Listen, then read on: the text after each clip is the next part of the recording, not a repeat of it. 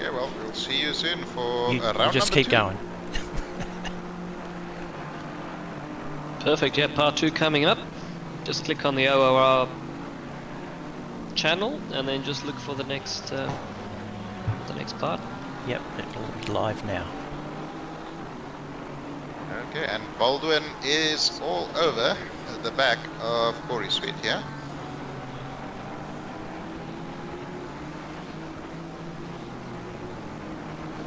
Let's see if he, I mean, he doesn't have to get the overtake done, I guess. He can sort of just sit back a little bit and wait for Sweet to perform his pit stop soon. But I think we all know that you don't want to sit behind somebody if you don't have to. Exactly. Tell any racer to just sit and be patient is normally not in the same sentence. Yeah, sit and be patient or calm down. Those two are great commands to really. Because it normally does the somebody inverse. Exactly, yeah. If ever there were 2 words that don't do what they say on the tin, it's calm down.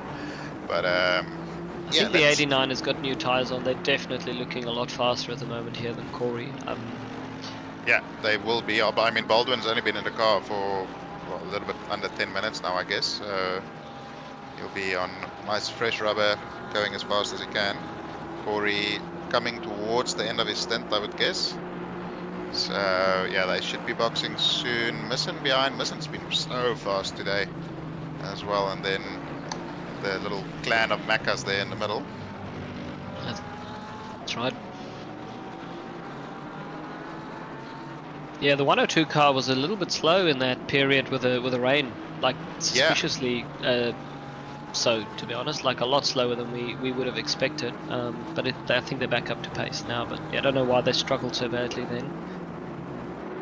Yeah, I'm not sure if they. I mean, our tire pressures were like 22, which I think is just about as low as the tires really go.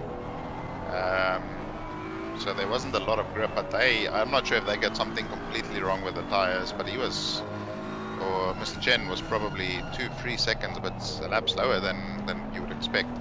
But Sue got in the car after the next pit stop, and he has been flying as well on his stint. So yeah.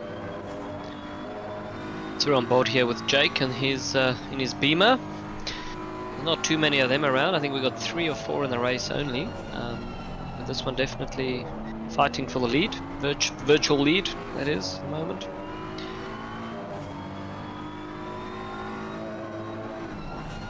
yeah, he's certainly piling the pressure on. Sweet is well, he's a very old man, firstly, and secondly, he's an old campaigner when it comes to driving. He's not quite as old as you, Glenn, but he's fairly old. He's slightly above middle-aged, so he gets a nice discount when he goes to a restaurant, because they do have those lunch meals for them. But he is a very, very fast driver and so consistent, very difficult to overtake as well. As he does he went a bit deep. Although he does get a good run out of there. Great little battle this. In a way, it's kind of probably hurting Jake a little bit in their fight with Albert.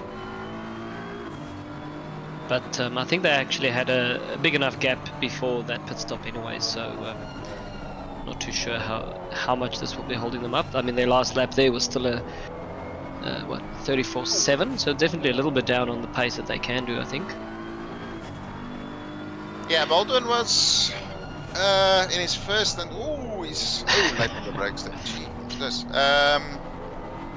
Yeah, first stint he was doing sort of high 33s, low 34s at the beginning, and then sort of towards the mid 34s. So he wasn't quite as quick as Pip, but then again, that's a pretty high bar to clear. But he certainly seems like he has some pace in reserve at the moment if he can just get through here. And they have 2 blue flag cars coming up, which can certainly have an impact on battle for position.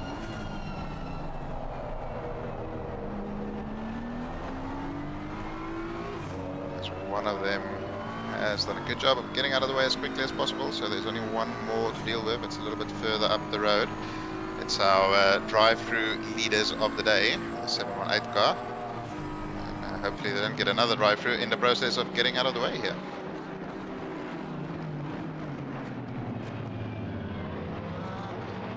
Yeah, what happens with these little battles is it actually slows both cars down and everybody loses. So sometimes it's better to just kind of, try not to fight the little half chances, like, just there. But then again, I'm so slow, it doesn't really matter that much. I think these cars have got a second on most people anyway, so they can probably afford it. But battling like this, when this track is really difficult because there's not a lot of real opportunities to pass cleanly, especially if you're closely matched. So unless the guy in front of you makes a bit of a mistake, maybe on exit somewhere. And the problem you sit with is certain cars are just so much better on the straight, where it's really the only opportunity you have for overtaking. And the Aston and the BMW are very fast on the straight, along with the Bentley, probably the fastest cars on the straight. So, McLaren trying to overtake them is nigh on impossible in those sectors. But we're a lot faster in sector 1, so you need to sort of try and maybe send it into turn 4, maybe make the apex. I mean, you don't have to, but it certainly helps. But yeah, very, very tricky track to overtake, and I think that's where the strategy really comes in. The undercut is very powerful here. Yeah, we actually tried the undercut a little bit earlier in our stint and it worked a treat. We skipped across both the 400 and the 711 car with a bit of an undercut strategy. We went in probably 4 or 5 laps earlier than we normally would have, and it definitely paid dividends, got us into a bit of open air. But compromise maybe some strategy a bit later on, but yeah, the undercut's very powerful. Yeah, the tires towards the end of the stint aren't particularly grippy, I think would be the word. There's just sort of understeer galore, especially through turn 3 and 6, and the second last corner is the bane of my existence. I just always sort of understeer wide there. But yeah, it's a quite a difficult track in terms of tire wear, and that's where it comes into the hands of drivers like Philippa Bakita and these lead drivers that are just so good at managing the tires and still holding the pace all the way through a run. It looks so sweet. Got a bit of a poor run there, but nothing too scary for him to be under pressure. Yeah, it's a good track actually for an endurance race because it really tests the driver. Like you said, there's not a lot of let up. You don't have a lot of breaks during the lap, so to speak, to even take a sip, because it's you're always, especially in a close battle like this, so really tests the drivers. Yeah, I must admit the qualifying last night soured my opinion on the track a little bit with the stupid flipping track limits. Yeah. Hey, Grandbeck, it's Puncture Man. That was quite a... Yeah, we saw that puncture. That was crazy. Incident. See Albert and them in the pits. So they are going to be a long way behind Bakita and them. Jake just can't find a way past Corey here. Corey not making any mistakes either, so unfortunately have to just sit in the slipstream.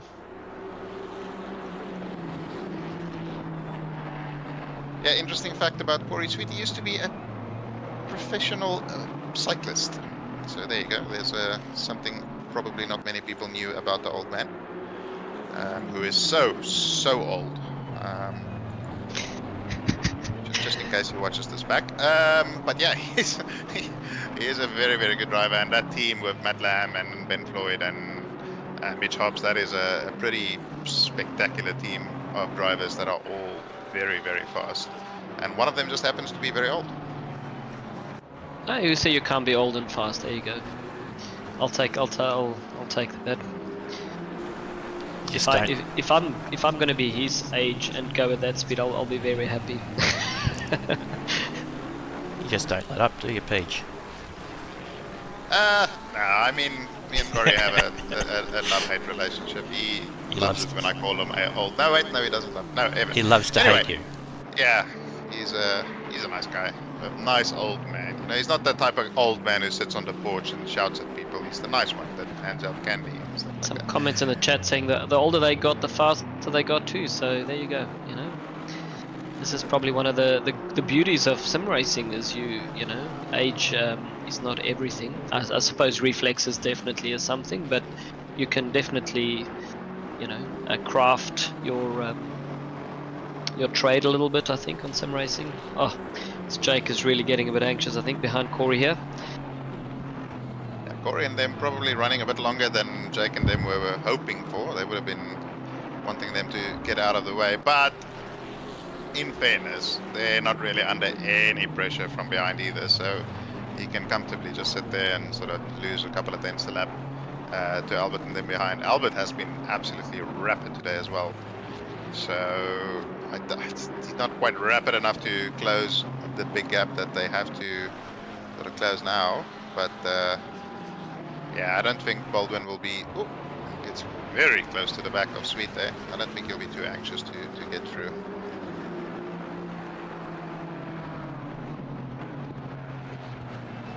Yeah, the new BOP definitely does its thing, Peach? You know, seeing the AMRs back in here as well, and you know, the Porsches are doing really well around here as well.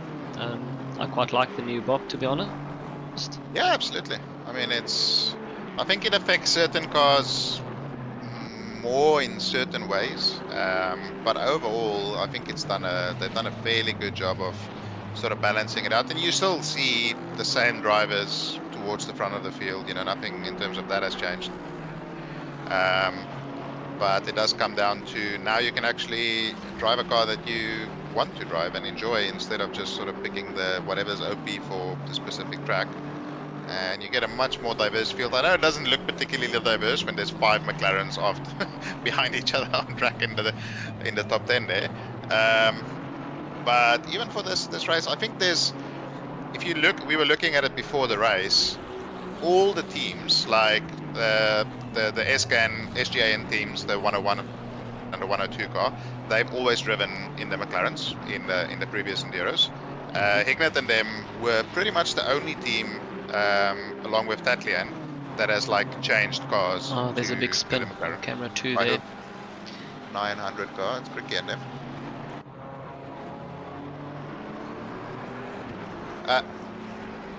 That's but I think most of the teams who chose the McLaren here, like you guys have driven the McLaren all season. We've driven the McLaren all season. Carpenter and them have driven the McLaren all season. So we just chose the car that we're comfortable with and that we like. And you see the Aston doing very well. You see the BMW doing very well. So it's good to see a bit of balance. Yeah, the time that sometimes goes into the prep, the reason why we just stick with it is like, you know, it's the devil you know, the devil you don't, right? So it's a lot less, you know, time you got to spend to get the car set up and practicing things before the race. So yeah. Yeah, I will admit, when they did the first BOP and the Macca got, what was it, 38 kilos or something like that, that didn't work. That car just would not stop.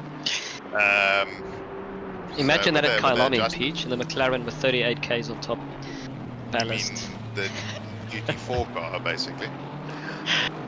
Yeah, I tried the McLaren once around Kailami, and I was just like, nope. Yeah, we had a sprint race here or there this season, and it was just painful. It was absolutely... I did a lap that was like 4 tenths off of George Boothby, and I was like, that's amazing. And then I was 8 tenths off of somebody else in the server. I was like, oh, okay, never mind. You know, it was just one of those track combinations. As P5 2 car has dived into pit lane, so yeah, that won't necessarily shake things up, but I'm still not 100% sure how this sort of top 10 is going to play out in terms of strategy. Yeah, I think that's the big question. I think we'll see quite a few pit stops probably from some people now. Those who stayed out, I think, on the wets will probably come to, stayed on the dries will probably come to a bit of an end of their stints. But yeah, it's definitely going to be confusing to figure out the top 10, as you said, Peach. Before we get to probably 70 minutes or so, we probably won't really know. Yeah, and speaking of top 10, one of the top 10 commentators in OOR, how do you like that transition, is Alexis Bowen. Hello Peach, hello Leo, it is great to be in the commentary box for a bit of Misano action. How have we been? Are you in an actual box? Because you sound a little bit echoey. Do I? Interesting. A little bit, yeah, but we are well. we are watching Jake Baldwin tearing his hair out, trying to figure out how to get past Corey Sweet. Corey Sweet placing the car beautifully so far, just really frustrating the heck out of Baldwin. Yeah, and I've been checking the gap down to Misson. Misson has been catching these guys, so this is definitely holding back, I reckon, Baldwin a little bit more than he would prefer. So Corey is definitely driving beautifully, just positioning the car all the right places. I remember at Nürburgring we had a proper battle with him as well. And he is not an easy person to overtake. He's very, like I said earlier, very, very old. I mean, smart in terms of placing the car just where you want your car to go. Wisdom, mate, wisdom. Yeah. Have you spoken to Corey? I'm not sure that's what I would call it. But, yeah, no, he's very, very smart at placing the car and just sort of frustrating the driver behind, making them sort of go for a lunge or make mistakes and stuff like that. And I mean, Baldwin is also an SIO level driver, so he's not going to be goaded into mistakes easily. What Baldwin is doing here, which is really difficult, is keeping so close to the car in front of you around this track is extremely difficult because people tend to have a little bit of different lines and different braking zones. So terrorizing the back of somebody like this for so many laps, you know, is quite something actually. And almost pushing him around the track at the moment. It's just, but still unable to find a way through. So he is going to be looking for a miracle or hoping that Corey will dive into pit lane, and unfortunately it looks as though the weather has started clearing off a little bit again. There's the threat of rain. I almost got excited. Unfortunately the threat of rain has subsided for the time being, but yeah, Corey Sweet here, our leader at the moment, so although they do have a pit stop to do, and Samuelson about 21 seconds behind this battle. And then where is the Albert car? They are going through the first sector at the moment, so another 30 or so seconds behind, I guess. Yeah, it does seem that Baldwin does have the pace advantage at this stage, but it's just very tricky to get a clean move around here. There's really only a few opportunities you can do it, and there are pretty sketchy opportunities to take, so Baldwin will just need to bide his time. He has plenty of margin back to Misson, but yeah, just need to hold off for a little bit while Sweet's still in front. Or patience, man. Yeah, like you said, 5 hours still to go, so you don't want to do something silly at this stage. But yeah, it's very frustrating following somebody this closely when you feel you've got more pace than them and you just can't extract it.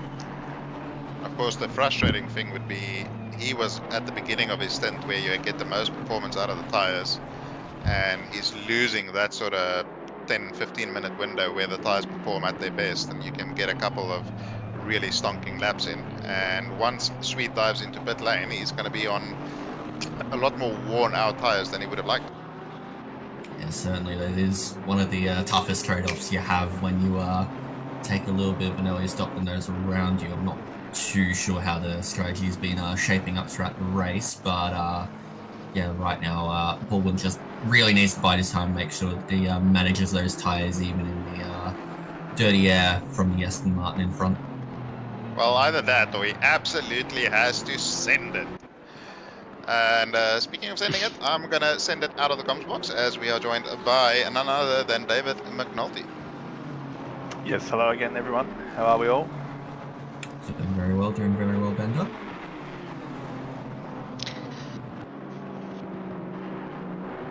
Yeah, I'll be following Peach out as well, so we've got all the seniority back in the comm box, so I'll leave it over to the pros and catch you guys later. Thank you, Leo. It's been great having you in.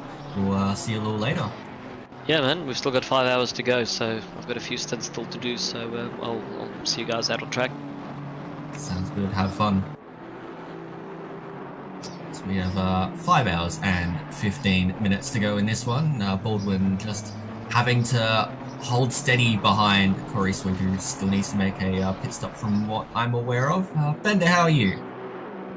Yeah, pretty good, thanks. A little bit congested, but otherwise pretty good. It's been a long week this week. Yes, it's that sort of time of year where all of the wonderful illnesses and sicknesses just seem to come out all at once.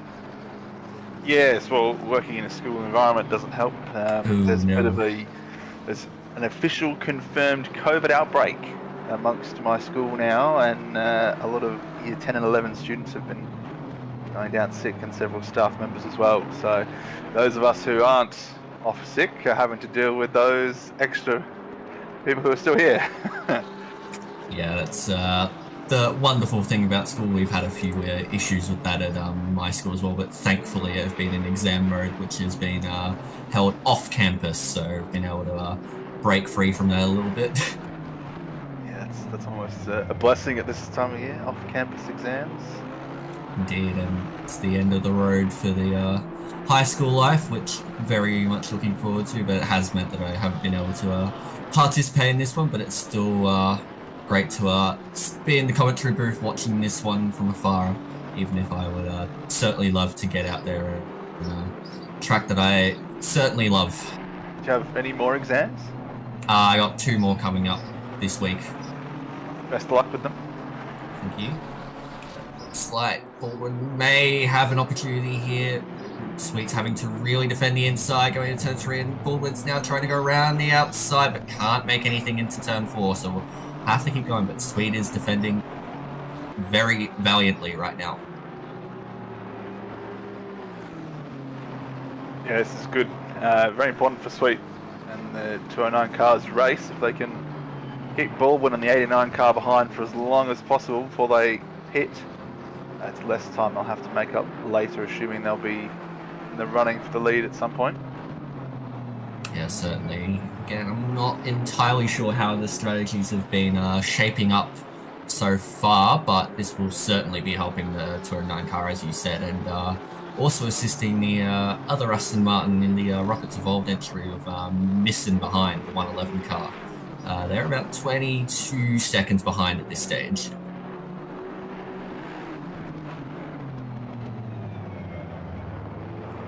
Keep moving on with Baldwin here, who's been well and truly stuck behind Sweet for a number of laps now.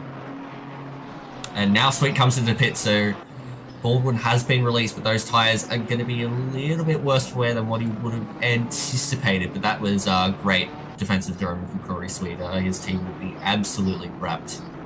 Ooh. Stay out, run to the absolute maximum time limit. Does mean that they're probably going to have about a half-hour splash and dash at the end of this race, which, given the nighttime conditions, might be possible, but they would need to take great care of their tyres. See, you've fallen into the same trap that Damiano did earlier. I said there won't be any late splashes and dashes because everyone will be pitting for wet tyres when it's going to rain. Ah, yes, of course. Or there was the risk of rain a little while ago, but that seems to have cleared up pretty nicely now for the drivers. But the track temp is nice and low, so tyres shouldn't be too bad at the moment. As we also see the 191 car of Shady Samuel coming to the pits as well. You can see, we're just looking in camera 2, that is the 209 car exiting the pits. Currently looking like they're going to hold on to P4 and does so on the exit. So P4 for the 209 car, so still in a very nice position. Agonising pit exit along here. Just seems to go on forever and ever and ever. And it's not going to get any better at the next Enduro that we do. I believe that is the nice long 24 hours of Spa. Yes, that's correct. That's going to be absolutely insane on many different levels. Yeah, well, I mean, you think, the Misano pit exit is excruciating long. The pit entry at Spa is just ridiculously long because you're going through the F1 pits and you're going through the support pit lane to get to your pit box, and then you have to exit up Radion, and it's certainly one of the pit lanes of all time. So yeah, now Matthew Lamb has jumped into that 209 car for the Aston there, so taking over from Sweet. Looking to really flex the muscles now of that Aston Martin, which has been favoured by the BOP. Of course, we are running the LFM BOP to make the cars a bit more equal, and it has certainly helped as we see, of course, the Aston Martin being a little bit more competitive than you normally see it in the base game. Yeah, it's a very fun car to drive, I think. There's a few I've spent a lot of time driving. It's just a good all-round car, if you like. Doesn't really excel anywhere, but it's just good everywhere. Yeah, certainly. It's one of the cars I definitely have fond memories of. Granted, much earlier on in the game's life, but it's still one that I look on quite fondly. So we see the other Aston Martin of missing in the 111 car has also come to the pits. We see a drive through there for Sasha Death. That would be the track limits, you would assume? Yeah, I'd assume at this point, track limits. If it was anything to do with the stewards, we'd see it pop up pretty quickly. Indeed we would. So, of course, track limits mornings are very easy to get around here at a track like Misano. And, yeah, likely have already seen quite a few drive-through penalties, I would suspect. I think it was when I was here a bit earlier, there were 3 drive-throughs in the space of 5 minutes. So it was all happening. That is certainly, yeah. Just looking over the YouTube chat, Firelord in chat saying that there's only 2 stewards left and still no sign of the servers coming back up. Yes, of course, we've had the Kunos servers do wonderful things. I think Tom Mulaney described it earlier as suboptimal. Oh yes, that's certainly one way of putting it. Maybe definitely a more family-friendly way of putting it, I would say, by Mr. Maloney. But we carry on forth. Hopefully no drivers have any dropouts and can continue on in this one, because it's now a double race of endurance, not only for how long you can last in your stints, but how long you can stay in the server. Yeah, it'd be an awful time to disconnect right now. Absolutely. And there's no good time to disconnect, but when the servers are down, that's the worst opportunity. So we look in camera 2, it looks like that might be Sasha Death doing the drive-through penalty. So, drive-through being served there by Sasha.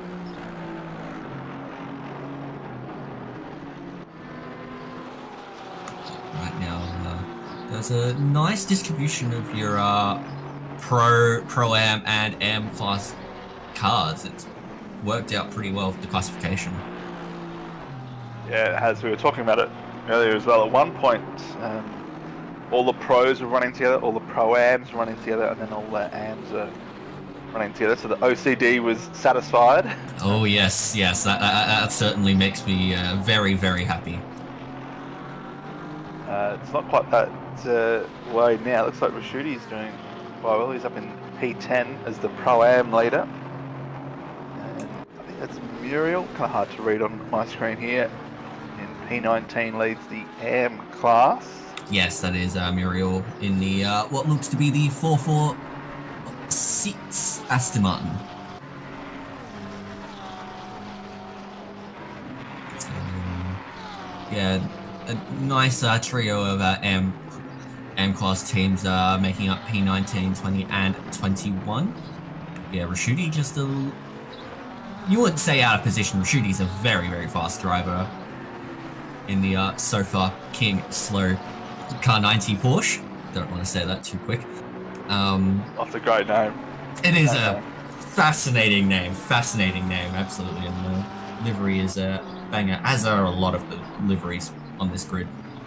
But Rashudi, very fast driver, so no surprises to see him pushing that number 90 car with the rest of his team up to a potential top 10 finish. Of course, still 5 hours to go, so wouldn't be counting your chickens yet, but still doing very nicely. It was a nice three-way battle for Pro-Am lead back when it was raining earlier. They were all running within a second or so of each other. I don't remember who it was, but there was Matt Nipris, another Matt, and Car 90, I think it was. But they were all in there, so that was good. But if you're listening in chat, what you can do, we don't want to watch the replay. If you're listening in chat or watching along in chat, what you can do is, obviously we've got the Sofa King Slow team name there. I'm sure you're all aware of other puns as names, you know, Ben Dover as a classic one. Give us your best pun name in chat, and if there's any good ones that we can read, we shall read them out without getting in trouble. Yes, no, that's... yeah, I'd have to think of ones that maybe aren't so bad. I mean, one that I was quite fond of sort of early on in high school was the good old Chris P. Bacon. Oh, yes. So that was a classic of the corner of the internet that I searched for. Thank you, Soapy, for subscribing with the Prime Gaming subscription there on Twitch. We really appreciate that.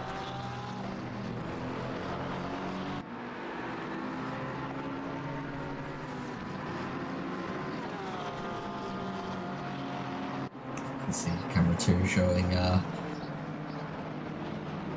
yes, forever stuck at pin entry. That is... oh dear.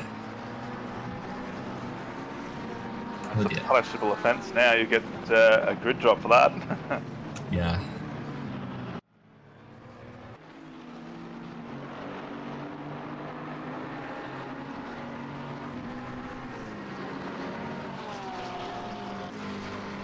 Keep moving on. Looks like Petty Bridge in the number 700 Milk Racing Team entry is coming as the number 500 Milk Racing Team entry gets a drive-through.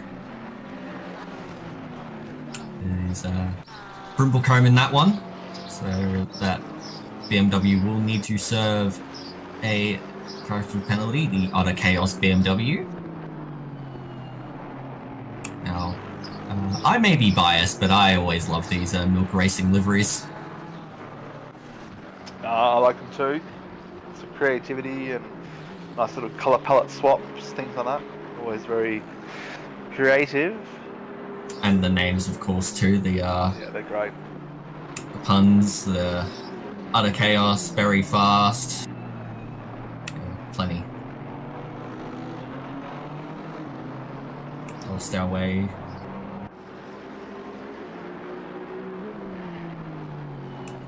Plenty of MRT representation in this group, but unfortunately, the number 500 car will need to come into the pits sometime soon and drive on through as Rashidi now comes into the pits. That drops the number 90 car back below Graham Hill.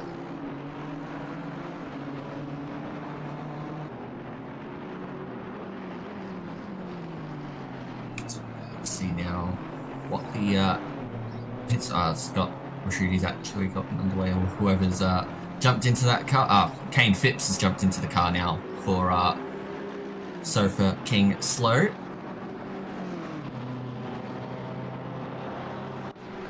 Such a slow, agonizing pit exit.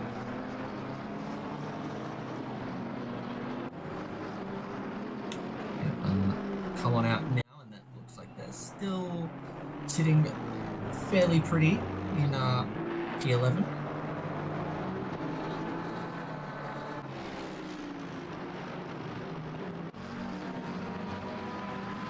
They are, so see what the gap back to Scani is. That's about 9.6 seconds. So Eric Scani and the 645 car are challenging a little bit. Of course, we don't really know what the strategies are like.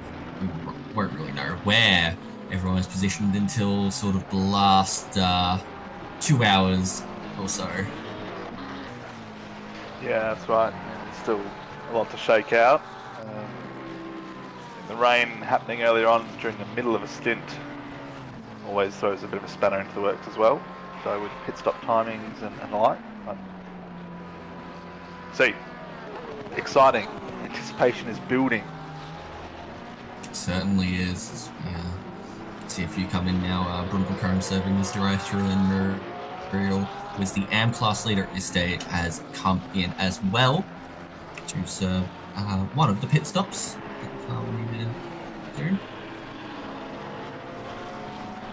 And out front, Baldwin is still quite clear of Albert at this stage, but Lamb about 22.7 behind the 101 car at this stage, sitting in P3 right now.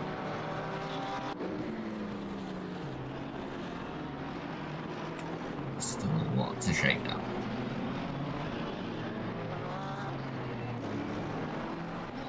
Looks like the closest battle we have at the moment is between Hignett and Lai, or at least in the top 10.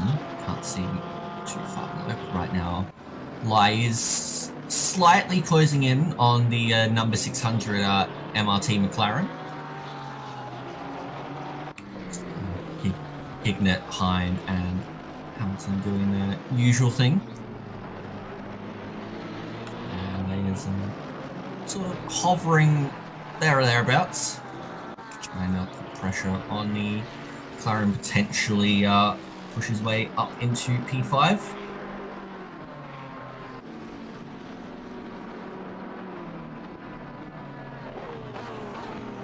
There's a few close-ish battles on track. Interesting though, you just look at the track now. I know it's been an hour or so, but you'd look at it now and think, well, it never rained. Yeah, that's it. Like, rain? What rain? I've never seen the rain.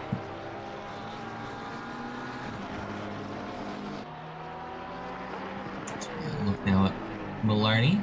It's about 2.6 seconds behind Cook this stage in the number 400 car.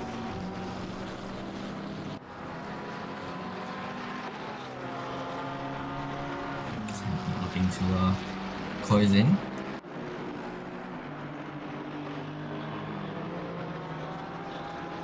Yes, he did well earlier, Tom. He managed to receive a 5-second penalty while in the commentary box.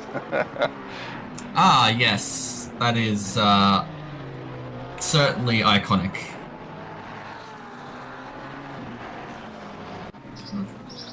I would say it's probably not something you want to be doing as such. But it's certainly a power move. Yes, we can add it to the OR meme Hall of Fame. Get penalised while you're in the box. That's another one for sure.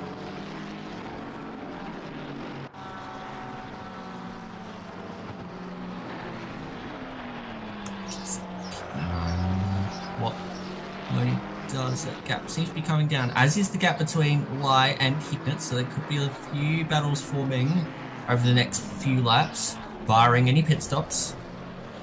And both would involve MRT racing cars. Looks like a little bit of teammate battle action. Certainly, of course, separate battles, but right now 600 is the upper hand over 400 in the inter-team rivalry. Of course, 400 managed to out-qualify the 600 car after Conheim made a little bit of mistake on his shootout lap last night. Yes, I wasn't able to catch the shootout, unfortunately. How did it go? I don't think it's in the results, but was it action-filled? Yeah, it was quite interesting. There were quite a few drivers that couldn't quite string together their second lap, whether that be just through an invalidation or just overdoing the tires. The 111 car of the Rockets Evolved Entries, we see that is one of the LRT cars around. That's not sure who that was, but you can't park there. No, not on the outside there. That's the 900 car. So that is Mike Crick there in P23. But he had the 111 Rockets Evolved car do very, very well in the shootout on their first lap with Paul Britt at the wheel. So they 32.6 right out the gate with their first lap, but just couldn't put it together on the second, whereas Nikita was able to put together a really, really tight lap on their second attempt. But yeah, there were a few drivers who made mistakes, as we said. Connor Hind made a mistake going through turn 13, just got a little too much of the inside curb on his first lap, but managed to put together a decent enough second lap. But then you had invalidations from JP Sneakers, but also the, I believe it was the 101 car.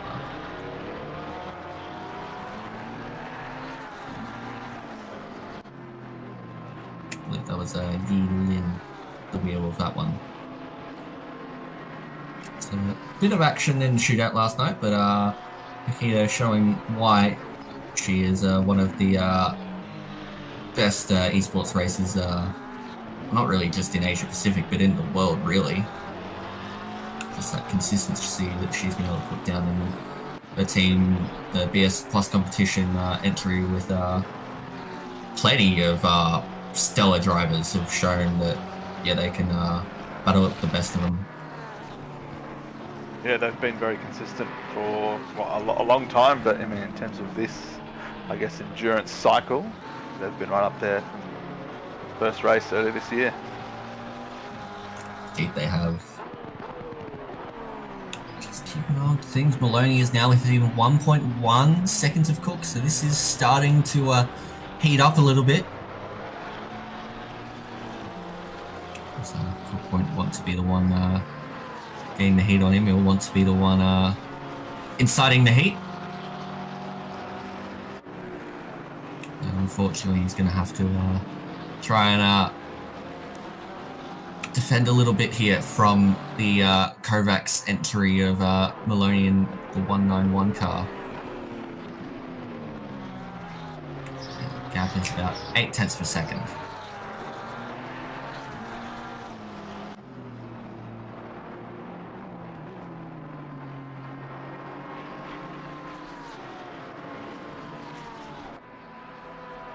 Continue to watch the cars fly around the track. It is starting to get a little bit darker. Track temperature's gone down another degree. It's about 7:15 in game time, so the sun will disappear at a rapid rate of knots, and these drivers will have to find their braking points deep in the dark.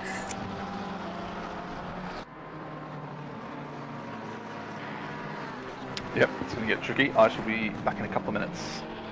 No worries at all. We'll keep moving on with things.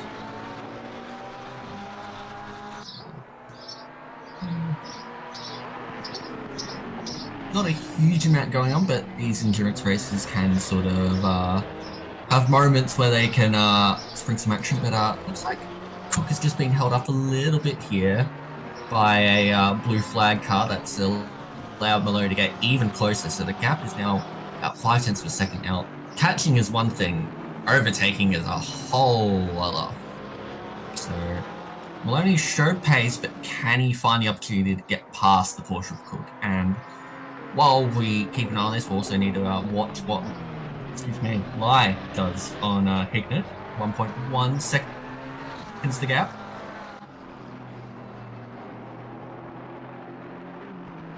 That has been slowly closing in these past few laps. The SGN Motorsports entry on Benjamin Hignett. Does have a little bit of traffic ahead of him, but looks like blue flag moves out of the way fairly nicely. Now Lai will have to try and get past as well.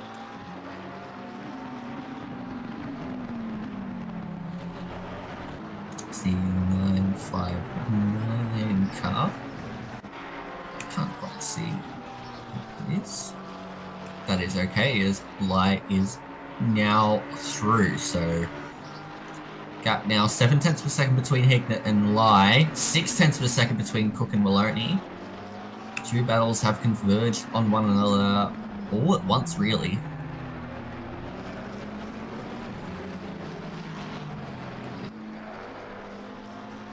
We will monitor the situation very, very closely. 5/10 now between Cook and Maloney, so a bit to keep an eye on for these next few laps, but hold tight. We'll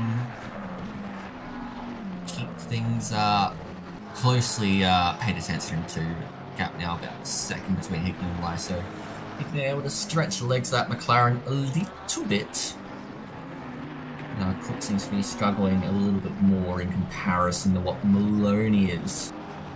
So Maloney has a very good opportunity to move that Kovacs entry up ahead.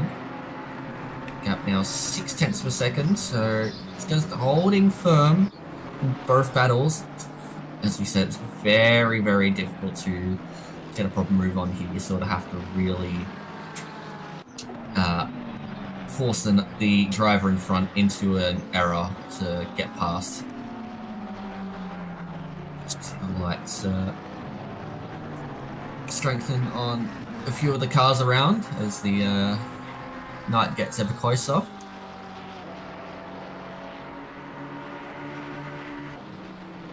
And out front, Portland doing a fantastic job. Well clear of Albert and Lamb, but Lamb's been closing in slowly on the 101 car. So 209 entries still definitely in this. Just depends on when, that 89 car pits. Maloney now 3/10 of a second behind Cook, so he is ready to pounce. So Lai's just brought it back within a second between Hignett and himself, as there is Maloney right behind Cook. He will be shaping a move where he possibly can. What's the exit like for McLaren? It's decent, but the Porsche seems to get away pretty well. That newer Porsche is a little bit better in a straight line than the old one. McLaren will just need to sit in the slipstream and just... We'll keep an eye on the mirrors. Cook gets it turned in nicely at 13, and Maloney just too far back for now.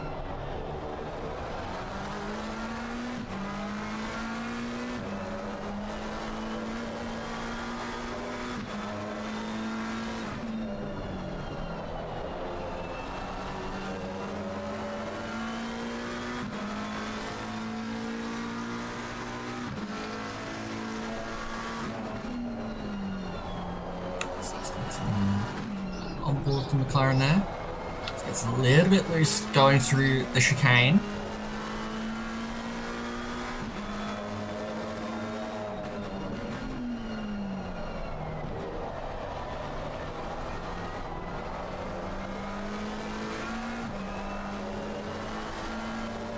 That's okay, but he's again still too far back on this occasion, so Cook doing nicely to hold off the challenge of Maloney so far.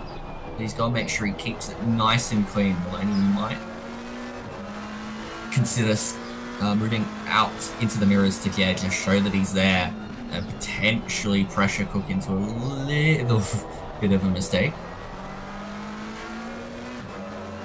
But right now, Cook is holding firm. Hignett seems to be holding on well against Y as well, so both MRT cars doing very well so far. We'll see if either of these drivers can shape up for moves in their respective battles. So here we go. Here is your side by side. You can see the battle between Cook and Maloney on the left, then Hignett and Lai on the right, and Lai seems to have gotten a very nice exit there coming out of turn 10. Can he get the slipstream and potentially send it into the hairpin? It's a treacherous place to make a move, but it is certainly possible. What's the braking performance like? Oh, Lie's just a little bit wide, so he'll have to hold on for now, but he's certainly starting to shape up for a move. Maloney, yeah, just taking a little bit of a tighter line than what Cook is able to take. What's that going to do for the exit speed? Looked like Cook got a solid exit, so should be able to hold off now, but yeah, Maloney's just trying to do anything he sort of can, but right now is not a huge amount that he really can do. In sense that Cook is having to push more in the wake of Maloney's challenges. You see Hignett and Lie now go through a bit of blue flag traffic. Oh, and Lie's had to hold back behind the golf-inspired livery Porsche there. So that's given Hignett a bunch of breathing room now. Lie would not be pleased whatsoever.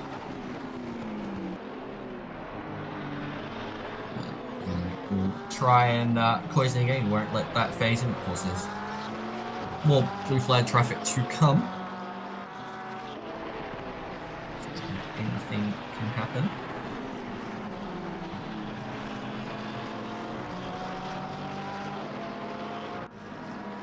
Right, so we have a little bit of an exciting addition coming up here. We are going to be crossing live to driver Eric Scarney very soon. We'll be jumping in. Hello, Mr. Scarney, how are you? Hello, Alexis. Yeah, I'm good. Yourself? Yes, doing well. Whereabouts are you on track right now? Second last corner, coming up to the last corner. Oh, there we go. Yes, currently sitting in P12, second in class, doing very well there with that in your team. Yeah, just hoping to keep it going. You know, avoid as many track cuts as possible, and really just keep it rolling. That's always the attitude to take. Yeah, just seeing you running through the first sector now. Isn't this Porsche beautiful? Babsy's done a great job. On the, absolutely. Absolutely, yeah. The slightly golf-inspired bin chicken. Only slightly. Just slightly, yeah. Of course. No, it's stunning what Babby's been able to do with it. You know, you seem pretty. How have you found the race so far with the mixed conditions earlier on, but nice and dry now as the sun continues to set? Yeah, that mixed conditions was pretty interesting.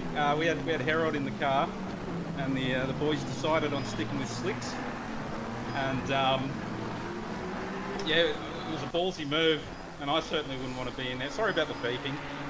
No, you're right. It adds to the excitement. There you go, letting. Everything's okay with the car. I don't know. It's just weird beeping. All right, it's all good. Yeah, of course. It's totally not the check engine light. No. No, it's all good. Bender, calm down. It's all good, mate. Yeah. I did wonder where Bender went. No. Yeah, he stepped out for a minute. Yeah. It's good to hear from you as well, Glenn. Thank you. I'm just jumping in for a minute. Scan, there's some Latin on the side of the livery, I see. You know, on the logo there, it says, where's my thing from Babby? It says, Confido autumn in quisquilis pullum. And apparently that translates to, I trust the chicken in the trash. Yes. I didn't know that. Oh. Makes delivery even better as we see Hignett come into the pits from P5. So that frees up Lie. But back to you. Skip time is 37 minutes, Babs. Sorry about that. Well, getting the little in-depth stuff there. Looks like you got a bit of a battle on here. Well, I don't know where this bloke's come from. I think he's a lot faster than me. I'm going to see how much I can defend from him. But we'll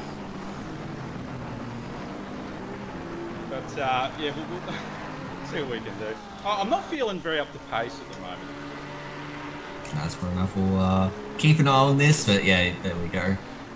Unfortunate there, but as you said, Carpenter probably just feels a little bit faster you. Just keep working what you can. It's an endurance race, still plenty of time to go. Yep, absolutely. Yeah, they had a bad run of about two drive-throughs and then a pit stop a little while ago. That 676 car, but they certainly had the pace beforehand. That would certainly explain a little bit there. I'm just dealing with that alarm. What timing, eh? As soon as I get on the comms, here's the beeping going. Don't worry about the beeping, mate. Just keep it on the road. Absolutely. That's the attitude to take. What are your thoughts on this Misano track? Oh yeah, it's pretty good, eh? Like, I get a bit annoyed at the track limits myself, but that's all skill issue, and I think it's a real good flowing track. There's not too many wall hits unless you really stuff it up or get taken out hardcore. Yeah, I think it's a real good flowing track, and it's good to see it back in OOR rotation here. We'll all be sick of it after 12 hours, but yeah, I quite like this actually. Yeah. I'm not very good at it. No, that's fair. It's always the case with the Enduro. Everyone loves the track when it's announced, and then after Enduro, everyone gets sick of it. But I don't think I could ever get sick of Misano. I love this track. You can't please all the people all the time, can you? It's just impossible. No. I mean, it's going to be interesting to see what opinions of Spa are like after that 24-hour. Yeah, it's a shame Nürburgring's not coming in time as well for us to chop in. Yeah, the Nordschleife. I did see that. They deleted the post or something. Like, may have just been a little bit of an early lift in the embargo. They have a habit of doing that, don't they? I think they Yeah. did GT2s at Spa, actually, at real life Spa. They like to announce the GT2s when they didn't mean to. Yes, that's one of the many wonderful things with this game. We'll let you carry on with this. Did you want to take us through a little bit of a lap, maybe? Sure thing. So up here we got a bit of a hard left. You brake right there on 100. I go down to second, Porsche, some cars are like first. Other people, 30 is first, and Porsche there. This is my most hated corner of this track. I absolutely despise it. I'm not the best at asking track walkthroughs. You have to ask Peach or yourself. I quite like these fast sections up here, and really like, okay, see how much you can take out of it. The track limits are right here. I've been done here in this race, right off to the left there. Dunk a right tyre into that off the track there, and you've got yourself track limit cut. This one, I try and keep it flat, but it's something I really have trouble with in the race myself. I'm usually getting about low to mid 35s here today. Just a bit off pace recently. I'm hoping to bring that back in. Maybe I've just got to start sending it like my teammates say I should. Yeah, just send it. Yeah, exactly. Oh, and look, I'm having fun. I'm great. We all are. We're all having great fun. Lots of great banter. And that's the best part about these Enduros. You can have a bit of fun, just enjoy yourselves in the company of others. Absolutely, and it's great to see the YouTube chat turn up as well. Certainly, yeah. Chris Cooley in chat was very happy to hear your voice. Keckers, is it? Yep. Yeah, thanks so much, commentators, stewards, Glennie, for doing all that you do for it. We really appreciate it. About 2/3 of the way through the race now, and I think it's really going to heat up. You wonder if there's going to be another rain period and when it's going to go full dark. And just now, the sun was in my eyes, and I'm trying to deal with that and losing brake markers from it. So, just put the sunnies on. Oh yeah. I don't think they're in range. I didn't bring them in the car. Talk to me picture about that one. They're in the glove box. Yeah. Can't quite reach. All right. Well, we'll let you focus on getting those times down. Yeah, no worries. Thanks so much for that. It was always good fun to talk to you while I failed to drive quickly around a racetrack. Thank you, Scotty, for coming in. We'll leave you to it. Good luck for the rest of the race with your team, and we'll leave you to it. Thank you very much. Love yous, except for Bender, because I don't know where he is. No, I don't know where he's gone either. See you, boys. Thank you so much. See ya. Of course, I've just got to figure out now how to get him back to the Yeah, get right me out spot. of here. They've had enough of me.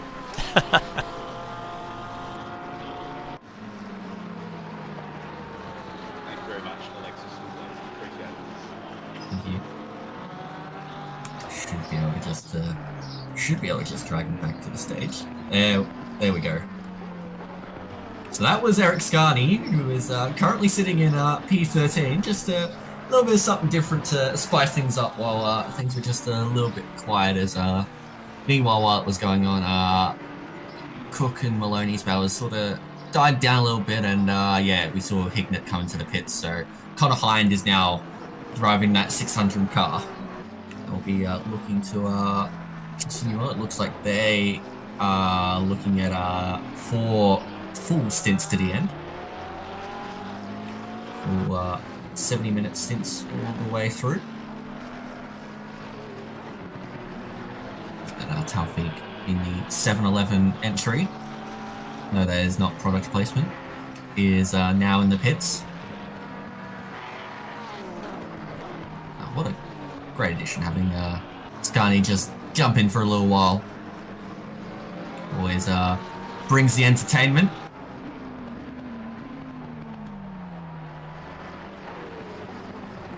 We'll carry on if we are starting to see a few more pit stops being made again.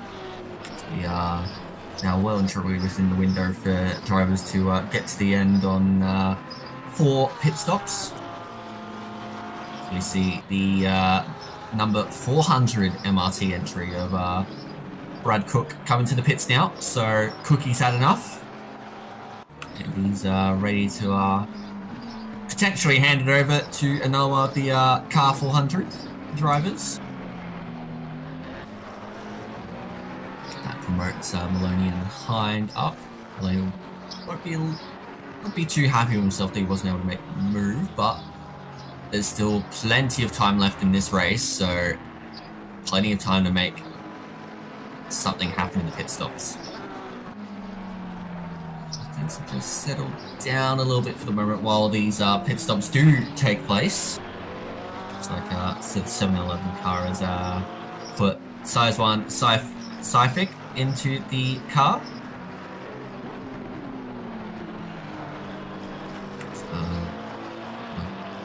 Looks like, Scarney's just being pressured there by the McLaren there.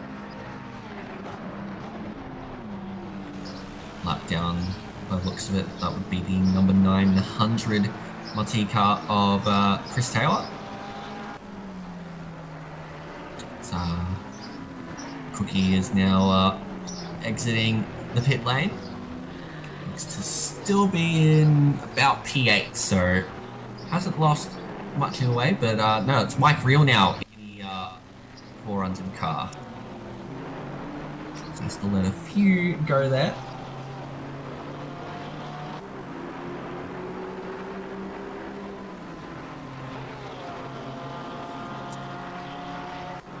As Baldwin in the lead 89 car is now into the pit lane, so the BS Plus competition entry should be able to get to the end on, forced pit stops including this one.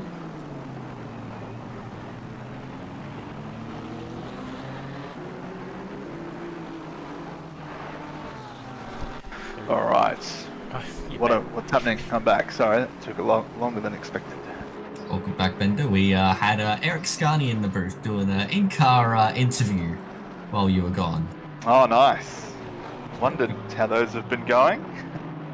But beyond that, it's just settled down a little bit. Baldwin has come into the pits, so we'll see where the 89 car comes out in comparison to the 209. Of course, the 209 car was able to remain ahead before they came to the pits. It looks like same sort of deal has happened again with Lamb. A fair distance clear of Bakita at the moment, but of course there is that pit stop disparity. Bakita now into the car, so that 89 entry will be rapid for a little while. Yes, this all sounds far more exciting than my escapades of trying to sell a bookcase. Ah, yes, that is. Oh, it's making me yawn. Think about it. Oh, look, very rarely do I try and sell things on Gumtree, but once every 6 to 12 months is enough of an experience to remind you why you never want to deal with random members of the public ever again. I think I haven't sold anything on Gumtree. I've sold stuff on Facebook Marketplace, but the only thing I've used Gumtree for is buying second-hand textbooks for Year 12. Yes, I'm sure Marketplace is pretty similar. yeah, pretty similar. You can find some interesting stuff on those storefronts.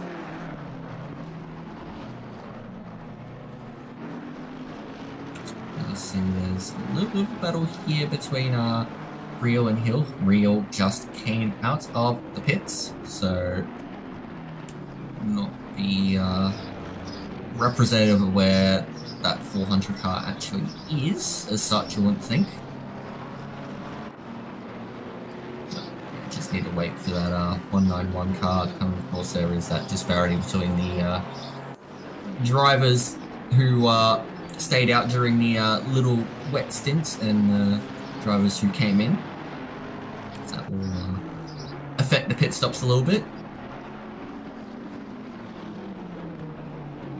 So far it's settling in nicely for a few of these teams. Do we know roughly what time, I guess, night or darkness takes over? I mean, obviously, Misano is one of the few tracks in game, possibly the only track in game that has a full lap worth of floodlights. Do we know when sunset is? I'd have a feeling it'll be about 9 o'clock or something. That's typically the normal we see in this game. So potentially only an hour and a half away from nighttime racing. A little bit biased, obviously we are on ACC at the moment, but very difficult to find another sim title that does nighttime racing better than ACC, I reckon. You know, ACC does simulate your day-night cycles for racing pretty well. And of course that will be very important come the 24 hours of Spa, which will be our next and final Enduro of the year. I have a feeling we might have another one on the way if the Nordschleife gets into the game. I mean, that'd just be absolutely incredible, wouldn't it?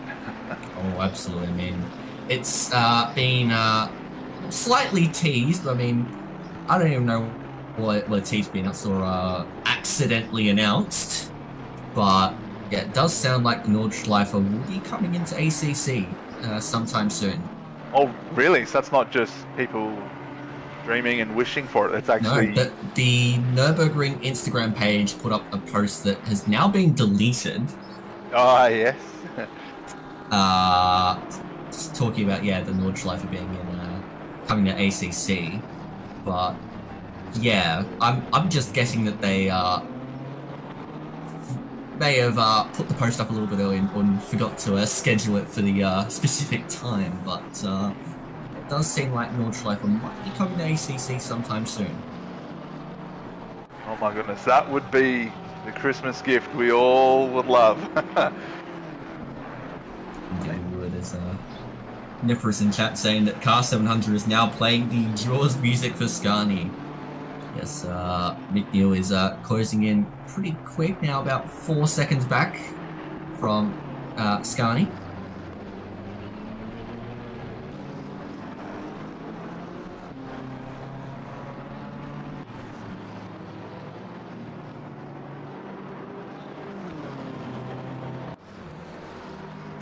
focused on Real, who is still about a second ahead of Hill. So Hill has done well on what is older tyres.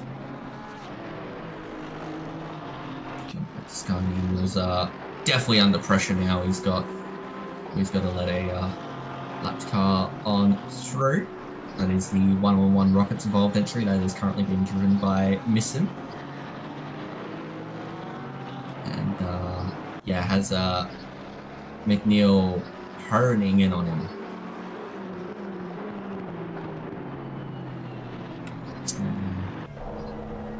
Jules music just slowly building. It's a classic, the Jaws music, isn't it? It just fits so many situations. There's a lot of iconic themes like that. You look all across the pop culture and media world, and you'll find a bunch of them. Jules is certainly up there.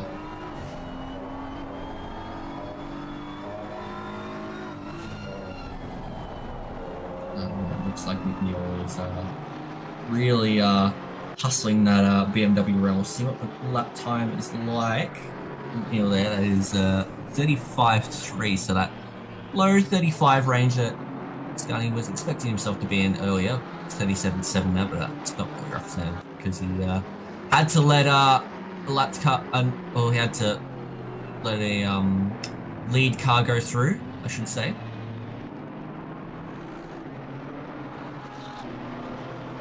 Scani is under a lot of pressure now, makes a little bit of an error going through turn 6 just a little bit wide, so McNeil may have an opportunity going into turn 8. Here we go, it's gone down the inside. Can he make it stick, or is Scani going to hold it around the outside? He's going to have the inside line for turn 9 and 10. Double right hand, but he manages to hold on to it for now, but he runs deep in the process. Can McNeil get the old switcheroo up the inside? Now, McNeil has the upper hand, and I think Scani may just have to let this one go, but he's not letting it go too easily. But there we go. McNeil now has the overlap there and is ahead. So up to P12. Jaws music is turned all the way up to 11. Yep, and it's now back to 0. And we'll now start to set off into the sunset. I expect Scani and Cool will be in pretty soon.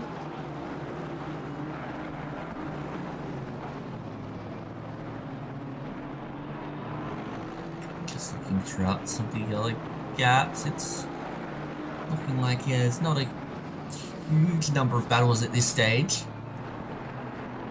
That can happen in these endurance races. You just gotta bide your time.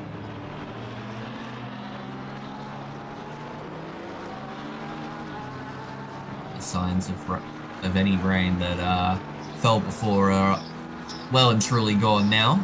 I know. No, it's alright, there's still time. There's still 4 hours, 21 minutes remaining. Certainly, anything can happen. Telling me there's a chance. I am telling you that there is always a chance. There's more movie magic in that one.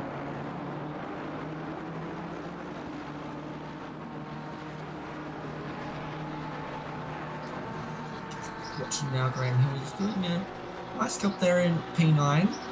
Now starting to drop off from the back of Real, so Real's got those tyres into the window and is starting to break away a little bit.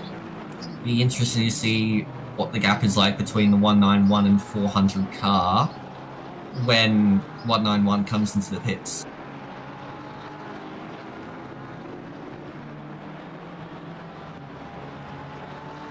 For the moment, we'll just keep monitoring the situation that's occurring.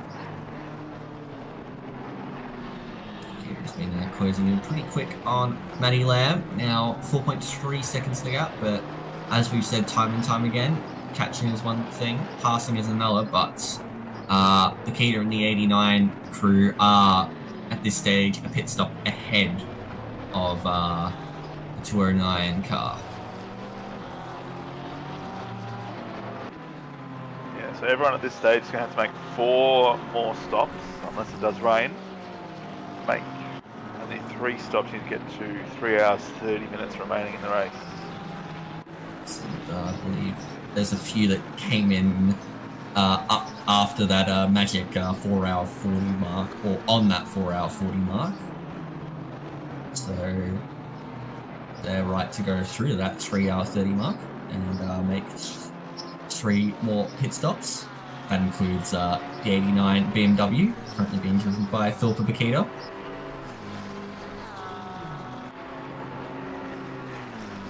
Yeah, so if they pit right on 4 hours 40, that's really pushing it. If there's... Yes, there is a car that's done that. It's the 600 car. It's currently in P7. They pit right on 4 hours and 40 minutes. Well, very fine. Oh, Lamb! That, you don't want to be taking those substitute curves too often. 2-wheel action there. That's going to be a track cut, I'm pretty sure. Yeah, I have a feeling, just a slight feeling, as Boxall there in P22 gets a drive-through penalty. So another track limits drive-through. Plenty of those getting about.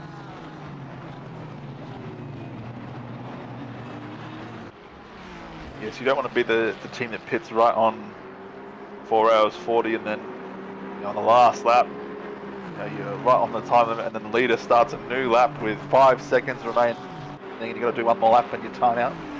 Oh, then that's the penalty.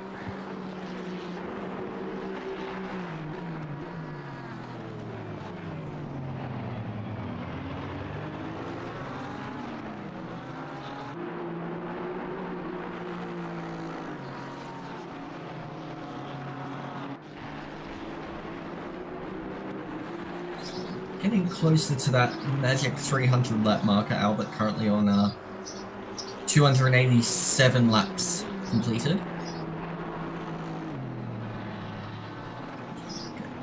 A fair distance beyond 300.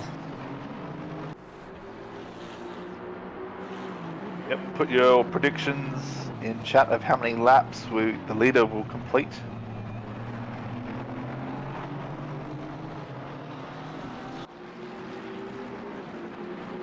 Don't forget to factor in the rain at the end, so slower lap times.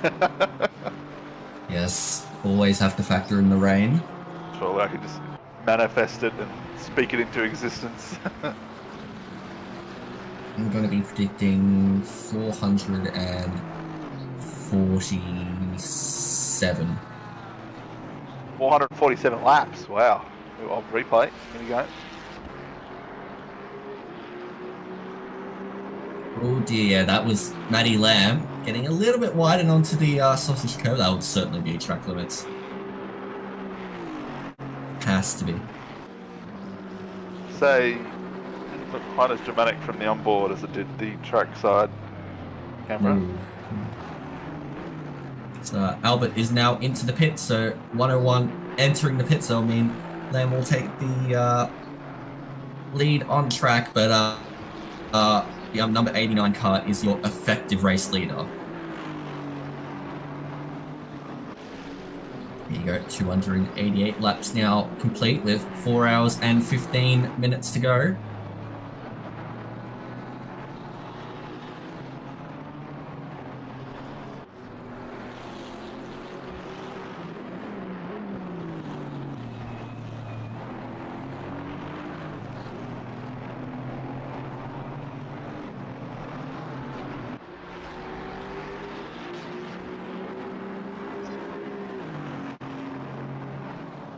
Another look, this time from the outside again. And yeah, looked dramatic at first, just because we were crossing over to it immediately. It was just a bit of action, but yeah, not really all that violent, but still with track limits.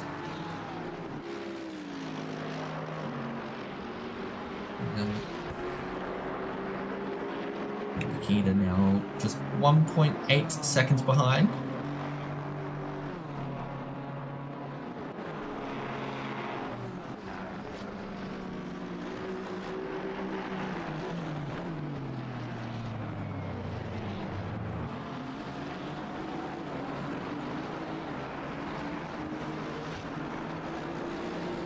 is that a stop go 10 or stop go 30 for Albert for? That will be for speeding in pit lane. Speeding in the pit lane. That's a massive penalty. We've mentioned a few times already this race the stop go penalties for pit lane speeding are not being converted. So you have to serve it, which I'm personally a fan of. What do you think, Alexis? Are you a fan? Absolutely, yeah. If you make the mistake of going that fast, the game picks it up and gives you that stop go 30, you are in every right to be serving that stop go 30. Because you realistically shouldn't be going that fast to begin with in the pit lane, whether that be on entry or exit. The game really only gives it out when it detects it to an extreme level. So I had to make quite the error to get that. Yeah, it does give out other penalties before the SG30. That is the most extreme one.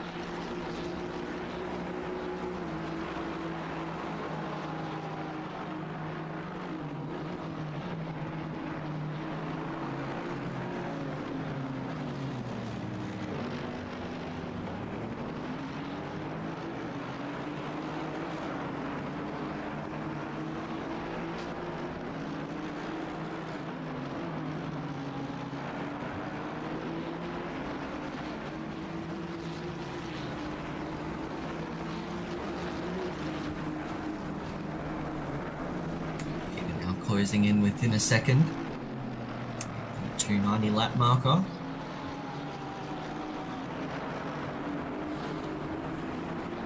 See if Akita has as much trouble as Owen did trying to get past Sweet as she does trying to get past Lamb.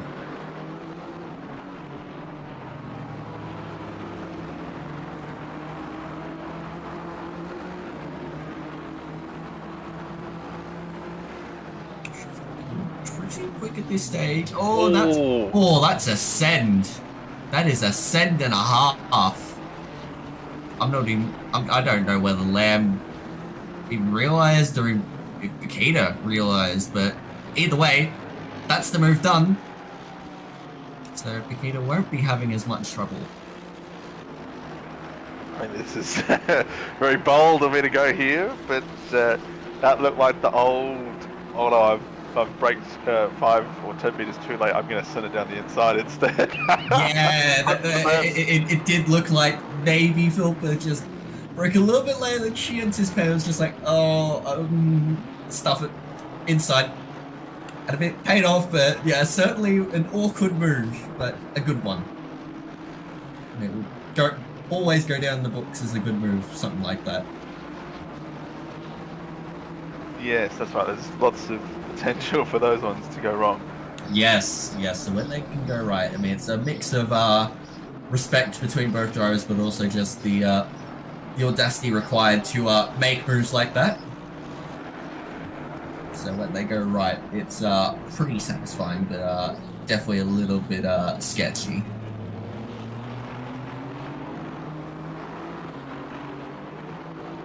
Nikita will have a nice clear track for the rest of her stint.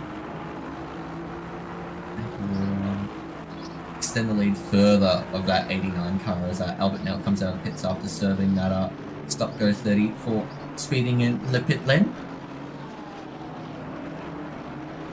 Just see what the gap is between him and Maloney. So Albert still has a bit of an advantage there, so. Yeah, it's still a big penalty. It's very massive. Out of contention now, at least. But there's still a few more pit stops. Someone else might get it. So that's it.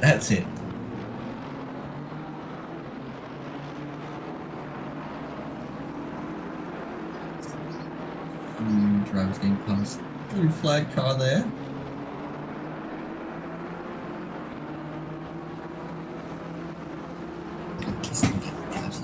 Not a whole lot going on at this stage.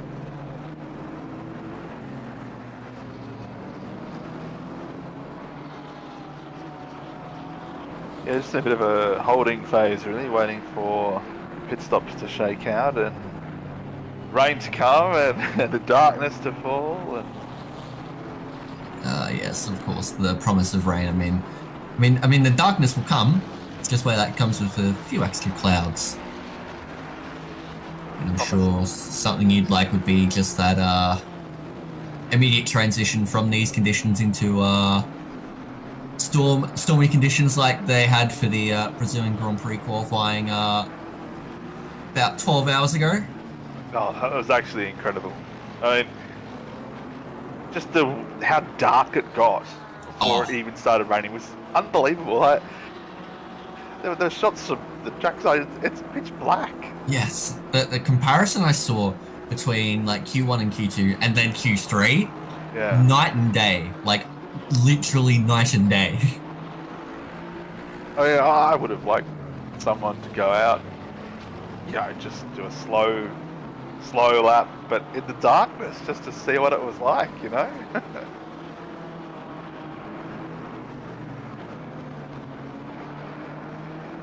Looks like Graham Hill's now into the pits, the number 70 car. It's doing nicely, Graham. Be fairly happy with his stint, I would suggest.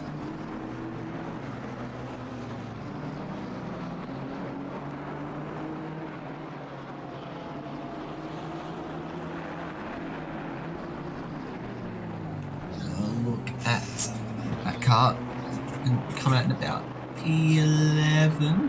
Phipps has gotten the jump, but Phipps still needs to make that pit stop. Watch with race intent. Where this number 90 McLaren comes out, there's Phipps there. Put the fella up the road. And yeah, there's the number 12 car of McNeil. Hounding the back of Riedel, who is a lap ahead.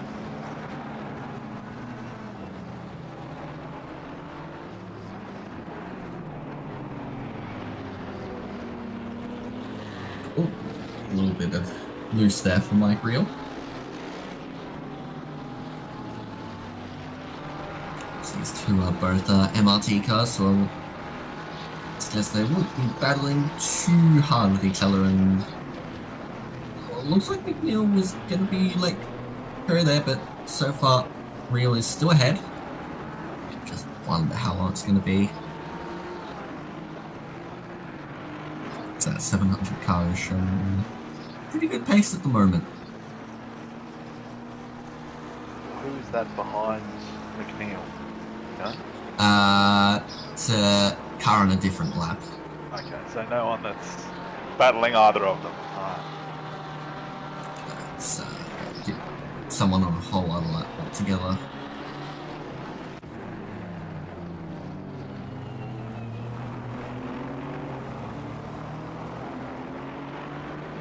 It's always interesting when you can perhaps maneuver your way through the traffic and the lap cars or the leading cars and gain yourself a bit of an advantage over people you're racing if they're right behind you or right in front of you. Yeah, it's certainly a method of going about things. You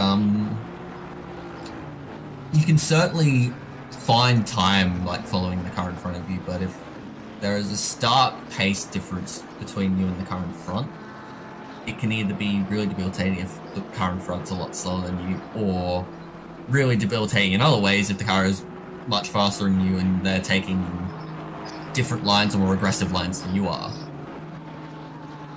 A lot of the time it's just being able to drive to your own pace, to your own race, to get the most out of the experience, out of the stint, out of the car, really. Just on your own terms.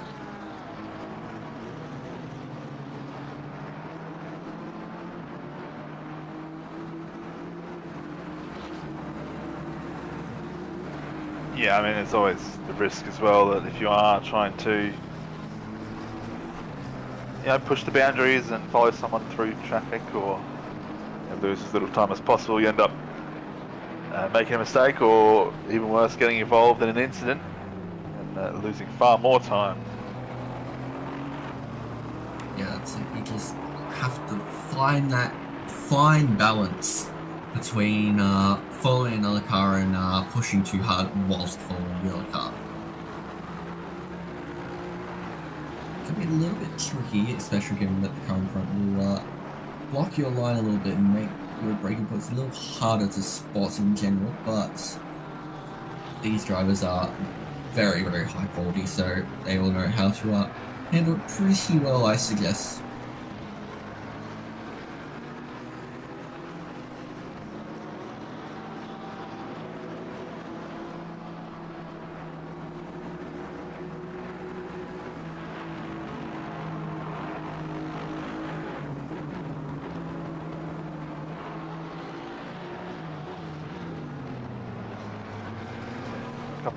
More cars in the pit stop, or in the pits. Tom Maloney and is that Almo or Payne? Hard to see on my screen. In P20, the Mercedes. Looks to be Payno. Payno. There's not many Mercedes out there on track today. No, there's not. No.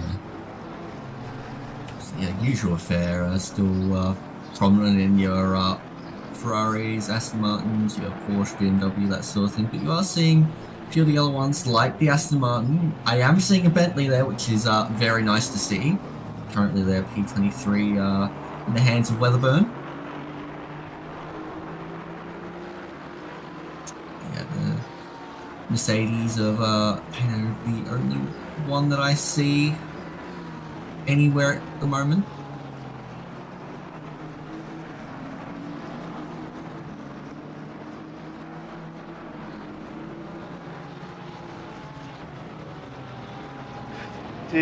I remember a while back, it might have even been this time last year actually, there was a live stream or an interview or something about GT2 cars being added to ACC. Yes, we were talking about this earlier with Scani actually, when discussing a Nordschleifer's Marino Morello, the number 89 car has been given a 5-second penalty for dangerous driving on lap 291. Was that the overtake on Lamb? Yeah, possibly. I mean, I don't remember how long ago that was now, but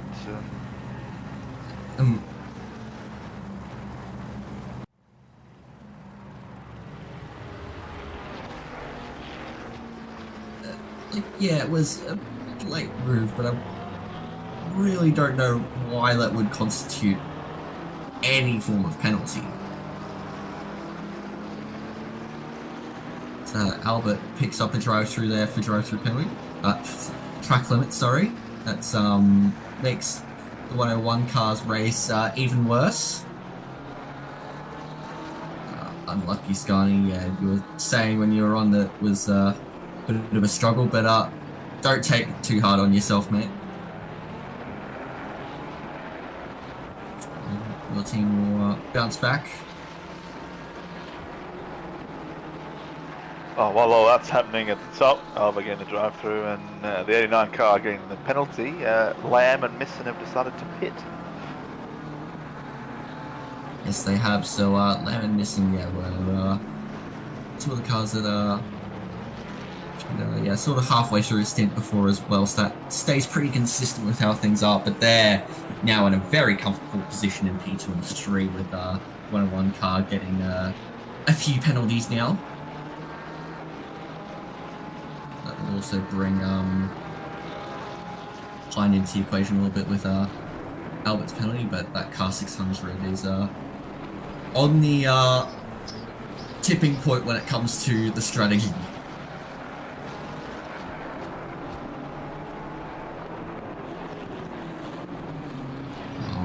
Sonikas is in the car for the 191 team, and they have actually gotten a significant overcut on the 400 car with Mike Reel. So 191 car now up into P7.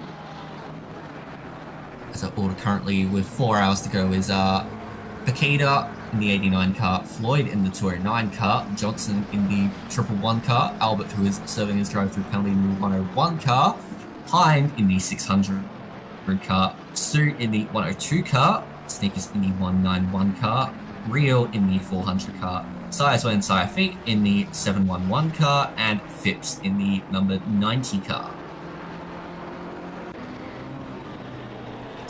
Now, McNeil is still behind Rio. I wonder if there could be a little bit of a swap around coming soon. Interesting to see where Albert is in comparison to Hind. That drive-through will have cost that team a little bit of time. Has it been enough for there to be a change for P4? No, it looks like Albert's still in P4. Hind is 4.8 seconds back, so that battle for P4 is now really spiced up.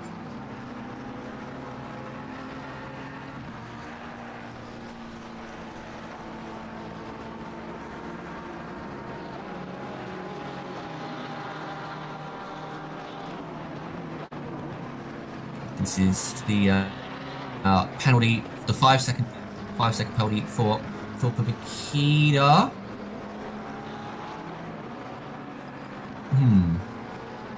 I don't. So that was the overtake, yeah. Okay. Oh.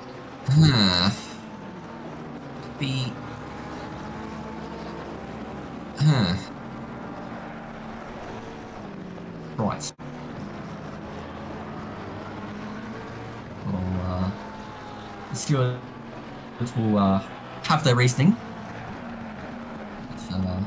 Johnson now picks up a drive-through penalty, so that makes that P3 position a little less safe, but of course I picked up one just earlier, so it's not too bad for the 111 car at this stage, but it's a 209 car in a much better position to keep quiet as we are about to hit lap 300 in this race.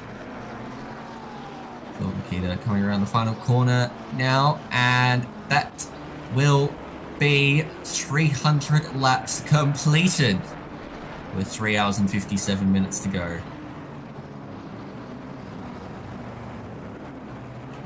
Very fast time there to 1:33.9 for Makita. She is really hustling that BMW around as Johnson comes in for his drive-through, as Slade further down now comes in for a pit stop in the 512 Ferrari. So we got Wells in chat. I'm not sure if he's stewarding the race or heard it or saw it somewhere else, but he says it was deemed that evasive action was needed in the overtakes. That's why there was penalty. Alright, so there's, I guess, the reasoning. Okay. We'll move on from that anyways. I don't think it will affect their race.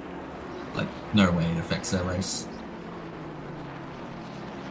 Especially with the pace that Makita is showing right now. I did say it was a little bit of an awkward move. I could, yes, certainly argue that if Lamp hadn't ever made a little bit of a jink to the right, it would have been contact, but to tell that the stewards have come to their conclusion, and that is that really. Now at Rockford, the 991 car, currently sitting P17, one of the many Aston Martins in this field.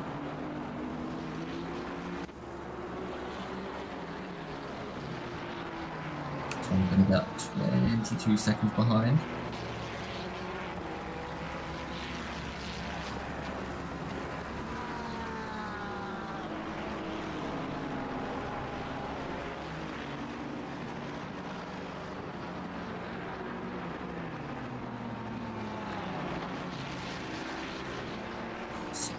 Siafik, who's about 19.8 behind Mike Reel.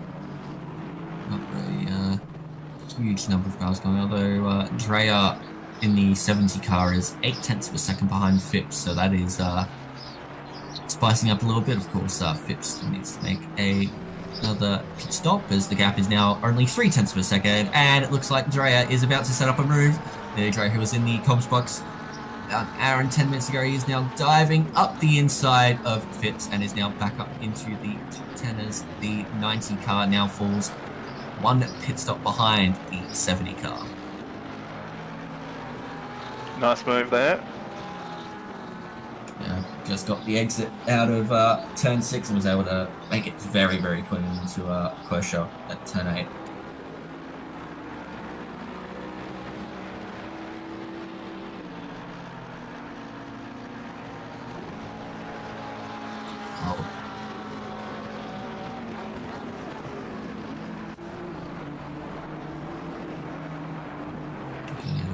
AM class at the moment. Matt Glow in the shape down Team 2 car, 446. Heavily Aston Martin cognizant Aramco Formula 1 team coded this one. Trying to remember that off the top of my head.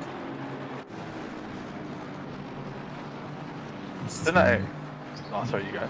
There's been a lot of rumours surrounding the Aston Martin F1 team. A lot of them have been dismissed, but still it's a nice livery on both the F1 car and the GT3 car that we have here on the 446.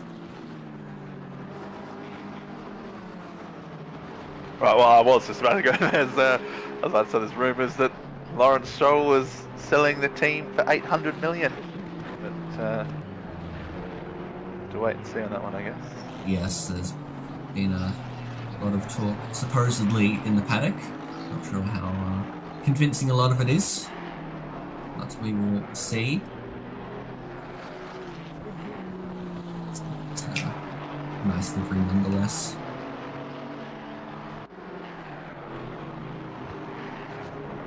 All the wonderful sponsorship on the side as well. Yes, it's a shame that Lance Stroll drives for the team, the F1. Qualified P3, by the way. I don't know how. I really don't know how. Oh, I mean, everyone has one or two good performances a year, you know, or you just can't explain it. I guess in 2020 he did qualify on pole position at Turkey. He did do that. So we see 191 has picked up a drive-through penalty. So unfortunately for Sneakers and the yellow 191 crew, they will now have to fall back behind the 400 car, much to their agony.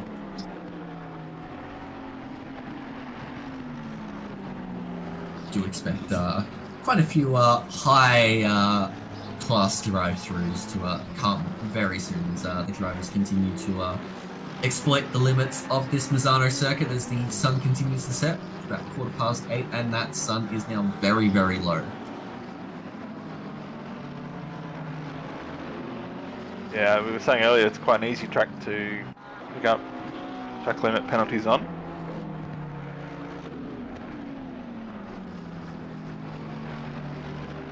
I think the one that always got me was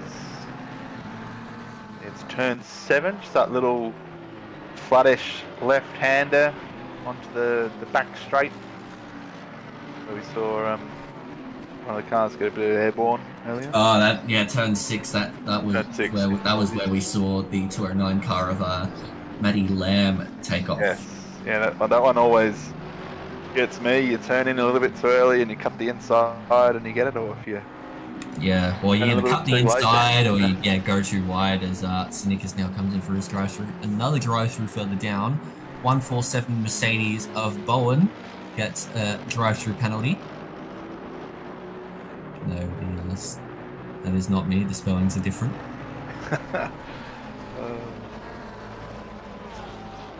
Often get my last name misspelled as that though, which fair enough. But they'll have to come into the pit lane and serve that drive-through. Looks like that might hinder their position a little bit. The M-Class battle, they'll drop a little bit further down in that one. Sneakers now comes out and will come out in about P8, P9. Meanwhile, Connor Hind is now only 0.8 of a second behind Albert. So, bit of a battle on here now for P4. Just look at the timing board, and Sneakers is now under pressure from Size 1 Sci-Feek as well. Gap of about 0.9, but plenty of blue flag traffic here to hinder Juan Albert and help Connor Hind as Connor gets very, very close to the back there of the 101 McLaren.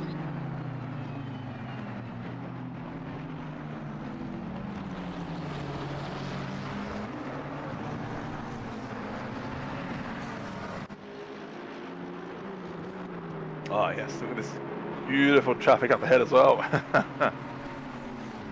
Yes. Oh dear. Oh dear. That's certainly helping proceedings.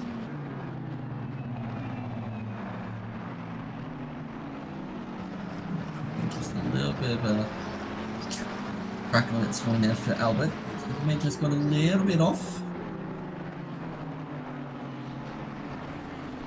So far, so good for the 101 car that has gone through a bit of the wars in this stint with the stop-go 30 and the drive-through. Double blow.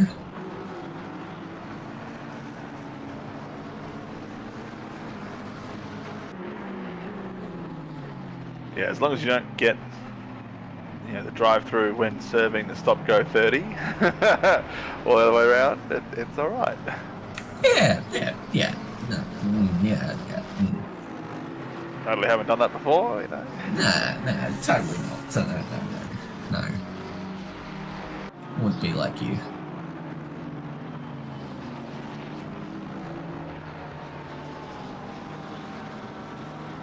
A little bit of a gap now for Albert to try and hold on to a little bit of pace against Hind. Hind has been catching pretty quick, but again, it's just a matter of catching being one thing and overtaking being another. The usual cliche. So Bowen now comes in to serve the drive-through penalty. See Sasha Dev, she comes into pits as well.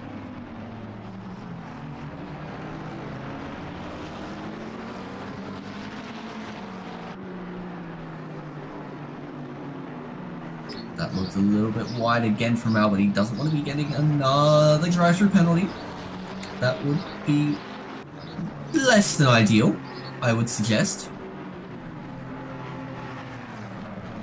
Yep, suboptimal.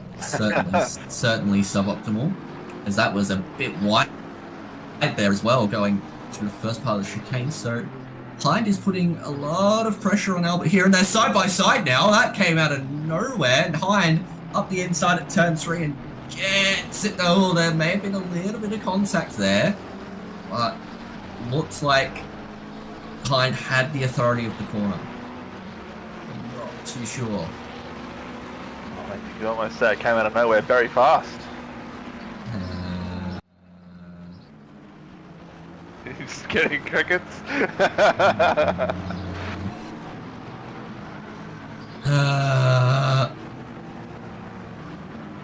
Well, meanwhile, that means that 101 and 102 are now pretty much line of stone on track, in terms of position at least.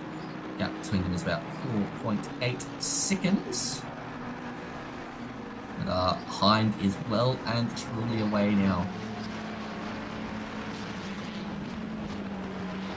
Alright everyone, I'm here all night. A little bit more jokes where that came from. Yes. Bender facts have been replaced by Bender jerks. I don't know what's worse. You mean you don't like knowing that the ancient Aztecs used the time it took to boil a potato as a measurement of time? I use that in everyday conversation all the time. Yes, as you do. But yeah, no, Albert just a little bit wide and Hind getting it up the inside. No, that's fair. That is fair game. So overall, nice opportunist move there by Connor Hind, and he is up into P4. 600 team will be very pleased with his efforts there. Now we've got about 30.8 seconds to Johnson ahead, who did have that drive-through penalty earlier. But again, Hind and the 600 boys are very much on the borderline when it comes to their stint time.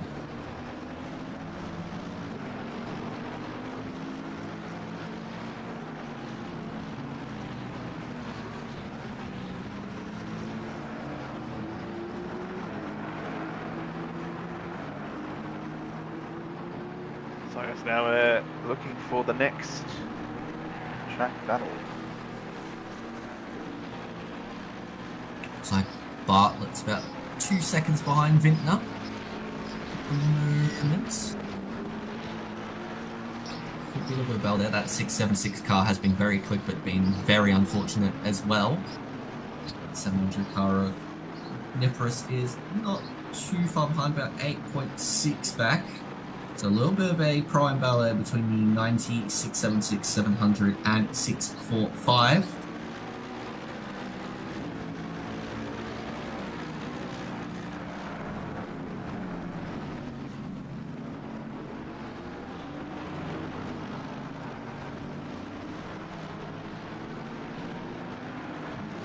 Yeah, it's also a potential battle for the Pro-Am. I'll leave that one between Vintner and Bartlett. Yeah, looks like Vintner's just starting to break away now. Vintner, of course, fresh into the pit lane not too long ago, so have some decent tyres. Not too sure when Bartlett came in. But yeah, he looks to be dropping back by a few tenths of sector.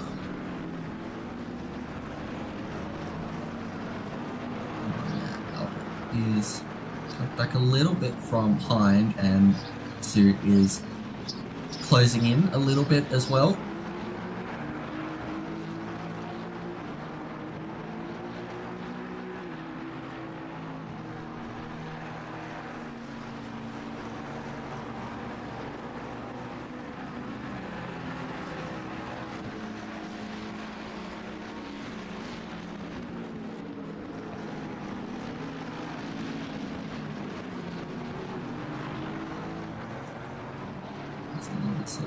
Looks like there's a little bit of battle further back between P22 and P23.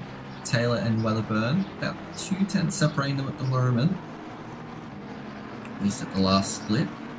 Keep an eye on that one to see if that is a battle to watch. In fact, yes it is. It's about 5 tenths of a second now, so Taylor and Weatherburn showing pretty similar pace by the looks of things.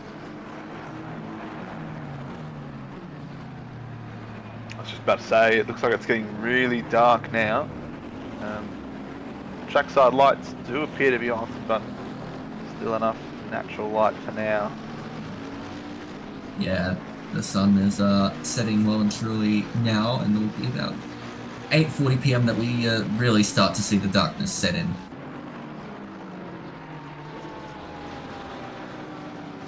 Up front, Bakita is showing some dominant driving as always.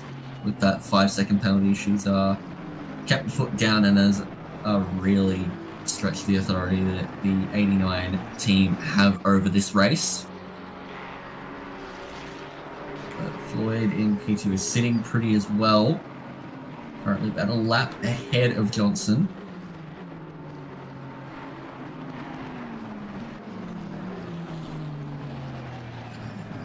Oh, that's one. Albert's got to be careful. He's been wide a couple of times now since his last drive-through penalty, maybe 5-10 minutes ago. We really don't want to be getting a couple more warnings straight off the bat after just serving a drive-through. No, and I mean, he's got pressure from behind because he's got size 1 Saifik, who is a lap down or so on Albert right behind, but his teammate Sue is in P6 and is only 1.3 seconds behind, so Albert does not really have the pace of those around him. Now they are line of stone on track, 101 and 102 cars.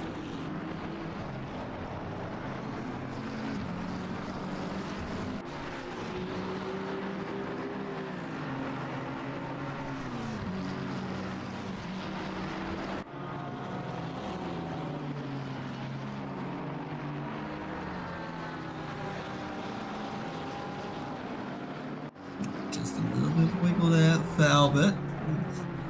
He's really pushing, but he's just not really finding a huge amount at this stage.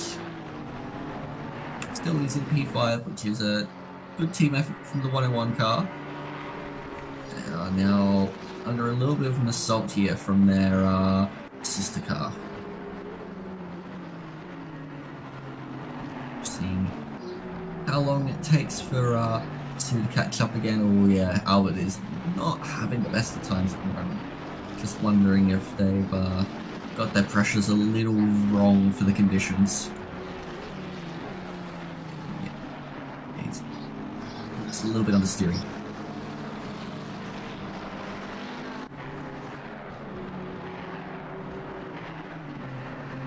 It's always tricky in this nighttime or twilight section. Obviously you want to keep temps up and pressures up as much as you can, but particularly this time slot when it really does transition from the last bit of sunlight to darkness, it's very hard. You can see the temperature drop significantly. What is it now? 16 degrees ambient and track? Yeah, it's held pretty stable at that for a little while now, but yeah, it's definitely gone down a fair bit. Well, even compared to maybe an hour ago, I want to say it was about 18, 19, 20. It was about 18 degrees an hour ago. Yeah. It has gone down a fair bit as Albert is letting the teammate through, so team orders coming into play there, and the 102 car is ahead. So up into P5 for Sue.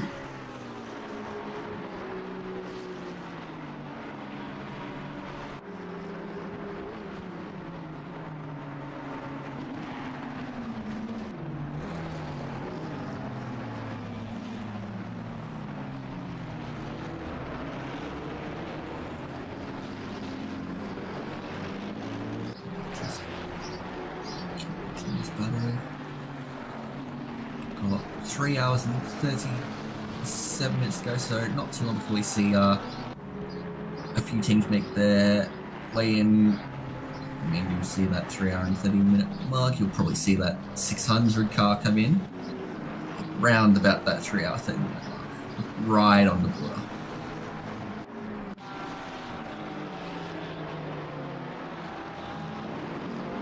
Let's look now at Chris Taylor, who is having to defend against Jacob Wedderburn, currently P22 and P23, the pair of them. But this is the closest battle we have out on track. These drivers are a fair way off the lead. As you can see, there's a few teams that have hit struggle streak, and possibly a few that have disconnected as well, who cannot rejoin because I still think the server's down. I'm not too sure whether they've been brought back up yet or not, but I'd suggest they're still down. Yes, I don't think we've heard anything to the contrary, so I'd assume they're still down. As we can once again welcome Tom Maloney back into the action in the commentary booth where it's all happening. Good evening, everybody. It's third time lucky for me, I think. Welcome, Tom. Thank you.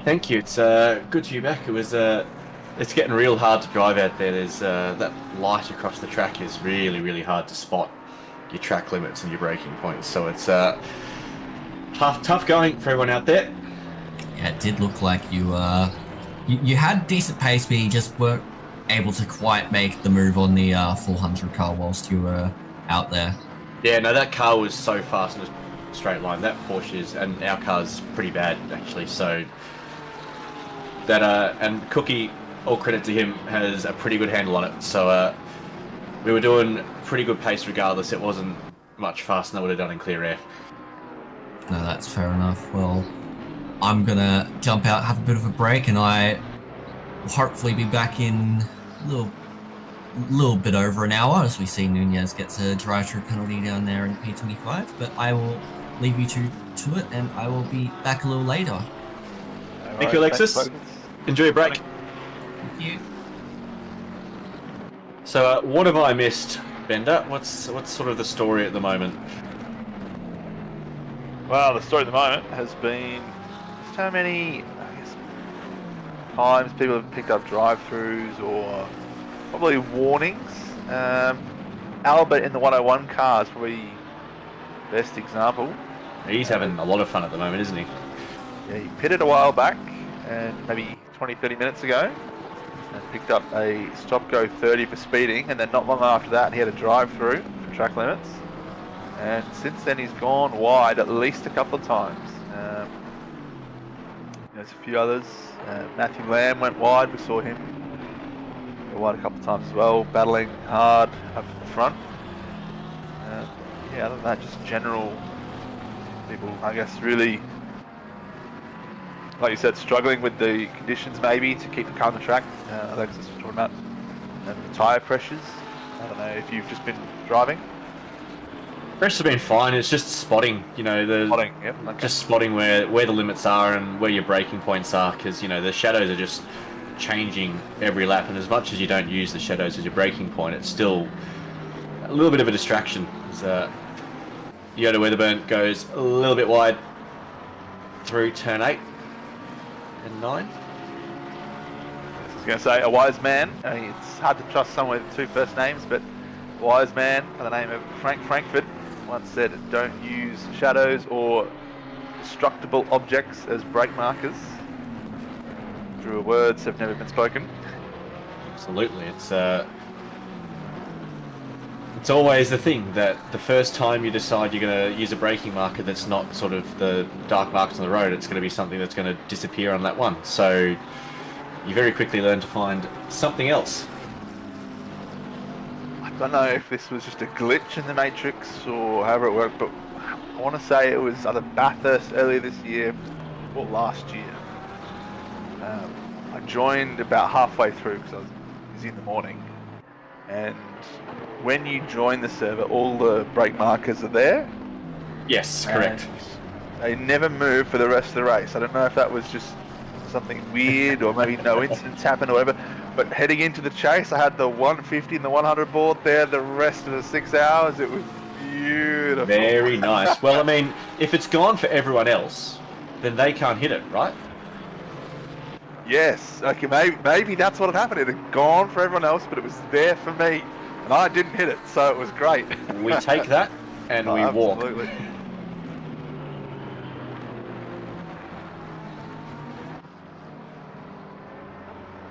But yes, other than that, there's been some good overtakes, some good battles. There's one in the corner of the screen there between, I think it's, can't quite tell who it is, but there's also Matt Nipris and David Bartlett for P2 and P3 of the Pro-Am. They're in P12 and 13. Nipris is right on the back of the McLaren of Bartlett, they've had a pretty eventful race too. You have to say that purple car has sort of seen everything but clean air most of this race, so good on him for keeping going. But Matt Nipris has got, once again, a car in his sights. Yeah, and we've been keeping an eye on that. It was Vintner in the car 90 that he was about 2 seconds ahead of Bartlett before. Oh, that's a slow track. Okay. That is one hell of a way to get out of the way. Yeah, jump scare everyone. Yeah, Bartlett was about 2 seconds behind Vintner, but that gap's opened up to just over 9 seconds now. So Vintner in the car 90 just a little bit faster at this stage of the race. You should see if Nipris can chase after him, if he can be a Bartlett. BMW looks like it's just behaving a little bit better than the McLaren at this stage. It's managed to sort of really easily keep it on the tail end. So he gets a better run on the exit of the last corner. We're going to go side by side. He's on the outside for turn 1, which is a pretty tough place to overtake at the best of times, but he's going to have a red hot crack at it and make it work pretty well. We'll see if Bartlett's got anything to crisscross back under him, but I think Matt Nipris has pulled off a cheeky overtake for position with 3.5 hours to go.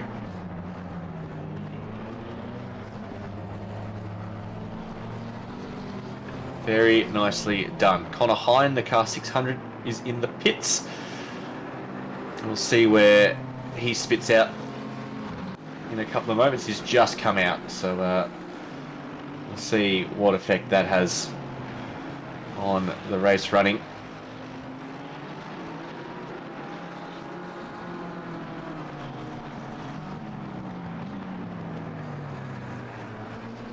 So are there any corners that are particularly bad at the moment with the sun setting? I mean, we think sunset will be about 9 o'clock.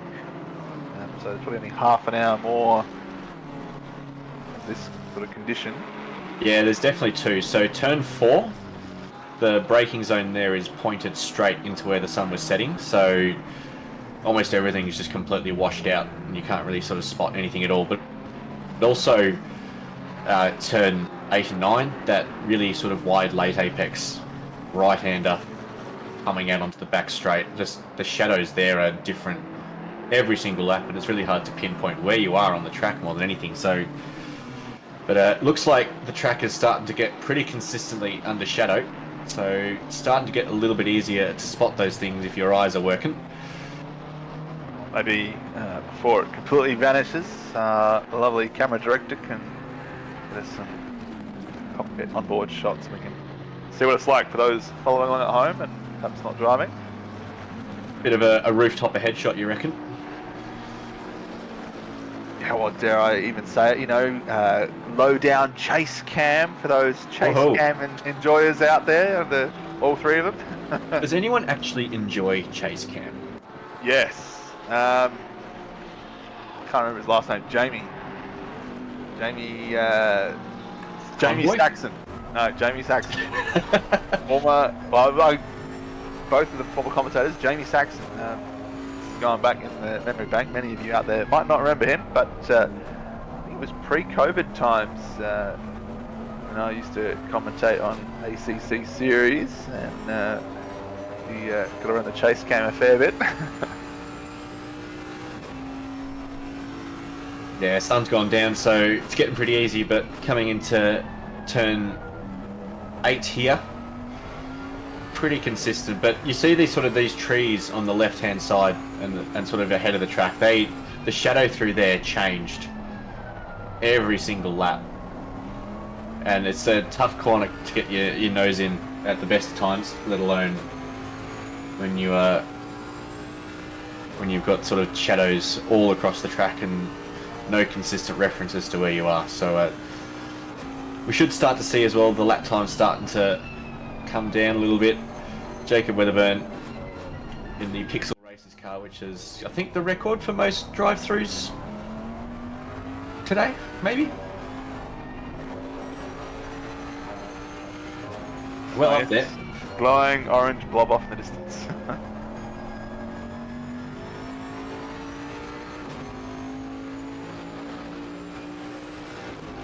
It'll be in the log somewhere, I reckon, Glenn.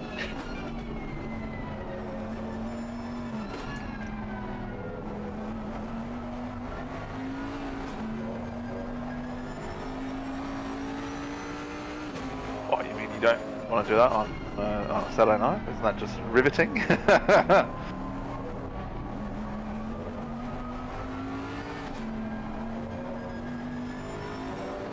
We've still got plenty of people, unfortunately, locked out of the server at the moment because Kunos are doing Kunos Tings. Car 101 has another drive-through. There you go. You were mentioning it before, Bender. He's gotten a couple too many slaps on the wrist again.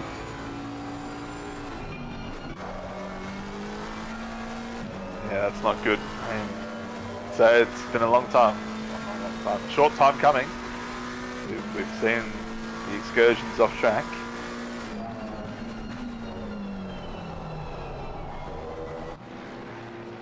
Hopefully we don't get the same as Ben Keogh, who got the drive-through, and serving the drive-through meant he went over his stint timer, so he got a second drive-through.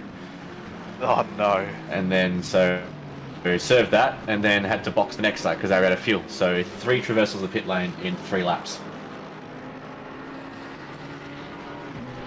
Yeah, I guess that's what happens when you cut it that fine. Yes, absolutely. Yeah, stick death. It would be. This track is drive-through city.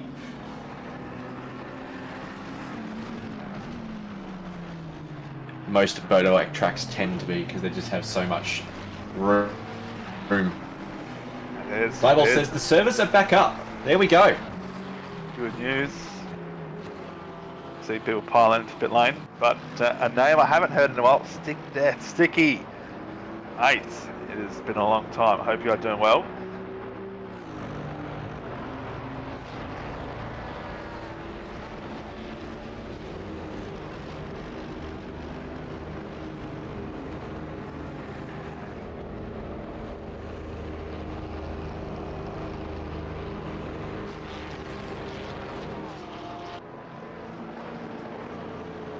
Albert saying in the Discord, messaging while driving, which is probably contributing to these drive-throughs, that he's going to have his mate come over to his place to drive the rest of the race, otherwise he's going to be doing the rest of the race by himself. Are they locked out of the server or something? Yeah, the rest of them locked out. Back up now. They'll be able to jump back in now. So David Bartlett, 676 with the drive-through as well. They're starting to come thick and fast, unfortunately. We're almost 9 hours in. People are starting to get a little bit tired, a little bit lazy.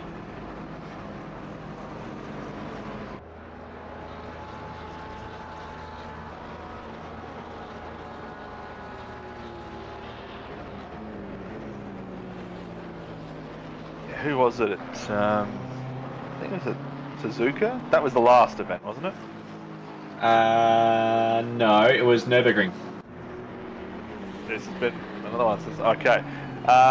Maybe it was Nürburgring. I don't know. Someone tried to do the whole event by themselves because their teammate. Patrick Oliver. Yeah. 10 hours of Suzuka. Of all the tracks you could do by yourself for an entire 10 hour. Yeah, it's brutal. If I could choose, Suzuka would not be that one. Not really any straights that you can have a bit of a breather on. Yeah, a couple of extended pit stops to deal with human things. But he made it to the end of the race, and credit where credit's due. Not many people would have it in them to do that, so unfortunately Pat has finished up with ACC, so we won't be seeing that sort of effort again. At least from him. Oh no! Sticky's just giving me some terrible news. They've removed my corner on Google Maps. Which corner was your corner? Oh, mate. What do you mean? Which corner is my corner? See, obviously we've got wonderful Glenn Germain running the cameras today, but we had Mr. Neil Alexander with us. It would be... Sorry, what do you mean, what corner's Brendan's corner? Here, roll the footage and he'd have it queued up and we'd have played it 3 times by now already. Is this your rejoin or is it a different incident? The rejoin, that is my corner, and on Google Maps it must have been up there for a couple of years on Google Maps as my corner. And several members of OR had left kind reviews on Google Maps of 4 to 5 star ratings, so...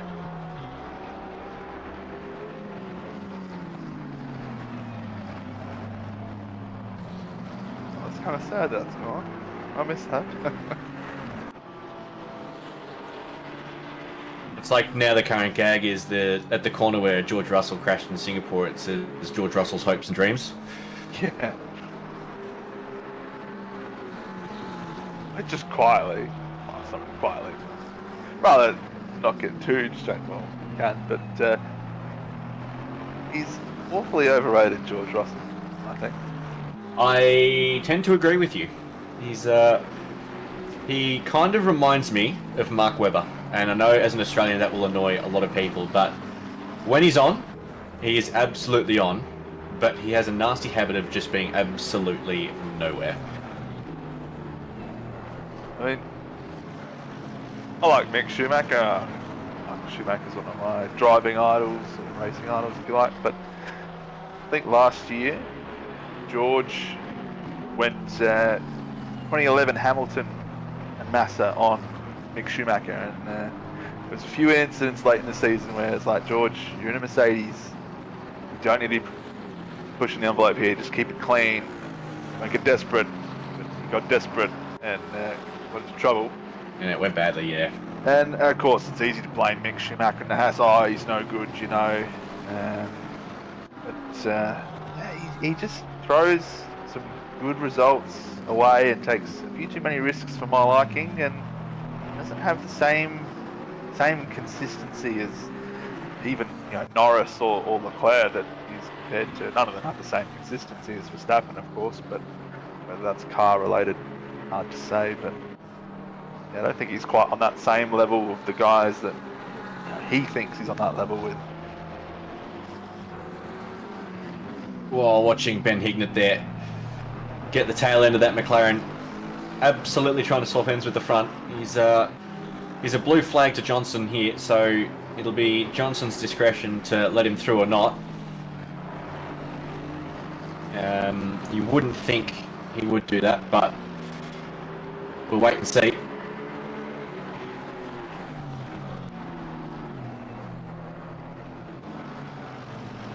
Not that I'm in the position where I'm ahead of someone who's trying to hurt themselves on me that often, but on the few occasions I have, I let them through sometimes, and then they don't really get that much further ahead, and they go off track. A couple of laps later, and I read past them. Well, that was a waste of 5 seconds, Yeah, it's one of those things where, like, you can sort of get into a rhythm behind another car, and then suddenly you have clear track, and if you're not in the headspace to immediately adjust to that, it can take a little while to sort of work out where your braking mark is again, where your turning points are that are sort of unimpeded. So I 100%, sometimes I've been able to unlap myself and then gone absolutely nowhere. So it's one of those weird sort of psychological things you can sort of get stuck in if you're stuck behind someone for a little bit.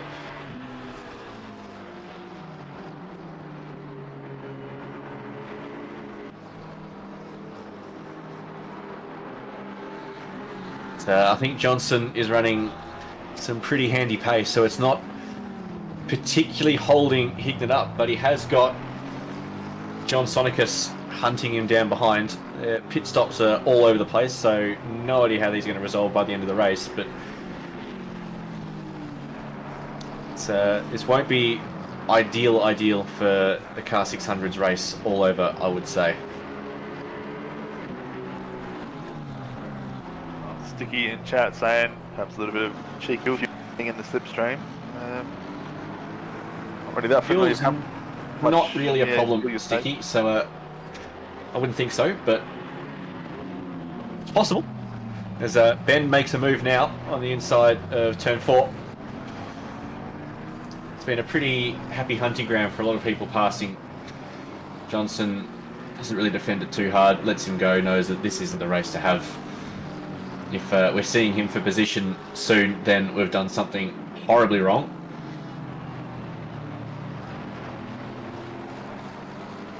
And speaking of doing things horribly wrong, Eric Scarney has joined us in the commentary box.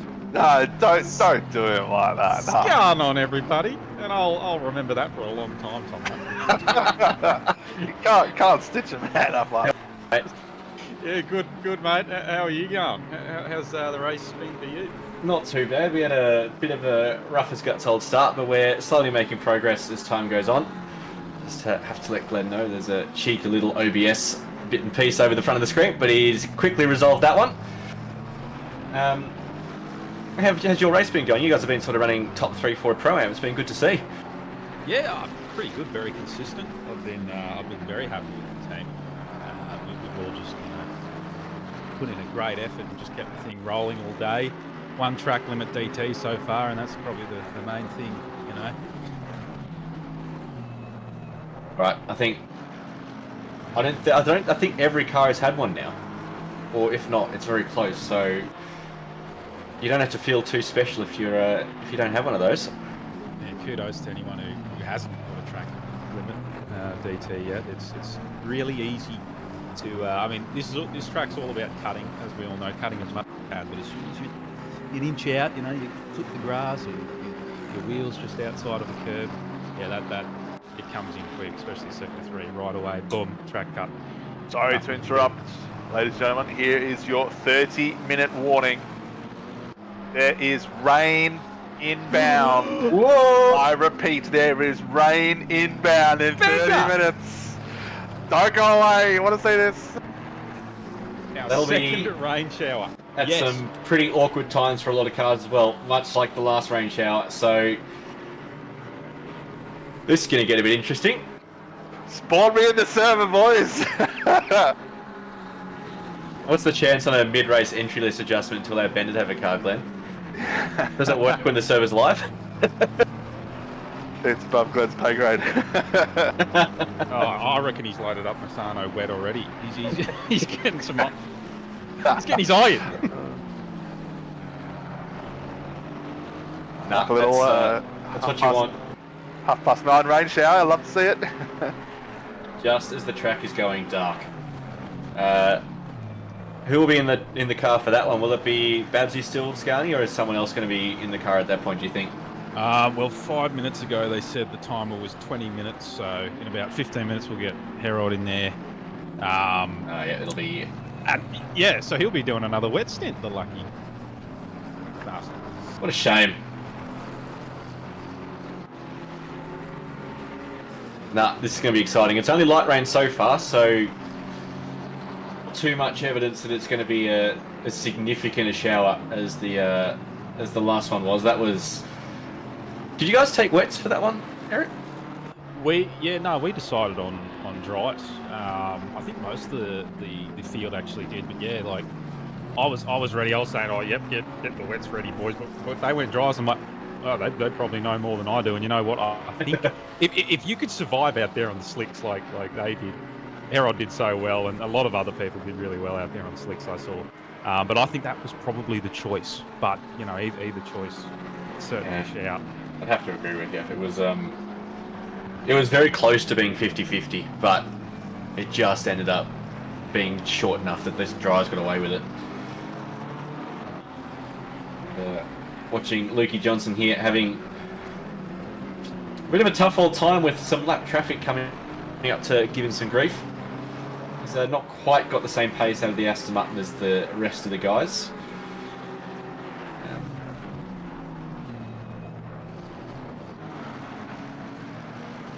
We're getting a bit of a special feature here.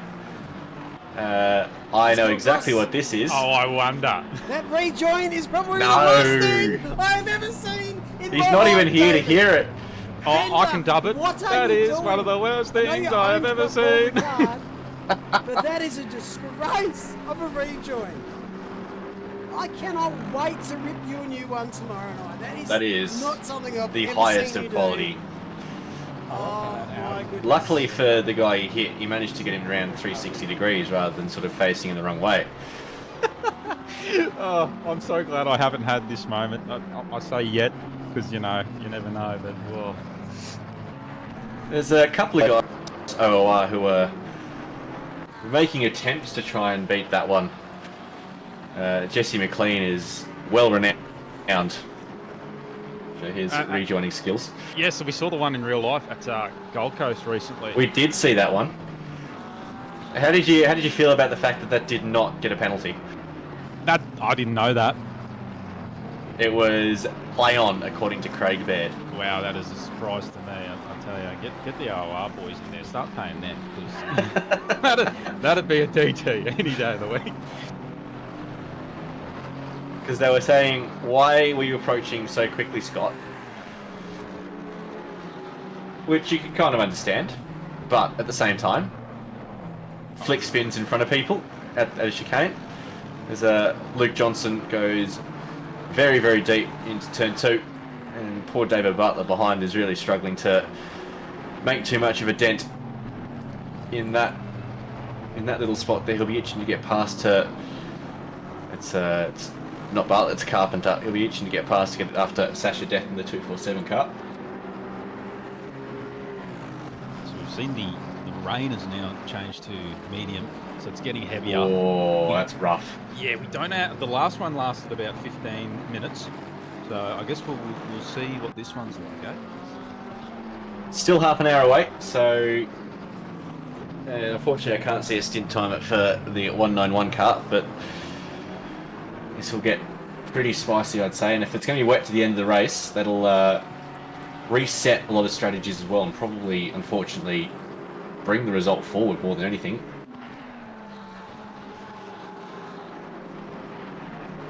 Alex Army wondering if some people drive through and don't pit to reset their driver timer if the rain is just outside the stint timer. You probably have to do it, to be honest, if you're in that awkward spot. I don't know, you provided an excellent weather report to us in the Kovacs garage, Scarni. If you could give us a little bit more detail as to what that shower might do to us. Sorry, what? What the shower will do? Yeah.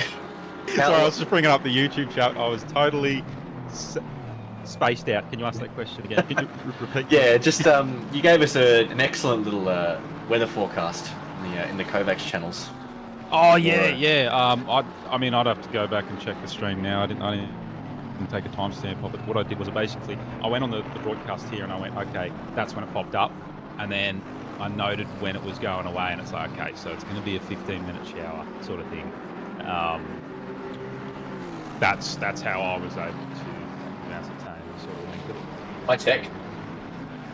Oh, how good. He's given it to us for free, Glenny. Cheers, mate. Easy peasy. I think it's all good. Luke Johnson here, sort of starting to fall back through the field. Not quite able to keep the same pace as the upper reaches of the Pro-Am grid.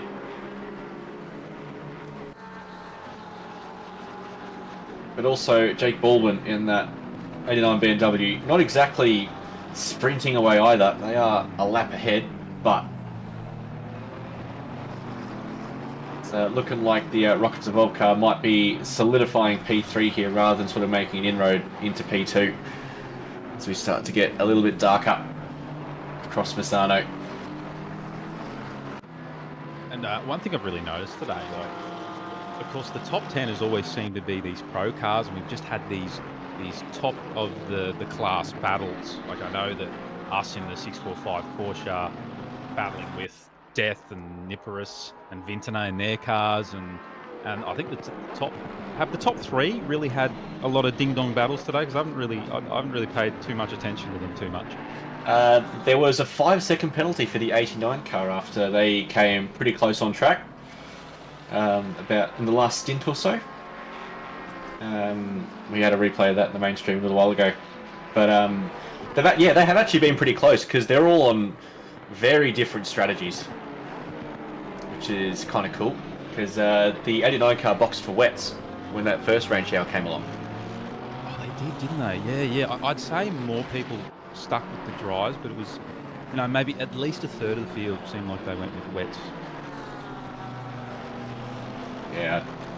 It was one of those things where I think if you were boxing at the time, it was the obvious choice. But if you were sort of going to be that awkward mid-stint, you just sort of had to put up with the dries. And thankfully, as you found out, Scarni, it wasn't too bad an outcome.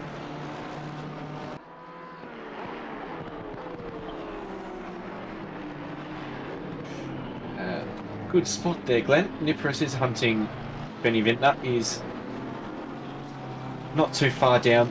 It's a good old ACC timing tower, not giving us any useful information at all. Yeah. Quickly jump into pit wall. Looks like we've got somewhere within 4 seconds there. 3 seconds. There we go. That's how close they are to each other at the moment. It'll be interesting to see what they decide to do in the future. And also, I'm a commentator, but I've also got vested interest in the 645 car, so these guys are going real well. Nothing will happen to them whatsoever. The 90 car and the 700 car are going to have an absolutely massive ding-dong, and then you guys are going to sail past into the Pro-Am victory at the end of the race. Oh, well, there, I didn't say it. You did. There's the lovely Porsche right there. We've gone there, folks. We've gone there. Maybe a reverse curse. Maybe I'm not cursing my own team doing that. Hope not. I'm just loading up on the curse practice for the F1 Tier 2 Championship stream tomorrow night.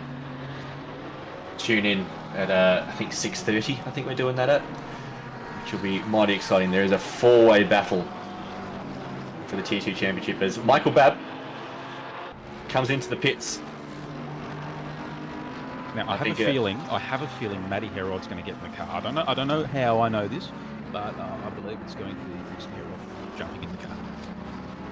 The little unit. That Porsche is filthy, mate. Can you take it to the car wash?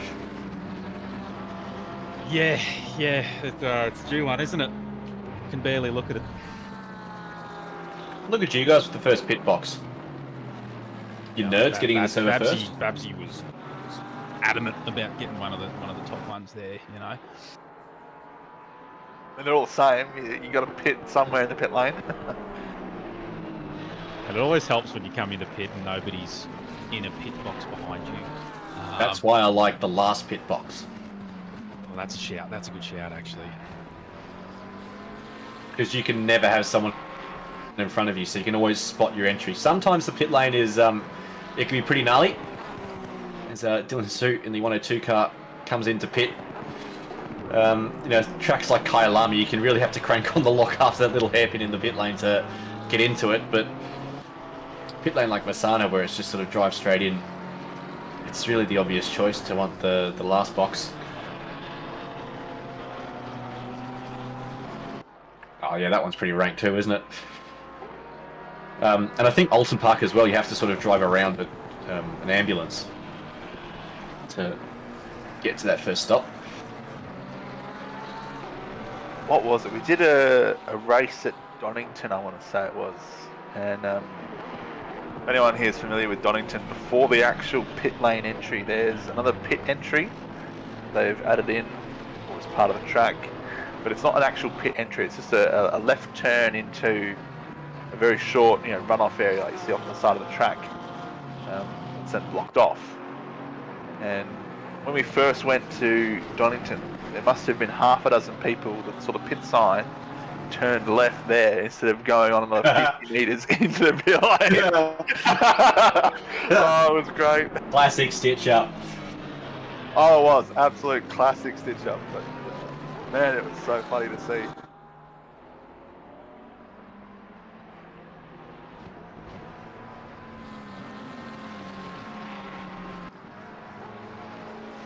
Still on board here with Benny Vintner, and Matt Nipris has pulled out about a second since we last paid a bit of attention to him. That gap is slowly coming down.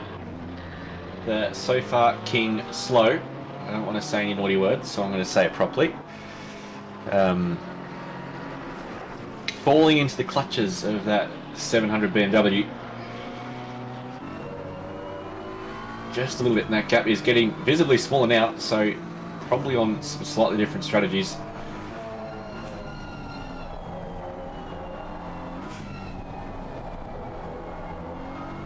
These guys have been so consistent all day, the BMW and the Porsche ahead. We're really trying all we can to stay with them, and they've got some very fast drivers, and they're very consistent. It's been an awesome experience racing around them today. And you learn a ton, don't you? You're racing with some experienced guys that have got a bit of speed about them. Yeah, well, being around your Kovacs blokes all the time, I'd like to think some of it's rubbing off. That'd be pretty nice. Oh, mate, you were P5 in a sprint championship once upon a time, weren't you? Once upon a time, yeah. Yes, I was.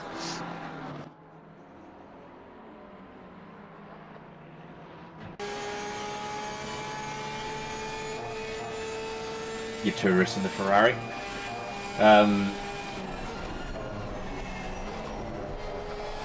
Yeah, Jamie Conboy with yet another drive-through. That 716 car has spent more time in the pits than on the track, I'd have to say. I wonder what that's up to now, because I think I heard something about it being 6. He had 6 track cuts before, something like that. I think, yeah, but I think he's up to 6 drive-throughs by himself now. Yeah, going off averages, probably. As we see, 3 hours left. I mean, he may be able to get through the last 3 hours without another track limit drive-through. Hopefully, he's hoping for him. It's been a rough day, but yeah. Doing the Bentley proud. Yeah, exactly. But another thing with JC, sorry, another thing with JC is he loves to underfuel the car and get you to save on the last couple of laps. So. I was going to say, he's already at 6. Why stop there? Go for 10. Get double digits, you know? Crank it up. Hashtag not last. Yes.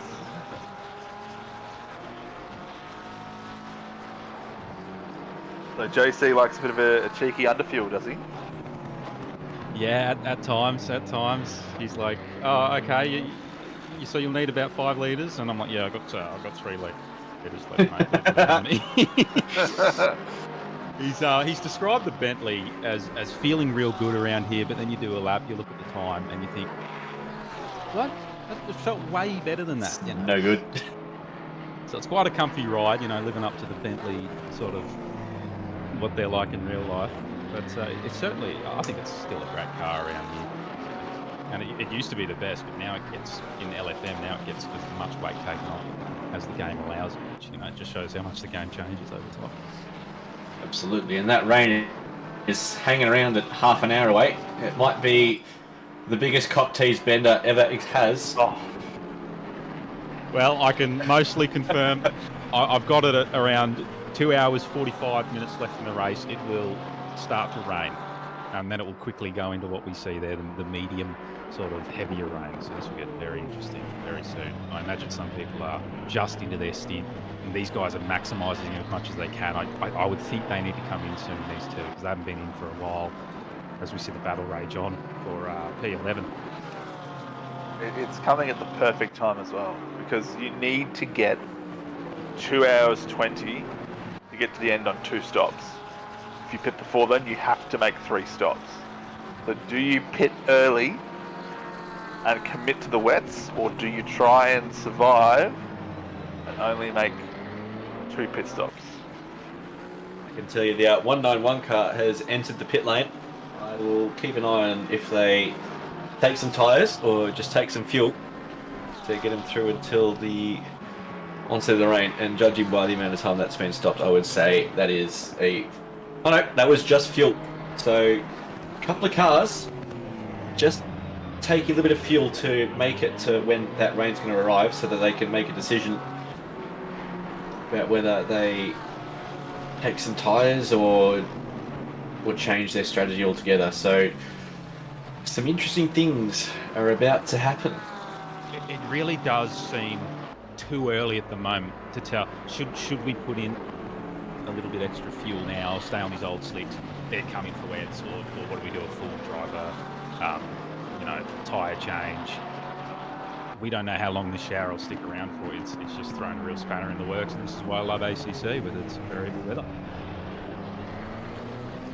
Yeah, those looking forward to potentially having the Nürburgring, that variable weather at that circuit will be absolute chaos. Unfortunately, ACC doesn't quite have the ability to simulate sort of different weather at different parts of the track, but you imagine doing an 8-minute lap and knowing that halfway around it might start to rain, and you've got to deal with that wet track on slicks, or vice versa. I would love to see like sector 3 full wet, or whatever it is, and then sector 1 and 2 sort of a bit drier, or maybe slightly greasy. Just that'd be, I'd love that. It'd be amazing. Hopefully that's something AC2 can give us.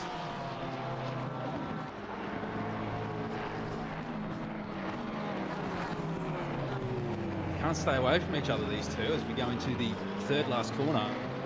Oh, the BMW! We've made it work. Got a move done, have we?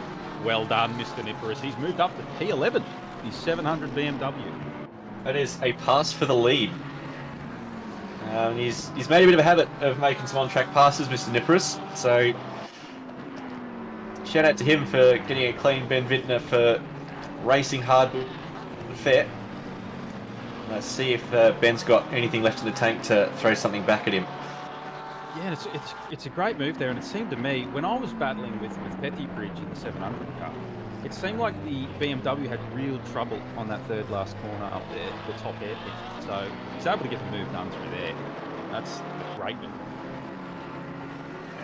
Benny's struggling to get that Porsche turned in. I think his tyres might be slightly second-hand as a guess. So rain in 10.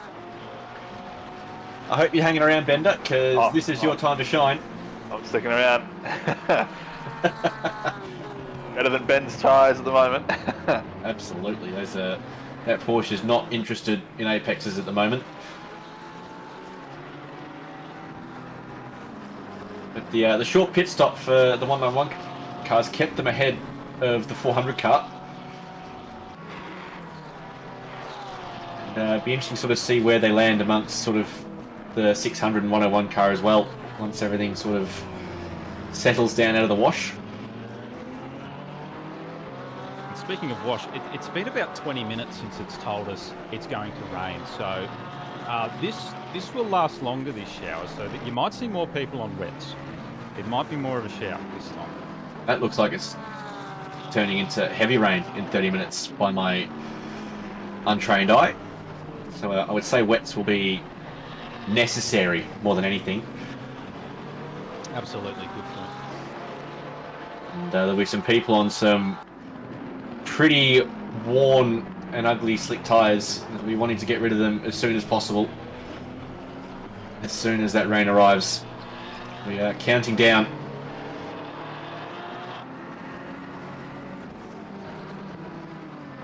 So where on the track's been the toughest for you this race, Garni? Where have you sort of struggled to really sort of get the car consistent and land it where you want to when you've been out there? Well, we see Benny Vintner coming up to it right now. Well, no, we don't.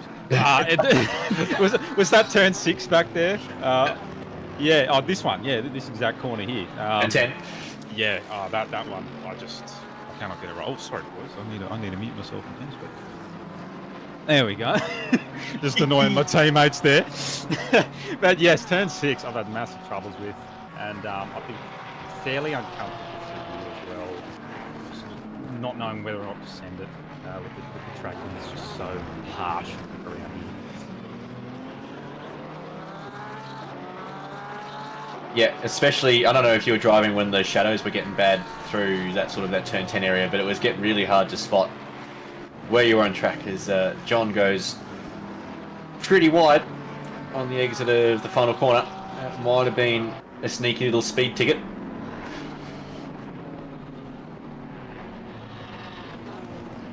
So is it just not dark enough for the track lights, the floodlights, to be doing anything yet, or is it just what we're seeing being a bit weird? I think the Discord stream is a little like I've got the YouTube stream up as well to keep an eye on the chat. The YouTube stream looks like it's you can see one of the lights there in the sandpit. I think it's just not quite bright enough. Yeah, they're saving electricity. The solar panels haven't kicked over onto emergency banner generation yet, so. Okay.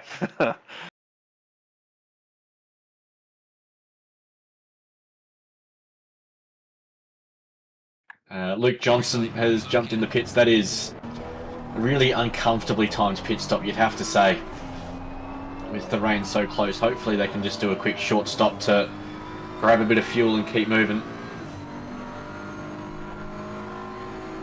And Ben Floyd as well in the 209 Aston. Both Aston Martins come to give the pit lane a bit of a visit. We'll see how long they stop for. They're in a little bit of a class of their own. But Luke Johnson moving, so he's done a very quick splash and dash. The 209 car of Floyd not moving yet, so are they taking tyres? Judging by that, unless Floyd has a genuine personal unavailability sort of something, he's only just started moving now. He's taken tyres. That's at least he's going to try and make wets work. It's a bold strategy, Cotton. Yeah, I mean, there's maybe 20 minutes before the rain switches from. Oh no, there we go. Yeah, it was a driver swap onto Hobbsy, so. Yeah, maybe they did just stick with current tyres and fuel. Glenn, can you get up the view of what tyres he has, please? Has he put wets on in the hope to not suffer through until then, please?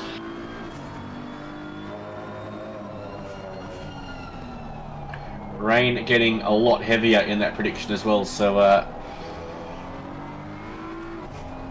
Bender is having Hobbsy's on wet tyres. So they've jumped early. He'll lose a little bit of time. I think they're a long way ahead of the 111 car, so not necessarily sacrificing track position, but definitely sacrificing a bit in terms of whether they can make a dent in Jake Baldwin up ahead. And you can sort of see how much time that 400 car is just gaining on Hobbsy there. He's got no front end at all. Scunny, look at the rain that's coming. Yeah, this I believe wets might be the call. Yeah, but those will be cooked in the next 10 minutes. There won't even be heavy rain by then. Yeah. Did you say Hobbsy was on wets here? He's on wets now, yeah. Yeah, they'll be a bit sad for the next 5 minutes or so. We've got rain incoming in about 4 minutes. Probably a lap or two after that, they'll start to get greasy damp then on the wet pretty soon, I think. Then they'll come into their own. It's a bit of a gamble, but yeah, they didn't want to have to stop again. Come back in again, absolutely. We will wait to see if this is a masterstroke. You'd think if there's another 2 or 3 laps before the rain comes, it's going to cost them pretty heavily, because those wets won't be particularly pleasant in the wet either, because they'll have sort of taken off the edges of the tread blocks, but the front end of that car is not doing anything.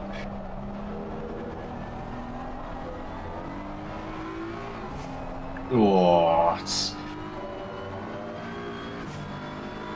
I don't think this bet's worked, boys. Matt Blow in the 446 Shakedown Team 2 car also in the pits now. Be interesting to see if he makes the same guess.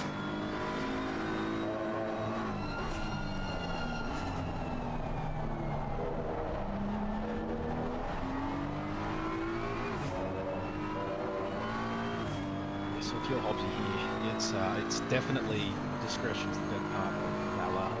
It doesn't matter if P33's coming up on you, if they're on drive and you're on those wets, even pros, you're not gonna be able to hang in with even the back markers in this case. So he's just really biding his time, hoping these wets don't grade up too much, and just waiting for the heavens to open up for him.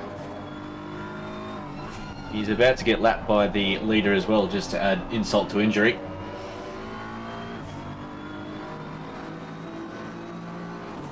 Alex Tonkin in the 512. The pit lane's starting to get a little bit busy.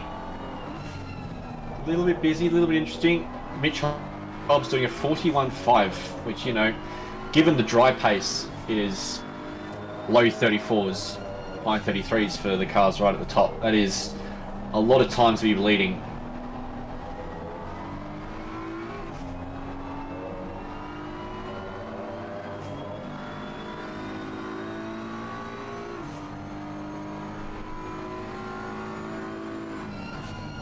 Interesting to see how this plays out for Hobbsy.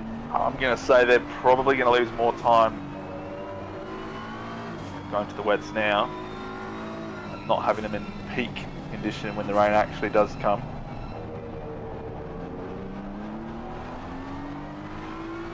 I wonder if this has worked out better for some teams if they had, if they were going to come in the next 5 minutes anyway. It could really work for them to not have to stay out on these wets when it's dry. But I'll tell you, in the next 30 minutes, we're going to be seeing raindrops. Oh, sorry, 30 seconds. We're going to see raindrops. Things will get very interesting. We'll see a very busy pit lane. I imagine the track will still be good for slicks for a couple of laps here before it gets really damp. That's when the wets really start to come into their own versus the slicks. So we see a bit of a train forming up behind Hobbsy here. Battling on his wets in the dry, and now the heavens have begun to open up, Bender. Yes, the moment we've all been waiting for. It is officially wet. Track is still optimum, but Hobbsy will be thinking as car 600 there gets past him and then does a big old tail wag to say thanks very much. There you go, it's been bumped down to fast already. 3C now, it's dropping fast. Here we go. Look at that rain, either persisting or intensifying in 30 minutes. So that Aston Martin will start getting a little bit faster now, you'd have to think. There's another Aston Martin there, goes pretty wide, trying to get out of the way of everyone. Leo Dreyer in the 70 car has come into the pits. Car 191 has come into the pits. Car 700 has come into the pits. Car 90 has come into the pits. It's getting busy. Surprised no one's trying to stick it out, because in 20 minutes you can get to the end on 2 pit stops. The rain is very, very heavy coming, so guys will be pretty rank. It is, but I'm surprised no one is trying to take a chance, you know? That we know of. And you've got to wonder how many of these teams were actually running on the stint time, and maybe they had a couple of minutes left in it and thought, okay, or a minute coming into the pits, and they're like, well, we either pit now or take a DT and have to pit anyway. I don't know if it's worked out for any teams like that, but if it has, they're laughing right now, absolutely, because they'll get a full stint out of these wets. So we see the race leader come in for their wet tyres, I would imagine. Is that a bit long? Looked a bit long to my eye. And, Neil Haynes in chat saying that Nico Cordier is doing car 16 a triple stint to bring the car home. And he'll finish up at 1 AM New Zealand time, and then he'll be up at 5 AM to go sit in a boat and try and pull some fish out of water. So that's some commitment. Good stuff, Nico. Good effort, mate. Shout out to you, brother. Save us a fish fillet or two, will you? Bush, since he's a Kiwi. Oh, absolutely. Bush fillet, please. Busy. Look how busy that pit lane is. It is going to start hammering down. The track's greasy too, so it's not quite wet tyres optimum yet. It's really damp is when they go optimum. So there we go. It's just gone damp, as I've literally just said that. So come on, Bender. Your time to shine. It's wet. This is what you want. Let's go. Oh, it is. Love to see it. Windscreen wipers in overtime.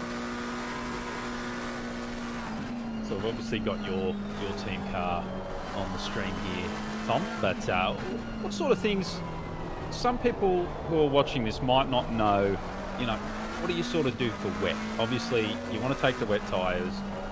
Do you want to change things like brake bias and TC and ABS, and maybe change how you attack the track as well? Especially you want to bring your brake bias further backwards, because your front tyres just can't take as much load, so you bring your brake bias back. You know, obviously, unfortunately, we're already running it as far back as you can go in the McLaren, so we can't really change much there. But also, you'll see here, we're on board with JP, doesn't use the curb on the way into the corner. He doesn't mind using it on the inside wheel because it's not got any load on it, but the curbs become very, very slippery, and you really start, and that's when the traction control kicks in, you start to really lose forward momentum. So while previously Misano was use as much curb as possible without taking too much and getting a speed token, now it's all about stay on the grey stuff, use the inside curb if you can, but the grey stuff is where you want to spend all your time, because otherwise you'll either go nowhere fast or into the wall pretty quickly. Yeah, there's quite a few braking zones that you'll see around here. You'll have to brake on curbs for the optimum line. You do that in the wet, when it's wet enough. Doesn't matter if you're on wet tyres. You brake on the curbs hard enough, it's gonna be like entering a drift competition that you never wanted to be a part of, and it's just nasty. You've really got to. It really limits how much of the track you can use here. But you know, this is why we love ACC. I just love these conditions, and it really brings out the best in these races, I reckon. We've seen the dry running. Now we're going to see how these teams tackle the wet track at Misano in the night time. Are you due to jump back in the car, or are you done for the day? I'm not sure at the moment. I'm gonna be here for another 20 or so minutes in the commentary booth and let someone else have a go. Give my mouth a rest, but yeah, I'll see how we go. I'm not too sure about how the strategy's looking at the moment, but it's certainly getting spicy towards the end of the race. Probably about two and a half stints left in this one. Yeah, there's going to be at least 2 stops to finish this one up. Now watching Ben Hignett here, that car's had, aside from a bit of a first lap ding-dong with a couple of cars, it's had a pretty easy little cruise for the past 10 hours or so. There's that 2-man team of Connor Hind and Ben Hignett doing a pretty decent job, because 2 men for a 12-hour is brutal, let alone a track that requires as much focus as this one. So running P5 at the moment is a pretty good analysis, especially when you consider sort of the calibre of driver both behind and in front as well. That's a They put in a real top effort today, those two. Going back and forth, 2 men in a 12-hour, and it's really as well the guys in 7th spot, car 191, they've been able to just claw back after that start, and you know, maybe we'll see us go round 2 towards the end. I'm sort of hoping. You know, your team's making great pace. This car we see on screen at the moment, they've absolutely clawed back since that lap 1 incident. The old purple McLaren. So yeah, look, after we're 23rd, 24th after 5 minutes, so be back up in the middle of the top 10's a pretty comfortable place to be. JP, Shady, John and myself, we were sort of neck and neck with the 600 car. The strategy is so all over the place. You know, we were ahead of car 600 on track when I jumped out of the car, which was, so the fact that we're now 2 cars behind is sort of proof that the strategies in this race are kind of all over the place, as Triple One very kindly allows that car to unlap itself. You look at the way just the McLaren wags its tail on the way out of the corner there, just because he got on the curb. It's really, you've got to avoid using the curbs on the way in. The inside curb's okay, but the outside curb as well is not a fun place to spend too much time. I'm just looking at the pit wall here. The top people right now seem to be in the 142s. We've got 142.9 for P1's last lap, and then 43.9 for P2's last lap. That's Hobbsy. You guys did 143.8, so really it's the top guys will be doing 42s and 43s, and then you go all the way down to 45s, 46s. That's the sort of pace we're looking at with these wet conditions around Misano. I don't think that's bottomed out yet. I think it's still going to get a bit wetter and a bit slower. Yeah, I think there's more rain coming. So, and again, you know, this will sort of depend. Have you got a pure dry setup that's got a wicked amount of camber, that's just not really going to put the full face of the tyre on it, or have you got a bit more of a hybrid setup that's got a bit less camber on it, more likely to sort of present the full face of the tyres to the road through a corner, and gain your time through there. So plenty still to come. As you can see, turn 3 no longer easy flat as it is in the dry, and I think this is actually a battle for position. Sonicus versus Wayne.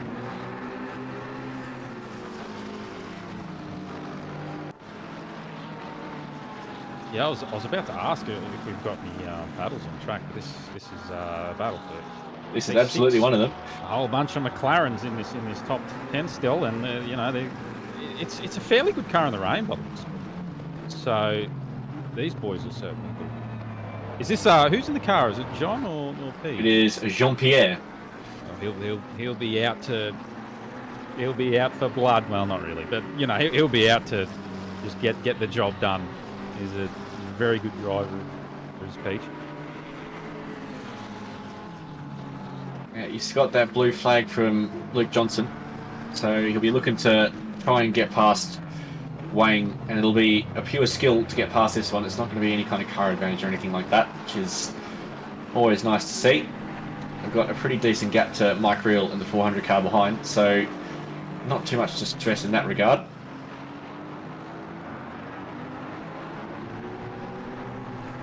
I thought it was going to be on down into turn 1 there, but maybe just getting a little bit wide on the exit, final corner.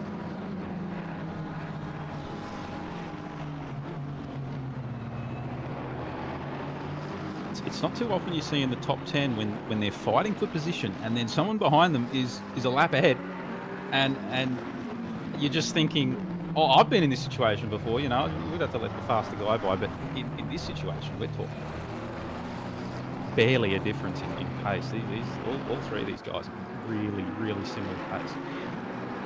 Yeah, it's definitely one of those things where, you know, as the blue flag driver, ultimately he has the right to complain about this. He has the right to say, you guys should be letting me through. But he also knows that he ultimately let JP pass a little bit earlier. These guys are running at a pace that's probably a little bit stronger than he is. They're just in a battle at the moment.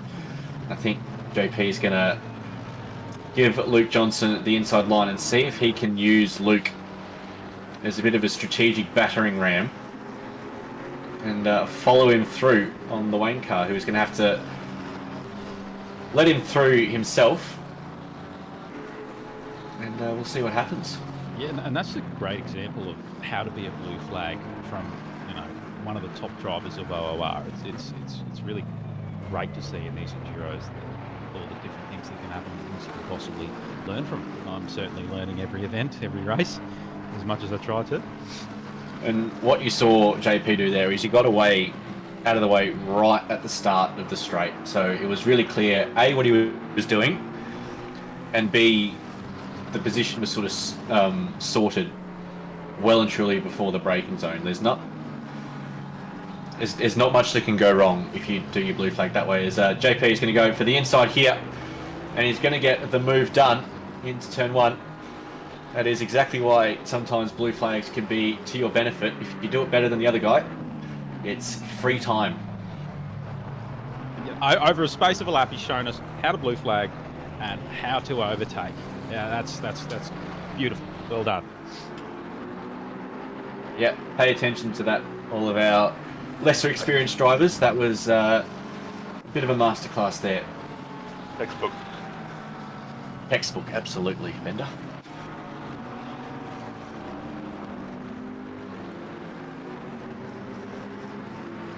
So we've got rain increasing in 10 minutes, and we have rain decreasing in 30 minutes. So it's about a stint long, and that'll put us on 2 hour-long stints to get to the end of the race, which is a bit of a nice little strategy reset from those guys that weren't necessarily on the ideal point to be on. And shout out to Michelle Young, who is the lead Pro-Am driver, currently running P10 ahead of Taufik in the 711 Pro car.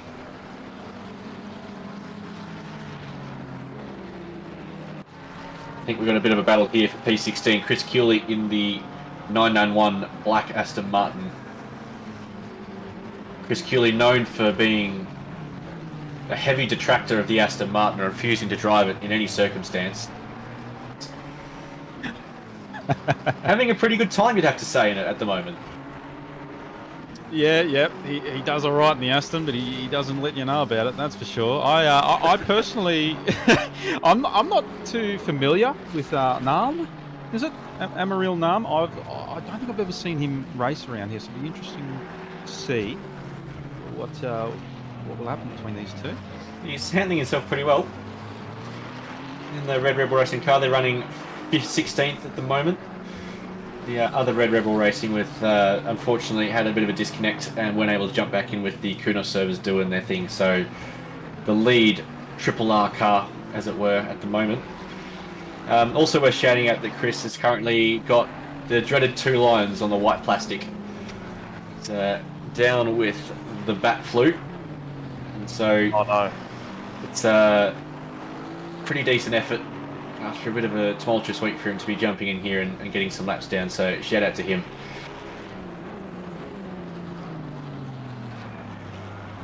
That was a McLaren going round right in front of him. That is Ben Hignett. Benny Hignett loses it at the exit of turn 3. That will bring the 191 car, not quite sure where they are on track. They're just coming around the second to last corner now, so still a bit of a gap to that car, but Ben struggling a little bit to keep that car on the straight and narrow. He'll be hoping not to do that too many more times.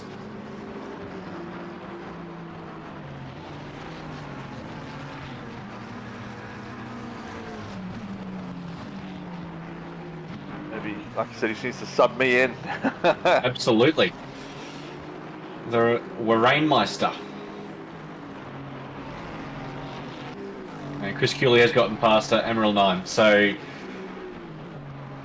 just coming out of that sort of turn 10 hairpin onto the back straight.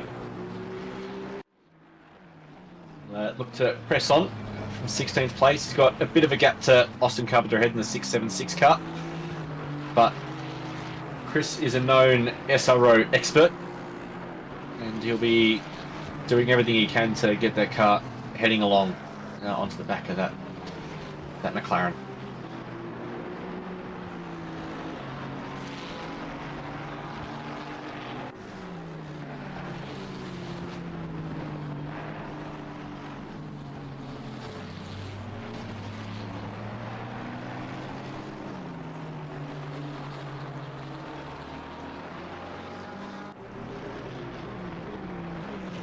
Truly getting into the darkness nighttime stage now. We can see the floodlights starting to take over a bit.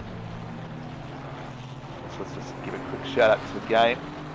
How good it looks at night in the wet. Look at it, it's so good. So not doing too much right at the moment with these server dropouts, but it does look good. You do have to give it that.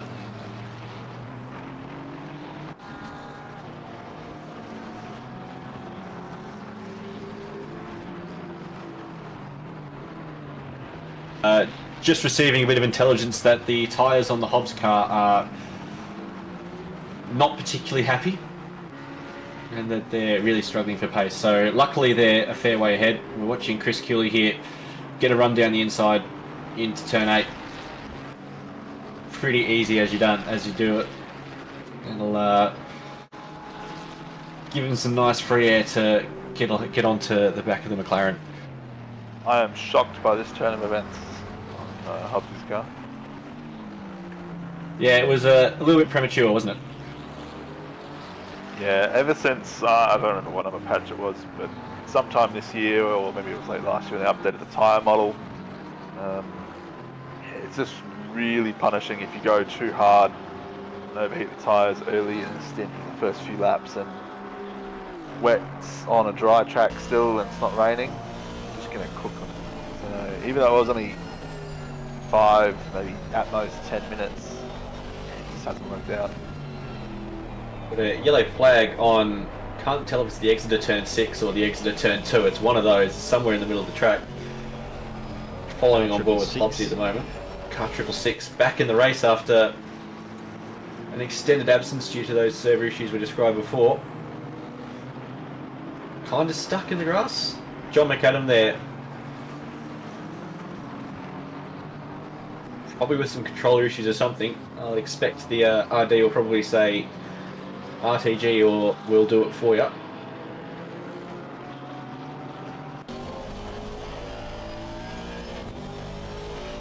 Yeah, nothing happy going on for that car. That's a real shame to say.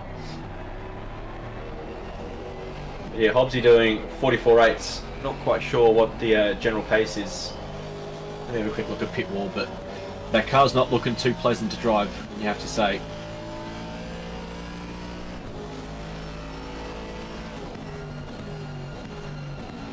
So we've seen probably, I mean, the last time I mentioned they were doing 42s and 43s. Now they're doing more 44s, 45s, the top guys. Yeah, it's actually not too slow. There you go.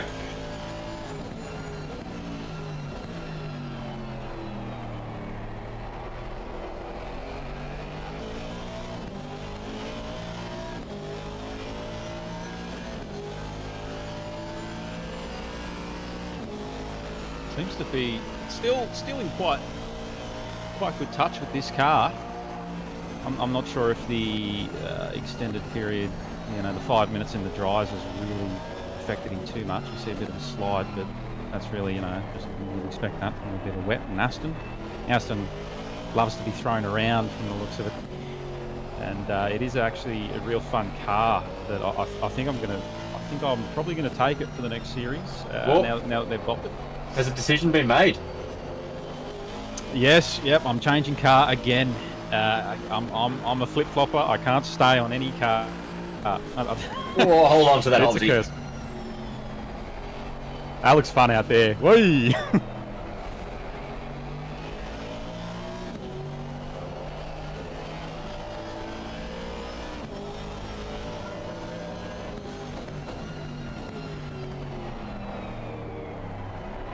Still got your car 645, about 6 seconds behind Austin McNeil in the 700. And Matty Herod, how's he go in the wet, old little unit? Yeah, well, we had him with the slicks on before for that 15-minute rain shower. He did fantastic. Really good. Really good. He didn't spin once. I think he outbraked himself once, and that was even after the heaviest rain caution. So we couldn't really ask for anything more out of him. He did great. He's a real solid all-round driver. Is Matty Herod. As much as I don't want to, get his ego on. Quick update. The rain is going to stop in 30 minutes. Yeah, it's good. It's good to have great teammates. Not just pace, but he brings such a positivity to the team and such a great energy. Got to love him. There's a fantastic clip on, I think, Peach's stream of Herod jumping into the TeamSpeak channel and just pulling out the shotgun and just firing shots at everyone on the way in. No one was safe from the abuse. Oh, no filter.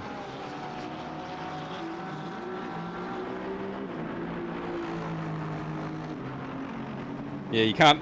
He really gets G'd up about ACC, and you can't help. It's very infectious when you're in the car with him, when you're in a team with him, and you can hear. You start to get on board with it. Absolutely. Yeah.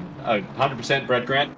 It's glad you think it's good commentary, but it is good racing, and that pit wall is very, very handy. So, looking forward to seeing this race come to its closing stanza. There's a couple of things to resolve still at top. I reckon the top 2 and 3 are pretty well set, but 4, 5, and 6 are all on the same lap. Plenty of time for those guys to do something interesting. You can see there Aaron Lee in the 111 car just behind the 191 car as if to lap, but I think that may have been a let through. Kevin Leica coming out of the final corner to start his 358th lap.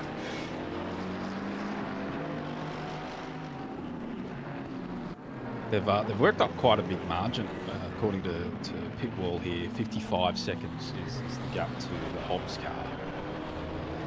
Yeah, it is one of the things about 12-hour races that you can end up sort of just hot lapping for 12 hours if there's no one else sort of in your little pace range or things happen. So it's a bit of a psychological endurance more than anything for these guys now, but what a track to do it at, what conditions to do it at. And you mentioned Brad Grant before. It's good to see you again, mate. Hopefully we can see you back in a car again. I remember you used to drive the Audi, and it'll be interesting if you come back. What do you think of it now? I can tell you, Brad, if you drive the Audi, that the way to drive it fast is with zero traction control. Yeah, that is something about the BOP with the Audi. They've LFM BOP, since we're going to be using that, they have probably taken into account, okay, with zero TC you can do these crazy times, and now people are doing it in the Lambo, so it's never going to be easy. But yeah, I imagine this could be hard for the average person to extract the most out of the Audi now that it's getting a lot of weight added at a lot of tracks. It would look like. Absolutely. Right, following JP Sonicus. We've been following these guys a lot because they've been pretty busy out on track. Pretty rare they're in their own little worlds. They're nearly 10 seconds ahead of car 101 in P7. We'll wait to see what that gap to P5 is, and whether that's something they can hunt down. I believe it looks about a 36-second gap according to pit wall, or 34 seconds. That is a lot of time. And speaking of a lot of time, you are all going to be graced by the presence of Alexis Bowen once again. Welcome to the box, my friend. Thank you. Nice to be back after having just a little bit of a rest. Looks like we have some nice, interesting conditions though. Beautiful. Absolutely. Perfect conditions. Very, very happy about it. Yes, I'm sure. Welcome back, Alexis, to the commentary booth. Good to have you. Thank you, Scarny. Nice to see you've got now the car in one piece. Yes, I've survived. I've eaten. Have you gotten some food up yet? What'd you have for dinner? Yeah, just had some leftover pizza and a meat pie. Very good. Oh, I love it. Love it. What type of Very pizza? good. What type of pizza? That is a very good question. Well, so the pizza was a bit of a mix. So there was a Hawaiian in there. And I know, blasphemy. No, we absolutely love pineapple on pizza here. Yes. This is actually a great myth that has been portrayed by one Moloch. Sorry, I just got a call from Mel. Thanks, Alexis, but we won't. all right. Thank you. No. There have been many votes. Well, it'll be a shame to see you go, Alexis. Thanks for coming in for a couple minutes. Many votes over the years, whether it's in general channels and the staff channels, applications for people who join OR, and pineapple on pizza always wins out. So people who say no, it doesn't belong on pizza, they're wrong. Hearing this blasphemy, I am going to take my leave to go and get some dinner myself and not have pineapple on pizza. Farewell, gentlemen, and Alexis. We'll catch you guys a bit later on. Thank you, Tom. Thank you. Tom. Have a good one, mate. Thank you. All of that, Chris Darth in the 247 entries picked up a drive-through. As we welcome Sean Bubnout to the commentary booth. Welcome, Sean. Good evening. How are we? Doing very well. That's what we'd like to hear. Doing better than myself and my team, but that's all right. We're here regardless. Whereabouts is your team right now? Somewhere parked up in the pits about 6 hours ago. Oh no. No, it happened. Unfortunately, we had picky computer issues and massive disconnects, and then obviously we had the Kunos servers go down, so couldn't join in. So we parked up for the night, and then said we've been doing the stewarding, and now I'm jumping in for a comm stint. Yeah, very, very busy you are. Well, Noski, mate, it's good to hear from you. How are you? Good, Mr. Scarney, but obviously you got to bail soon, sir. So yeah, I think this will be my. I hate to use you as an excuse, but I'll just you showed up and I'm outclassed. I just got to go, unfortunately. No worries, Scarney. Well, mate, enjoy the rest of your race. You guys are doing well, so carry on, good sir. Thank you very much, and good luck to your boys. Thank you, everyone. Thank you, chat, Alexis, Glenn, Tom, Bender.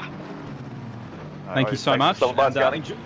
No worries. Enjoy the rest of the festivities. Go OOR. Woo! Woo! Cheers, Scarney. He's far too excited for me at this time, and I should be in bed. No, here we are. We're kidding. We're back. We're still with just over 2 hours remaining now, and we have a very wet track. This is good to see. Bender, your favourite type of track?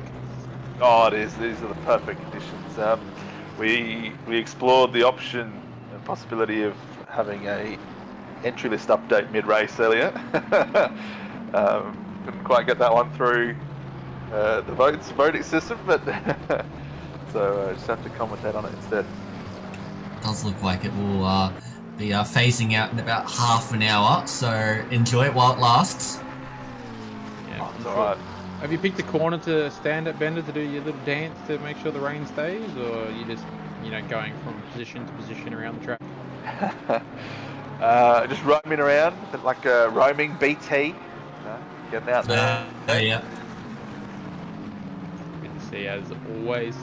As we're on board here with currently P2, Mitch Hobbs, doing a stellar effort in that Aston. They've been fighting up the top 3 all day, actually. Not sure how far behind P1 they are at the moment, but oh, there you go. Getting back on the lead lap apparently, so that's always a good start, a good showing for those guys, being 10 hours in now to the 12 hours, so this is a good shout out. Wish I was still out there, but in the Bentley in the wet conditions, probably not. Yeah, the Bentley may be a boat, but it doesn't really act as one once it starts raining. No, quite the opposite. My little stint time in the Bentley in the wet, I didn't enjoy. It just doesn't do nice things. Meanwhile, looking further down, it looks like Nam in the 512 Ferrari has picked up a drive-through, so plenty of drive-throughs coming through in these tricky wet conditions. Of course, it is the middle of the night, so finding where the track actually is and isn't is even harder. And same thing with the being wet. For some reason, I know the game does these lovely things for us, but track limits seem to be, I guess, more strict in the wet. Where you would think to be maybe a little more lenient because you are dealing with the wet surface and that. But no, enjoy harder track limits because they seem to be becoming a lot easier. Yes, enjoy pain and suffering. That's basically Kunos' message once it starts raining. Pretty much. And then Bender just sits on the side there dancing like a happy man. Exactly. Somehow, some way, I win. Whether it's rain or up through other people's pain and suffering. Sounds very sadistic of you, Bender. We're going to have some enjoyment here in the commentary box. Yes, as always. Just monitoring things. We did have a question from an Energy Kid in the chat asking if there are any battles going on. Looks like the closest battle we have on track right now is between Cook and Young for P9, but there's also a little bit of a battle forming between Taylor and Convoy for P20 a little bit further down. Both are separated by about 2 seconds each. They're sort of the closest battles we have right now in these conditions.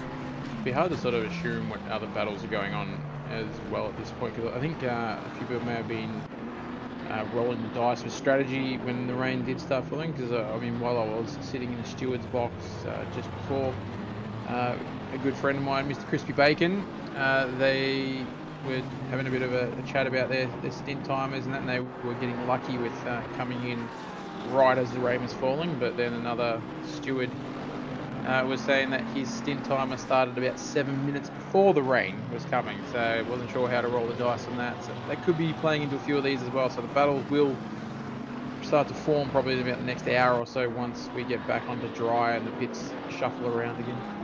Yeah, bad news if you're a Jamie Convoy fan.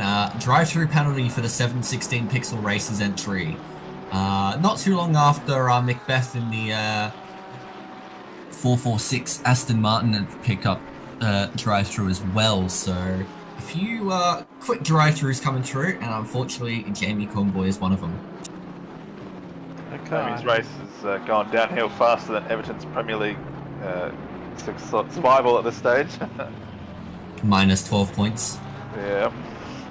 So I had no idea about references for that one, so I'm glad you had that one covered, Alexis. This is probably the closest I've actually followed the English Premier League, so... Yeah, I don't at all, ever. So, yeah, thank you for covering. Bit tight!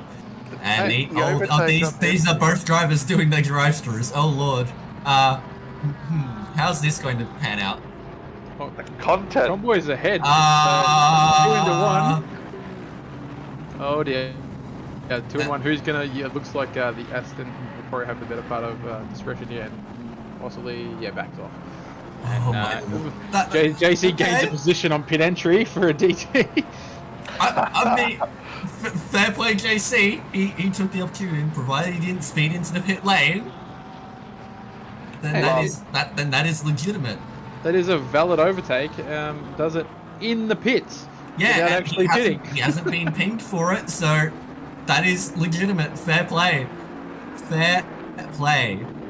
You know what? I think that McLaren, sorry to interrupt there, is in the battle as well. So now it's a battle for P21 between 3 cars.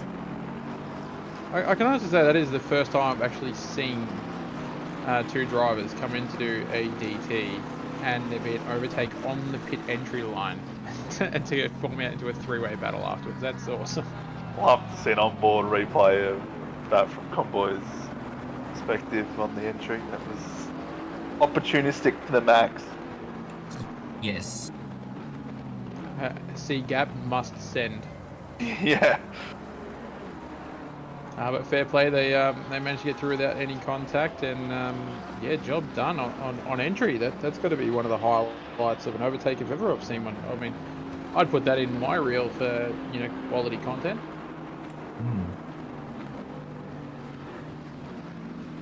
It's moving. Interesting if we just go up the field a little bit. Look at the chat. We're getting word that P2 may have gotten the drive-through penalty. And Hobbs is in the pits with a drive-through penalty. So that means that the 111 car has now unlapped themselves and now on the same lap as the 209. So that battle for P2 is now a little bit closer. About half a lap. Half a lap closer. Yes. But still closer nonetheless. Exactly. Yeah, I think when I was talking to Hobbsy a bit earlier in the night, they were saying they were sitting on 3 warnings for the better part of 3 hours or 4 hours or something. So I think it was bound to happen, unfortunately. And with well, here we go. This is your gift to you, Bender, on the entry. JC coming in here. Nice line, beat, nice and safe. Okay, so I'm going to correct myself here. It looks like so this wasn't actually a move for position. This was a move to unlap. So, that's a good move, though. That was dumb. And it's still a great move, because yeah, I saw that both guys were in the pits, and I thought that there was for position, but no, Macbeth was actually 1 lap ahead. Not anymore. In the wet, coming into the pit lane, there's no mark there on the inside. That's already been yeeted to oblivion. Yeah, no, fair play. Yeah, that's a high-class move. Indeed, it is. Would you have gone for it if you were in the same situation? I mean, I dare say it was me. I don't think JC had any option, really. That's probably fair, actually. Just the reaction of, I'm going left and there's room, so I'm going to take it. I think it was just a case of he probably wasn't expecting Macbeth to slow up that much that early, and sort of just had to react in any way he could, and ended up making what was probably one of the moves of the race, despite the fact it was just unlapping himself. Yeah, but we don't need to say it was unlapping. We can just say it was for cool points. I mean, he's got. It was for the lead of the race. Yeah, absolute baller move. Well, Ashley Johnston in chat has called it move of the race already. So pack it up, folks. With 2 hours remaining, that is the move of the race. You won't see anything better. Yeah, and doing that in the dark, in the wet, as well. That's just a whole other level. And in the Bentley. Yeah! It's not good in the wet, ever. And yeah, he managed to pull something off that not many people could do. As we jump back down to the leading Pro-Am at the moment in P10, Young doing well. Looks like there's a battle for P9, only a 10th behind at the moment of the McLaren of Cook. So this could get a bit spicy, especially with the rain disappearing somewhere in the next 0 to 10 minutes. So we should be getting a damp track. So you'll start to see some pits happening in the next sort of probably 10-15 minutes, I'd say. Yeah, I'd say so, though.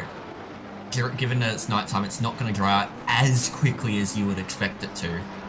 Because it's very cool, 13 degrees ambient, 13 degrees track, but you also don't have the power of the sun to dry it out for you. But these two now have to lap another car, and they both get through pretty cleanly. blue flag doing well there. Make sure they are being very obvious in their decision on track, so these two can continue on with no hesitation. And obviously they literally blew past that blue flag with the flag wasn't even there, to be honest. Oh, that was very close. Young getting right up on the diffuser there, but managed to avoid contact. That might be a bit of a warning for Cook, and obviously because of the way there's car disappear in the background, unless that's just a graphical thing that isn't going on my screen. But a bit crossed up. Manages to keep it under control, but Young through on Cook. Job done. Great move from Young there. Oh dear. Oh. Oh dear. And then we get a DT. I thought that was a bit wide on the exit of turn 5 there, and got pinned for it. As I said, the track limits here in the wet, not fun. Oh dear. That is so unfortunate for George Cook. But equally, that was well done by Young, who was able to get the mistake out, and she managed to move up ahead into P9. Yep, doing well so far. McNeil here, currently P2 in Pro-Am class. We were chasing you down early in the day, but too speedy on the straight lines for our boat, but that's a story for another day. And Herod currently P3. These boys have been up in this Porsche all day from what I've seen, so they were leading the Brian class at one stage there, but I think that got shuffled about with a few track limit DTs, but good to see them back up fighting for the upper steps of the podium of Pro-Am. So I dare say with a little insider knowledge I do have, Herod is apparently the fastest one on that team. Not by much, but enough, so definitely got their speedy driver in the seat at this stage.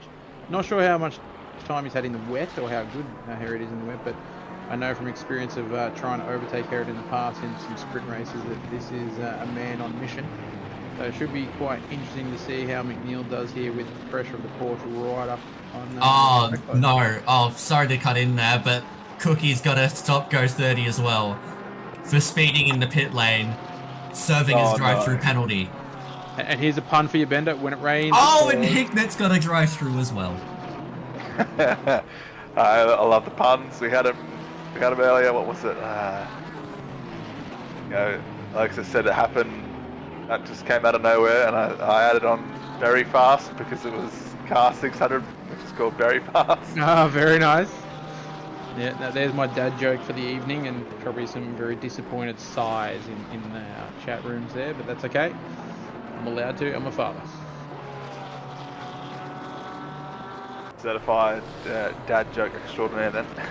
Yeah, it's part of the criteria now, day to day, you know what I mean? As for Cookie's misfortunes, I'm unfortunately going to have to put the blame on Johnston in chat. Before Cookie got the drive-through, up the Cookie from Johnston in chat. I don't think there'll be too many words happening in Cook's car at the moment. Yeah. Be a little bit disappointed with getting the stop go after trying to serve the DT. Yeah, I mean, easy done, especially in the wet conditions. I mean, I don't know how JC managed to pull it up and getting that unlapping done in the pits, but it's sighting that control line is hard at the best of times, let alone in these dark, damp conditions. So unfortunate there, but you know, we move on. Still 2 hours to go. Can capitalise and regain some time back in that time for sure. Herod is looking really, really racy behind McNeil. Seems to have a lot on offer in that Porsche. He just seems to know where to place the car in these wet conditions, but just can't find a way past this stage. There was an opportunity for him. These wet conditions probably presents the best one. Just going to get you guys into space and joining us in commentary at the end of the stint, which is about 10 minutes. What are we going to do? Are we going to mention it, or are we going to not mention it? It's Nah, SQ30. you mention it. You gotta roll with the punches. It happens to the best of us. Maybe we just ask him, how's his day going? Yeah, That's a good way see of how doing he it. reacts. Yeah, no, a bit of commentary banter never goes astray, so we'll definitely slide it in and see what he says. But as I said, Diebold is saying JP's on the back of Hignett after the drive-through, so that could get spicy as well as we're moving through. That's the battle for P5. JP only 1.8 behind at the moment, so that gap could come closing down as well. But as I said, the rain's going to dry up, or stop falling, I should say, in the next few minutes. But obviously we have a wet track for a few laps after that. But interesting to see what's going to happen between these two drivers as well. Certainly is. JP's got a little bit of time to find at this stage. 1.5 seconds to gap. As Herod and McNeil are side by side going through. Oh, there we go. So here's the difference. The Beamer is strong in a straight line, but the Porsche is good under acceleration. So is the Porsche ahead? No. So they're going to. Oh, that's wide. Road. That's that could be a bit of a limit potentially because I don't know. Yes. It's strange how it gives you when you're at that wide, but anyway, I don't know how you get time gain from being 3 car lengths off the racing line and the track, but anyway. But he manages to keep the car in a straight line and is tucked back in behind McNeil, but this battle is definitely on. Meanwhile, Carpenter, the 676, sorry, my eyesight is bad today, I guess. Drive-through penalty for Carpenter in that McLaren. So a few more drive-throughs coming through now, and Cook in the 70 car has got behind McNeil and Herod. Yeah, Stopco 30 will do that, unfortunately. I think it's a 50-second transversal for DT, so it's about 80 seconds or something total. Once you have to stop the car and wait for that time just to tick on by, but it happens to the best of us. And with 2 hours remaining, and still being wet, I dare say a fair few of these drivers will be on a fair few warnings. So I don't think the DTs are going to stop anytime soon, unfortunately.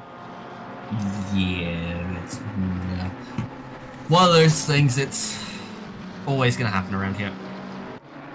Well, it's just the nature of the track, isn't it? I mean, if you want to be fast, you have to be on the line or over the line on almost every apex just to get the most out of it. So you're gonna nail it most times, but then you're gonna dip a wheel here and there, and unfortunately you get 4 attempts in over 12 hours. If you can limit it to only 4, you're a far better driver than me. Yes, indeed. It's not easy by any stretch of the imagination. I mean, I barely keep it on the track for an hour, let alone 12, so Yeah, exactly. they're doing much better than I do. So when are we going to see you return to the AstroTurf and stuff? AstroTurf, that's the wrong word. The asphalt, Mr. Bender. Hopefully coming back for the Spa 24 hour. I would have liked to have done the last 2 events. We did Japan. Yeah, I want to say we raced in Japan. It just hasn't lined up, unfortunately, with the guys from team first name, team last name being unavailable the next couple, people moving houses or work or family commitments or what have you. So yeah, I'd definitely be back for Spa, so that'd be good. Keen to get back out there, although not sure where any of my pace will have gone. It just vanishes these days. Pace will be gone. Have to relocate. Don't worry, I'm sure you'll want some wet time on the track, because you'll be dancing on those corners for sure. As this battle's spiced up, there's a bit of a blue flag there for Herod and that. They had to go around there, but that was navigated quite well. But also JP right on the back of Hignett here now. Don't know what their vision would be like in the mirrors, but I know that these boys are not as crazy as JC, and they do drive with a mirror, unlike JC does. So I mean, those lights will be flickering all over the back of them. Yeah, JP will be filling the mirrors of Hignett in the 600 entry. As you can see, he's moving around a fair bit just to show the nose of the car, potentially pressure Hignett into a mistake, but JP has the superior pace. You can tell just in the way that he's been able to close in and the lines that he is able to take in these conditions. Oh, yeah. as you were saying in the conference, I was going to say, yeah, he just seems to carry a bit more speed into the corners and almost became one with Hignet's rear there, but definitely got the pace at the moment. But thank you for scaring everyone in chat and myself with that move there, JP. But carry on, no damage done, and he'll reposition. Sorry to cut in. Herod nearly tried around the outside of McNeil there. That was close. Herod is really fast, but you can also just see how much Hignet's struggling here, and he's gone wide. That's maybe opened the door for JP. No. Oh, Herod's gonna drive through. Oh, that solves that battle then. Oh god, there's a big flood. Okay, we're all good. We have survived. Someone, Alexis may not have survived, but the rest of the drivers have, and that's fine. We've moved on. Herod unfortunately has a DT, almost killed McNeil in the process.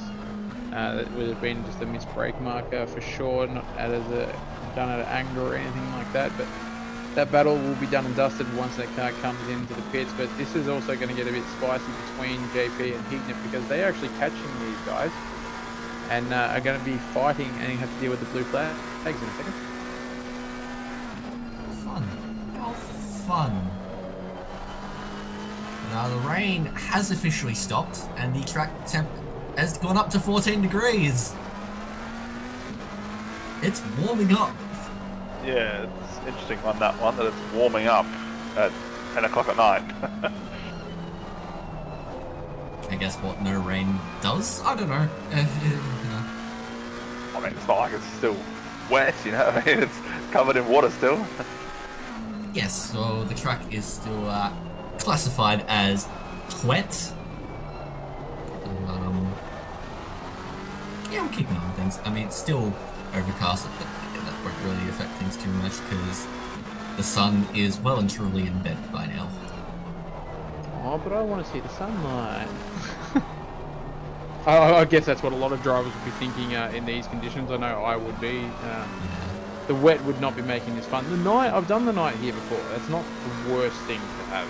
But wet race, night, poor vision, track limits, etc. As we see Peach close right up on that diffuser again. Yeah, it's a pretty nasty and potent combination if you ask me. Yeah, I mean, Mr. Blue did alright, but Mr. Knight had to come soon. Yeah, I suppose you got after 12 hours, it kind of ticks over, doesn't it? Yes! Yes, it does.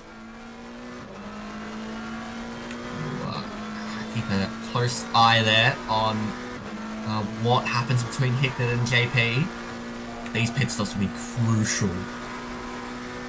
Well, yeah, I mean, it's going to come down to when is the best opportunity. Oh, Hicknet, that's wide from Hicknet. JP up the inside. Hicknet's wide again, and that's Page done. Page is up the inside, and he is up to P5. Pressured the mistake in the Hicknet, and he's done very, very well there. Yeah, I think there was a bit of a smart play there by Hignett, realising that he was compromised through there. Obviously, probably had to do a little bit of a lift so it didn't get a warning potentially. And then obviously with the rejoin, unlike Bender does, had a bit of notice there and was a bit smart and stayed wide. And they both got through there quite smart, but sorry, Ben had to throw under the bus there. But we saw the replay of that earlier tonight and I had a bit of a chuckle to myself. Or just a little bit of a wiggle there from Page. So it's not all smooth sailing so far, but he is at least ahead now. Yeah, but this battle won't be done and dusted. Hignett will not be letting Page out of his sight if he can. So just because the overtake's done now doesn't mean the battle is over. The battle is far from over. They will be raging on for the next hour and 50 minutes. But this little rain stint has pretty much confirmed that everyone will be doing 2 more stops in this race, you would suspect. Unless this track takes a ridiculously long time to actually dry out. Well, I mean, it is quite possible, but I'm not really sure how it's going to go here. There's only, 20-something on track at the moment, so it won't be drying out that fast as we get a replay here, as Hignett does everything right by the look of it, but I think there's like a little puddle that forms there and just drifts slightly wide the apex. Yeah, he did look just a little bit wide on the entry there, and yeah, that just completely compromised his line, and he knew it.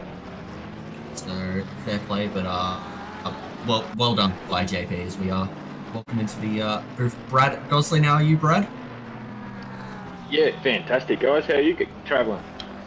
Doing very, very well on this Saturday night. Yeah, no complaints from me at this stage, other than I'm not racing at the moment, but we're still good. We're still good. That's it. I was around, I think, when you guys ended up going offline there kind of 5-6 hours ago. I've been listening in there, watching you guys, and yeah, bit sad. These things that we can't help with the mechanical failures of PCs and that, and GPUs deciding not to function, so it is what it is. But there still is much more racing to come, obviously, with future events, and we'll be back doing the other 24-hour, I do believe, so keep an eye on us then. But at the moment, JP, P5, not sure how far behind P4 is, but I'm assuming laps at this stage, because I think the top 4 have sort of been together most of the race, but everyone else has sort of been a bit behind, but I could be wrong on that. So I think Page's job now is to try and gap Hickman while he can. Yeah, that's it. But how's your day been, Brad? Oh, mate, I've been. I actually haven't been in the races at all. Like I haven't. I've came in and did a little stint there a few hours ago, when we hit that first bout of rain, and it was just like, oh, let's throw a spanner in the works. Let's throw a bit of moisture on the track and see how that's all going to end up, and then done a few other things around the house, and come back and look at that. It's dark and it's raining again. Yes, very dark. It's been wet, but rain stopped now.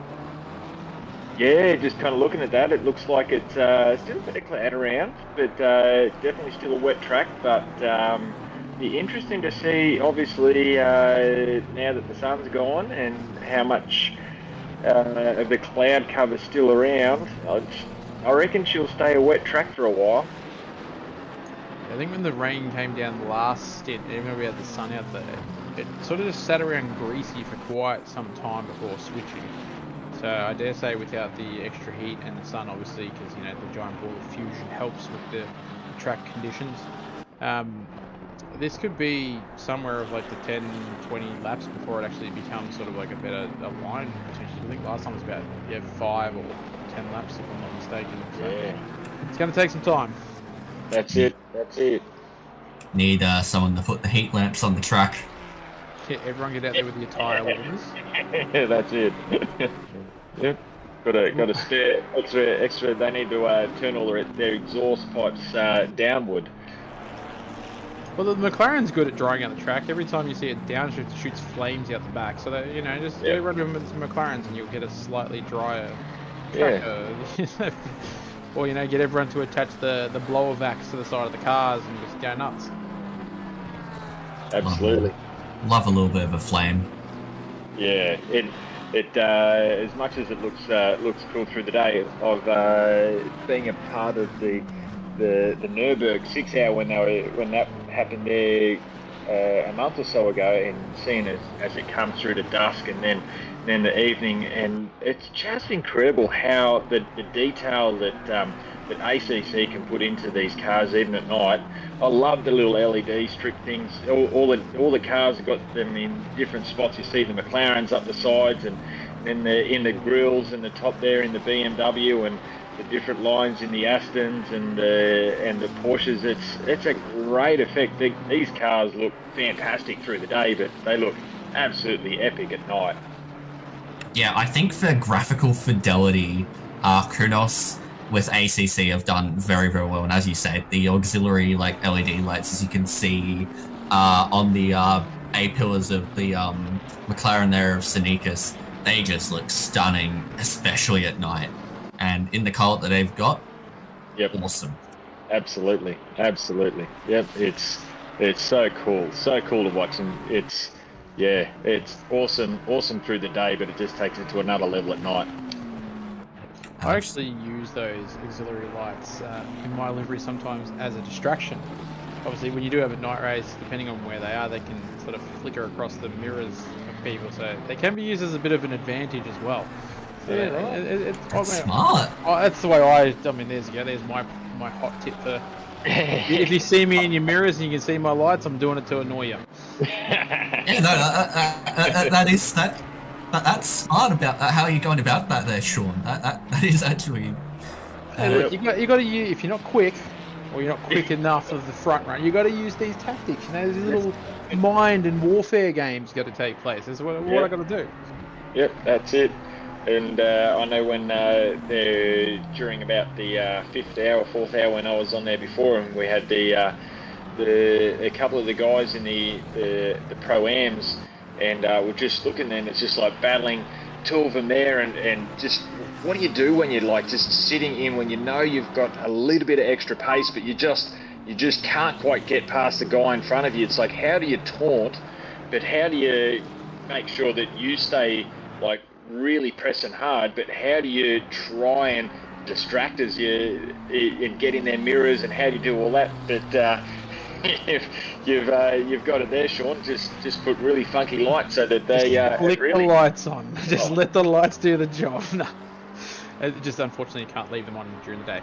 So it's sort of null and void during the day. But the other tip that I obviously in that situation, you're saying when you're feeling you are a bit more pacey than the cars around you. I don't know how you two go about your overtakes or trying to set up overtakes or anything, but I just find that if you play in their mirrors, or you just fill their mirror, the fact that they know you're there all the time is enough. Because they're not only worrying about where's the brake marker, where's the apex, where's the next corner, when the accelerator here, but the whole time they just see the nose of your car. Yeah. It's just enough. Yeah. You know, whenever I try to go for a move, I tend to try and fill the mirrors a little bit, just to be a bit of a distraction, and sort of act as if I'm shaping up a move. Then just sort of settle back in and just bide my time and wait for a mistake or some kind of mitigating circumstance, whether it be like a blue flag car, as we saw earlier, just during that conversation. Car 959 got a 10-second penalty for ignoring such blue flags. Oh! That was nearly catastrophic for the Kovacs. Talking of blue cars. Holy, my mother of... That is... What was that Lambo up to? That was... I know Glenn will get us a replay of that when he gets the opportunity to do so. But that was insane. How did that not just take the two of them out completely? I have no clue at all. All I know is that was no longer a blue flag, but a brown one. Oh, absolutely. But look, I think from the quick glimpse, it may have been that just a missed brake marker and a slight, I guess, weight shift of the car at the time, and round she goes. But here we go, we'll get a one-on-one. Goes to go wide, which is fine to yield the blue flag here. I think it just position on the side of the track, and then there's that weight shift and hit the ripples on the brakes. And away it goes. Yeah, and John in chat saying, that JP did actually see that coming, so that was great awareness from JP. Great awareness. I would have loved to be in that TeamSpeak at the time there, John. Yeah. I mean, I don't want you to type out the words that were said, but I'm sure there would have been some interesting comments, but they would not be presentable for YouTube chat. Supposedly, from what we're hearing, he just shook his head and smiled. There would have been some words, trust me. It's like, wow. Oh, McNeil drive-through, that is it. So both McNeil and Herod with drive-throughs now, and I think Herod has actually been helped by that more, because he's now gonna get jump, is he? Or this is gonna be... He has, well and truly. Well and truly, I did. Wasn't sure. Yeah, okay, well and truly, yeah, so Herod's been helped by the drive-through more than McNeil has, absolutely. And just on the note, the track has now gone damp from wet, so it is drying, but very, very slowly, clearly. So I dare say you'll be looking at pit stops. Well, hopefully if people have worked this out perfectly, they would want to try and extend so that they only have one more stop to get the race done? No, they can't.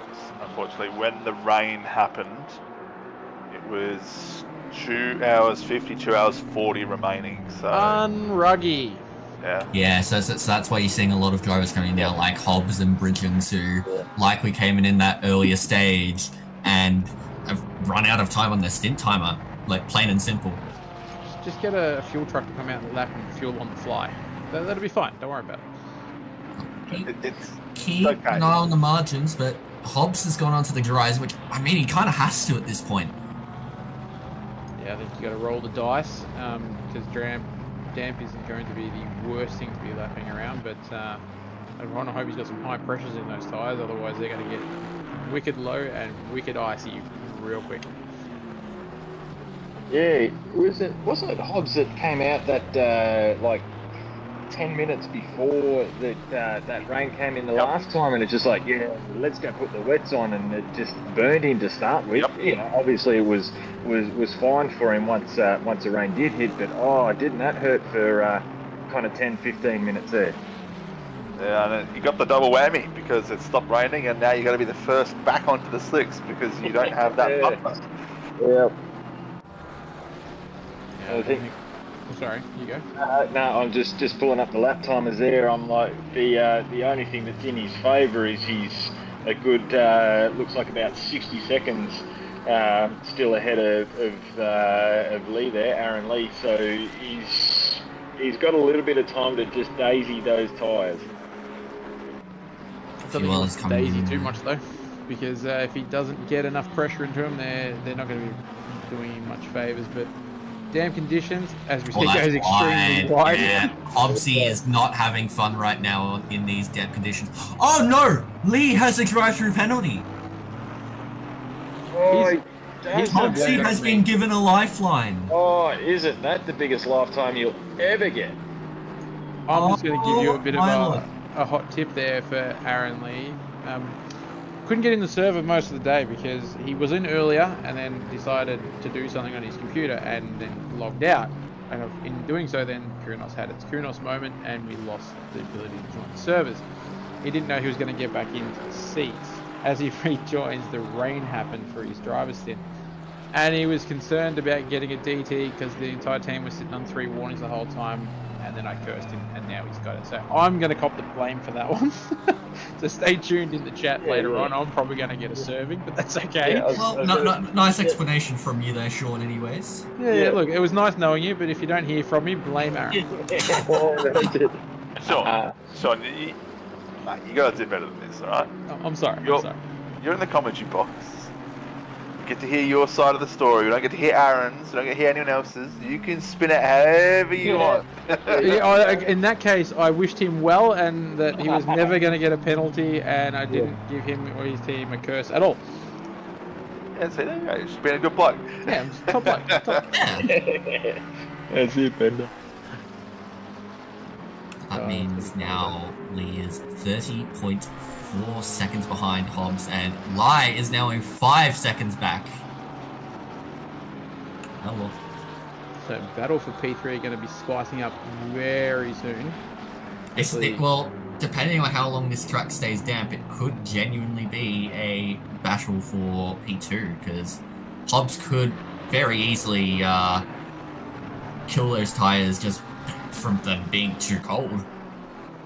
Like, they just may not even like fire up at all by the time the track is greasy or green. Yeah, I'm not sure what kind of pressures he would have put into them, especially being a damp track at the moment. But I know when we had that earlier shower in the race, when Picky had to do a stint on the dries in the wet, that he was sitting around the 22 PSI mark and extremely blue. So I'm assuming that'd be around the same vicinity, if not worse, considering damp track, night conditions, and cold temp. So Hobbs in a world of pain right now, I would say. Yep, it's he's definitely going to earn his paycheck tonight. Not that he's going to get a paycheck, but he's certainly going to earn his time in the seat over this next sort of stint until that road. The track does start to dry out. Oh, yep, he's going to have a lot of fun. That steering wheel will not stay straight for long. Fun. That's an interesting word. I don't think he'll be saying fun. I don't think you will. I mean, it might start with the same letter, but not end the same sounding. But you know, we'll leave that for everyone to guess at their own time. But Lighthead definitely wanting to be hunting down Lee. Only what's that, 5.3 seconds up the road. The gap's sort of stabilised at the moment. So obviously they're both about the equivalent pace, and I dare say got similar tyre life. I'm not sure when either of them came in for their actual mandatory stop or when they're going to, but that'll play out in the next few minutes, I dare say, and we'll get a bit more of an understanding. Further down, Damiano's got a drive-through penalties. We see Sneakers, Young, and Cook all in pit lane. They will all likely have to fit dries. At this stage, dries are the only option forward. I mean, you might go wets, but then how long are they going to last before it starts getting, you know, to a fast or green track? If they were committed to wets, they would have just gone for a drive-through and just reset the stint timer that way. There's a way to do it. Yeah, that's it. So all those that have actually stopped, they're going on to the dries. And soon, pretty much everyone, you can see Shady Samuel, the 191 on the dries, Shooty on the dries.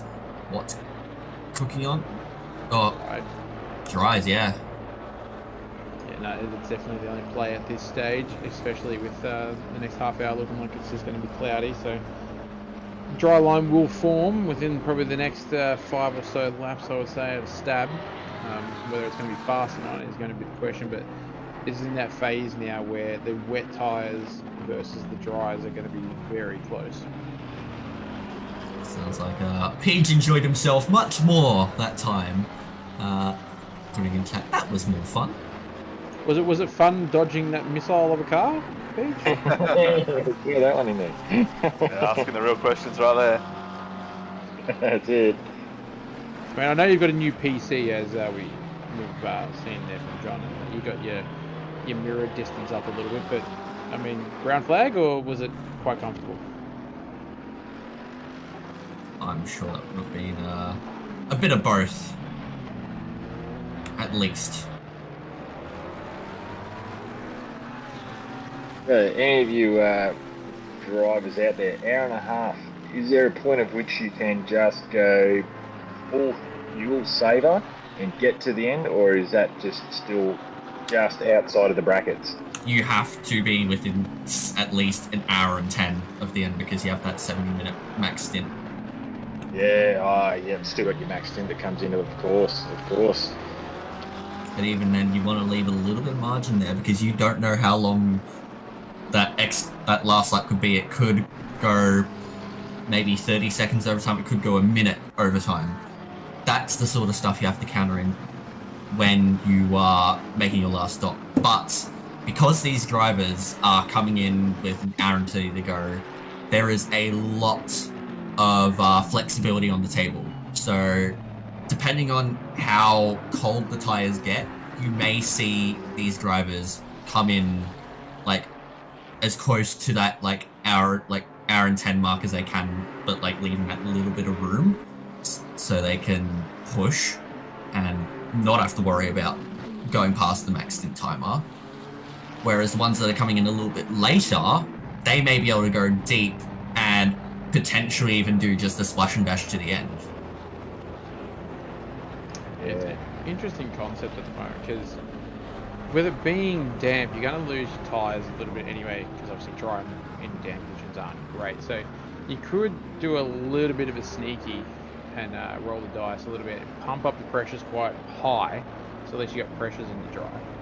Just burn them for the next 20 minutes, and then just have a quick pit stop to do your last stint of your last 65 minutes of the race, so to speak. And hopefully then you got a dry track and a dry line, then you actually utilise your dry tyres to their full potential. But yeah, strategy is not my forte. I just go add fuel and foot goes down on pedal. Yep. My gorilla brain doesn't do much other than, go fast. Oh dear. Benjamin Hignett has a stop go 30. Oh no. Oh, what did he do? He must have been. Did he speed? Yeah, sped in pit lane. That is was going to say, no one Clear gets. as day. Yep, you don't get a 30 second if you don't if you wasn't for speeding. Oof. And that would have, I reckon, all that would have just been coming in just that little bit too hot, not being able to brake well enough, and in that wet, and he's probably just overcooked it coming in onto that into the pit line. Meanwhile, Darps picked up another drive-through penalty, that 247 car. Look at Marino Morello, who is in the lead of this race. Oh, and on that car all day. Sorry to interrupt you there. No, I was just saying, looking at the red hot glowing exhaust from the right-hand side, just behind the front tyre there, I'm like, what is that red dot there? And I'm like, oh no, that's the exhaust. That's pretty cool too. Again, does have some pretty cool graphics with little bits and pieces like that. Like with the McLaren shooting flames at the back, you know, the red glows of the exhaust that being stupid high temps. And the same goes on the brakes as well. You can see the wheels light up with the brake pads as we go into the real high brake zone. So the game does have some real beautiful features about it, not going to lie. But hour and a half to go on the race. I'm not sure what's going to happen yet because we only got half hour of weather in the forecast. So it's dry for the moment. Doesn't mean there can't be another shower in the final hour. So all our speculation on strategy could go out the window with the weather, but who knows?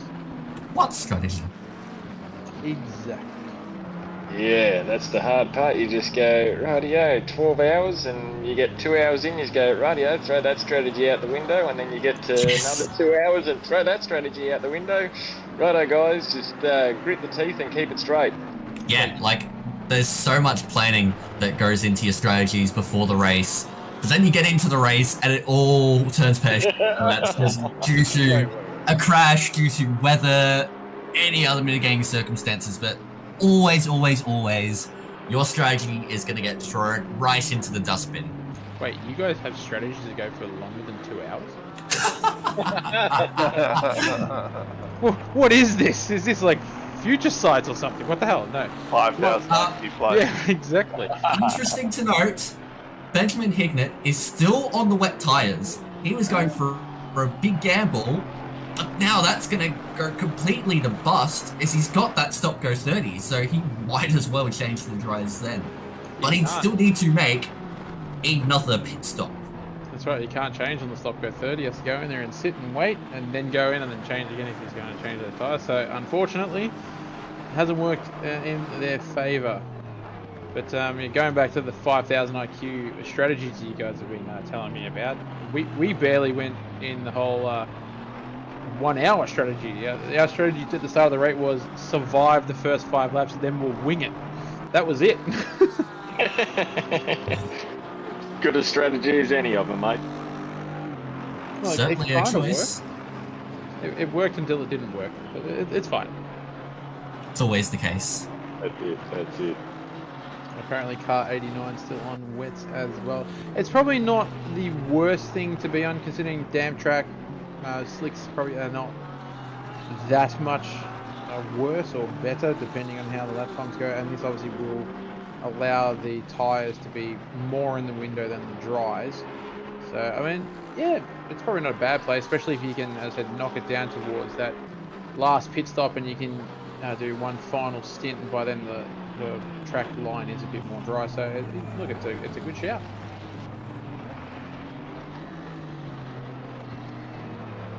Yeah, just thanks for that, Glenn, for the little update there. The BMW that Morella's in, even on the wets at the moment, still all but a second and a half quicker than the others on the slick. So clearly showing that they're able to maintain the temperatures, and the dry tyres just haven't really been able to come to the foreground yet.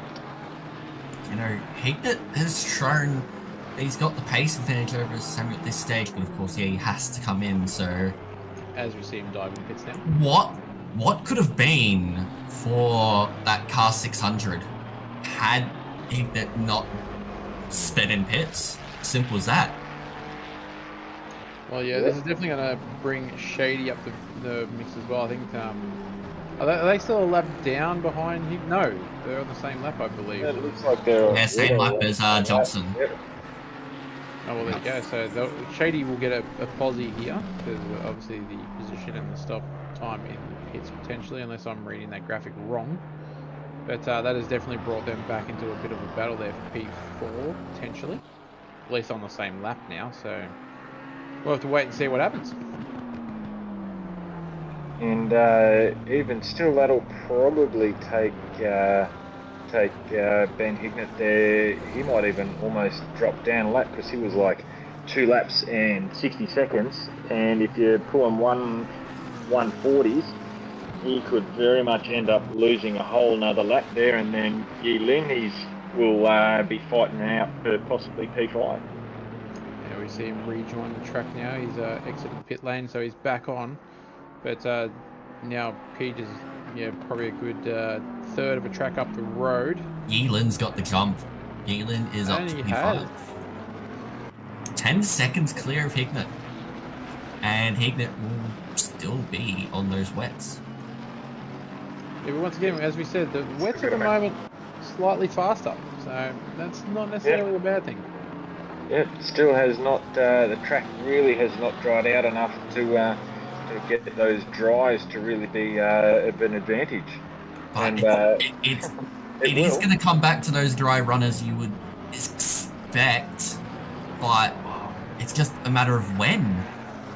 I actually don't know. I think given how late it is, I mean, it's almost 11 o'clock at night.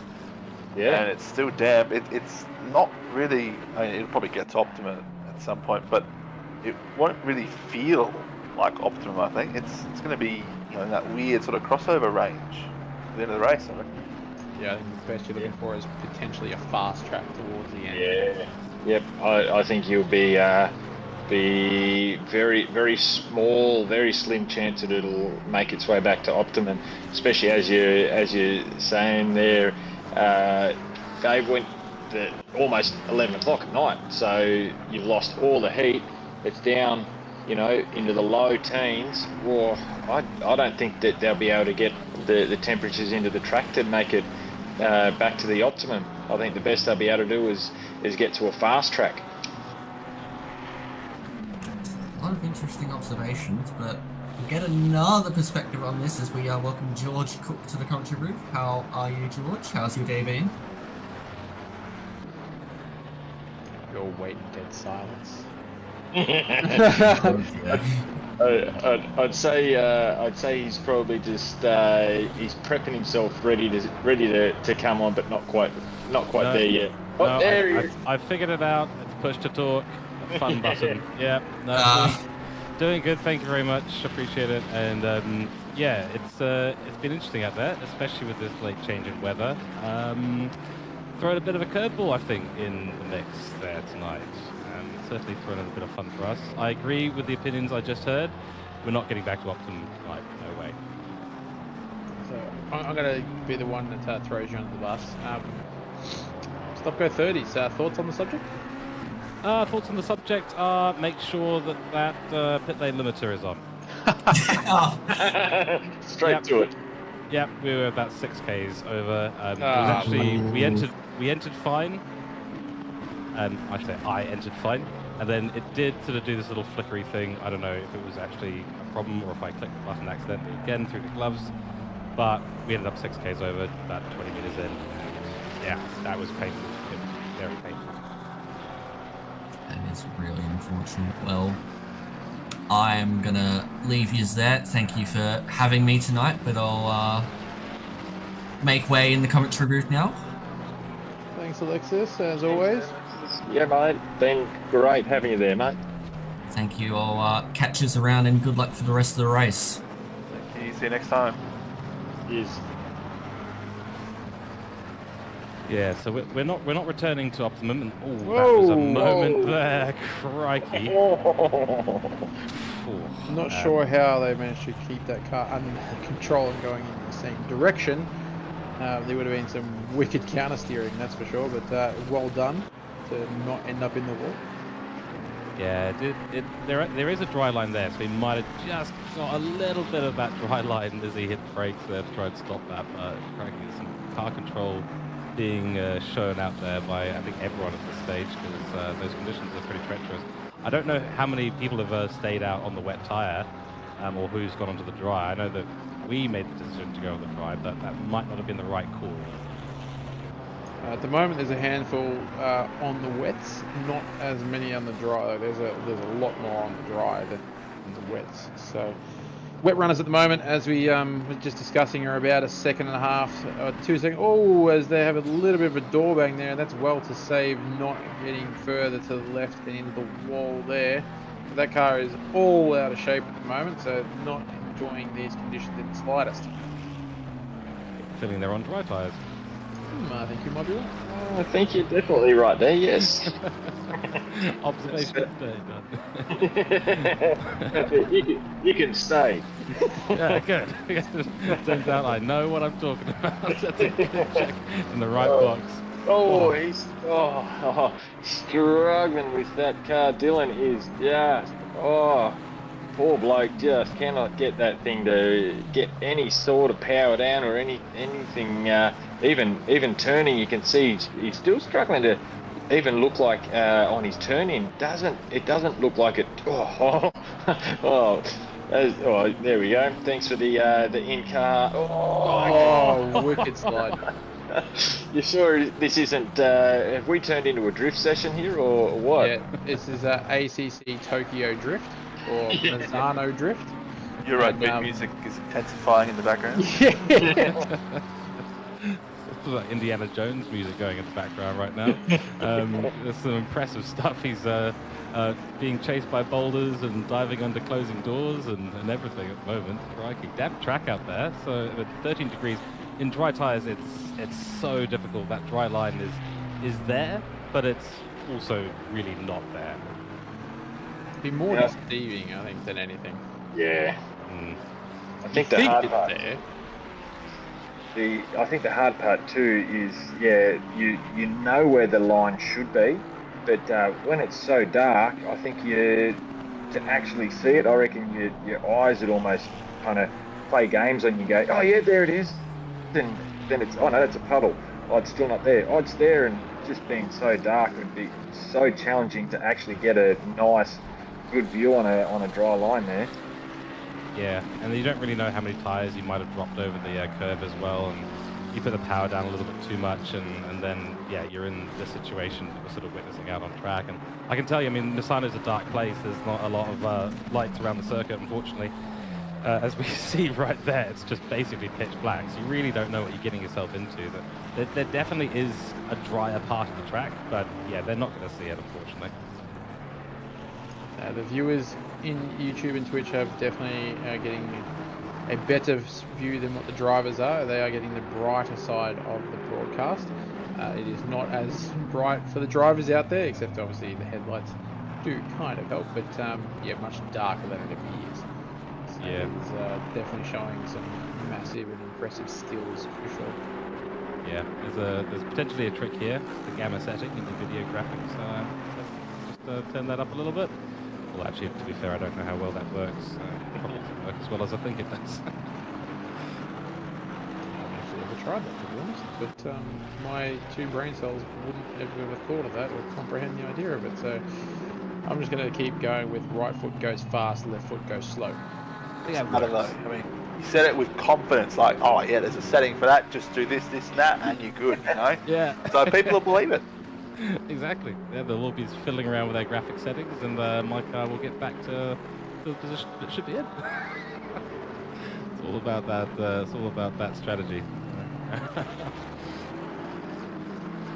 The many tips and tricks that we all do to throw everyone off our game or get a slight advantage one way or another, like mine with the auxiliary lights, and now yours with the gamma settings. What's your secret? Bender, you got any secrets for the chat? Oh look, I can't give away my secrets. The only tip I can say is if I'm not racing, it's going to rain, so make sure you've got a rain setup. I can give you for free. is good advice. This this is is a a- solid advice panel right now. This is almost as good as the old Benderfax. Oh, we haven't had one of those in a while. Go on. For old time's sake, throw out a Benderfax. I'll give you a minute to think of one. Alright, done. Yeah, there's probably a book line aside somewhere, just Benderfax for save for a later date. As we're on board with Hobbsy here, he was the first one of the front runners we saw switch to the dries. I don't think he's enjoying life at the moment. And Aston doesn't look actually horribly planted, to be honest here, but I still wouldn't want to be the one behind the wheel of that car at this stage. I think, yeah, wets would definitely be the obvious choice, as we also see in chat. But this has to be going to greasy at least sometime within the next maybe 10 minutes, hopefully. And I dare say you'll see some of the guys that are on the dries, or even potentially the wets if it does flick over. We are coming up to that last sort of 5-minute window now where you can do one stop and get to the end of the race. So you could see some cheeky stops coming up.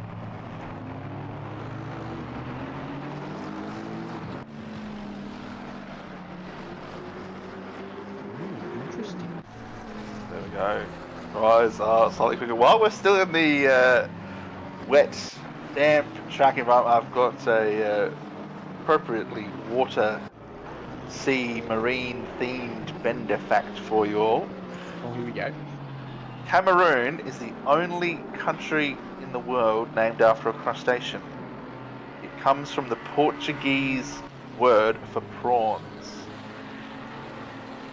Thank you for the Bender fact. Yeah. Your lives are now richer. Oh, mate, that is going. That's definitely getting saved into the book. You know what? I ask, and I'm just not disappointed. What was I expecting? Well, that was actually quite brilliant because it was so left field. I love it. That's how Bender facts work, isn't it?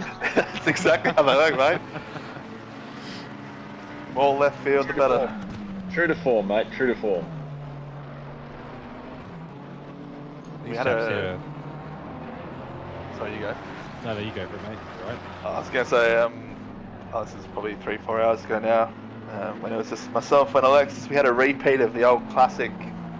The ancient Mayans used how long it took to boil a potato in water as a measurement of time. Oh. That one's Neil's favourite, so shout out to Mullock if you're listening. Hope you're doing well, mate. Hopefully our fearless leader is doing well while we're all trying to steer the ship.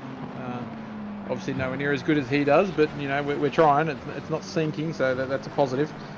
But speaking of cars not sinking, Shady here in the 191 car after the first lap incident getting shunted down the field, sitting currently P4. I mean, that's a pretty decent recovery after almost 11 hours on the trot, so wish I was in their position, to be honest. We saw that incident out our front windshield, and the fact they've managed to make such a big comeback drive through all the weather, through all the stints. I think they've had one drive-through so far, and possibly more. You guys might know, we weren't keeping a super close eye on it. They're further up the field than us, but yeah, what a drive back, and then P4 right now. Oh, over here, team has to exit the race. Unfortunately, their driver at the moment just cannot continue due to headaches and needing to get up early in the morning. Look, human life, you know, we're all adults and all that kind of thing. We do need to take care of ourselves, as these are just pixels at the end of the day. So hopefully they are feeling better soon. Get the old Panadol Nurofen going, and hopefully they are all set to go for their working, if it is work in the morning or the early rise, either way. But hopefully they are doing better shortly. But unfortunate to see them leave the race with only just over an hour to go. Might be Profim in there as well, always helps. But yeah, and then, you know, over in New Zealand, of course, getting late here, 11:40 p.m. a little bit earlier, obviously, in Australia. I don't know if we have many people from overseas, like from not in Australia or New Zealand. Do we know if we have international? Yeah, we do. We have several people from various parts of Southeast Asia and America competing. We've got a couple of American teams. Saw we've got one. There you go. Good. Yeah. Yeah, I think that was the was that in the McLaren with the Aussie and the American. I can't remember which team they were. I'm sure there was it was an Aussie and an American in one of them.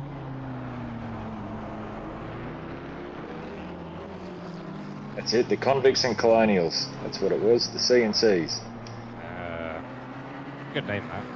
Very good name. Very appropriate for the driver lineup too. I think at one point they were pretty close to getting up into the top 10 shootout as well, so they've got some pace for them. Yeah, definitely. That's good. Nice to see a spread of people from around the world participating in the Endurance Series. We might even see more for the 24-hour Spa, which is happening in about a month or so, I think. Very much looking forward to that. Hopefully it's a little more dry than what we've had here at Misano, but it's certainly been fun out there. Well, look, part of coming into the commentator's box is providing some curses. Whether it's, a month out or a second out. That's part it. of the job. I think I recall someone earlier saying, how about some rain at the end of the race? And then here we are. That would have been Bender. Only Bender that was would me. have asked I don't even know what it was, but yeah, that was me. Yeah. So Bender, you're obviously not racing in the Spa line, mate, if we're going to have rain. No, look, I will race and it'll be bone dry. That's how it works. So. Beautiful. I might join in. I think that is legitimately how it's worked every time we've had an endurance race that you have been there. You have requested high levels of rain and then it just doesn't ever happen. The only exception is the Paul Ricard 8 hour. And where it rained the entire Kudos time. gods took mercy on me because I absolutely hate that track with a passion and get in the bin. And they had mercy and it rained the entire race and it was absolutely glorious. Don't let Neil hear you say you hate that track. No, he knows. He knows. Well, I guess I could thank you then, because both times that we were about to do a driver swap, suddenly there was rain 30 minutes out from that. We had to make all these clutch decisions as to whether we tried to stay out on the dries or do an extra stop and go onto the wets. And I've ended up with both the wet stints. So thank you, I guess, for that. Yeah, always appreciated. The fun stint, so to speak, out there in the wet. Especially when it started to turn into nighttime, which is just extra fun. Getting flashbacks to season 14 Nürburgring in the sprint series. Well, it's the best time. Night time when it's raining on ACC. I hope there's a prettier game out there in terms of graphics and how it renders the wet conditions at night. Actually, when you see the brakes glowing and the fire being spat out the back of those exhausts, and it is pretty much one of the best sights you can see in this game, I think. Good old McLaren things, and it is definitely one of the funnest things to see when you're chasing it, I guess. Well, I think it's pretty cool regardless. Kind of almost makes you not want to try and overtake the car, but then, sim racer brain takes over and it's like, no, I want that position, please. Yeah, exactly. It's almost a tactic to drive the car, but not quite. It could be the strategy. Like I said, everyone has these weird things. You've got your little gamma setting. Bender does his rain dances. I've got the auxiliary lights. People might think shooting flames at the exhaust is a good distraction. Yeah. I think I should just jump on the pump block earlier and start cursing people. I seem to be very good at it. I think I was commentating on a Bathurst race in the last few weeks, and 5 curses in 2 laps. Every car I switched onto.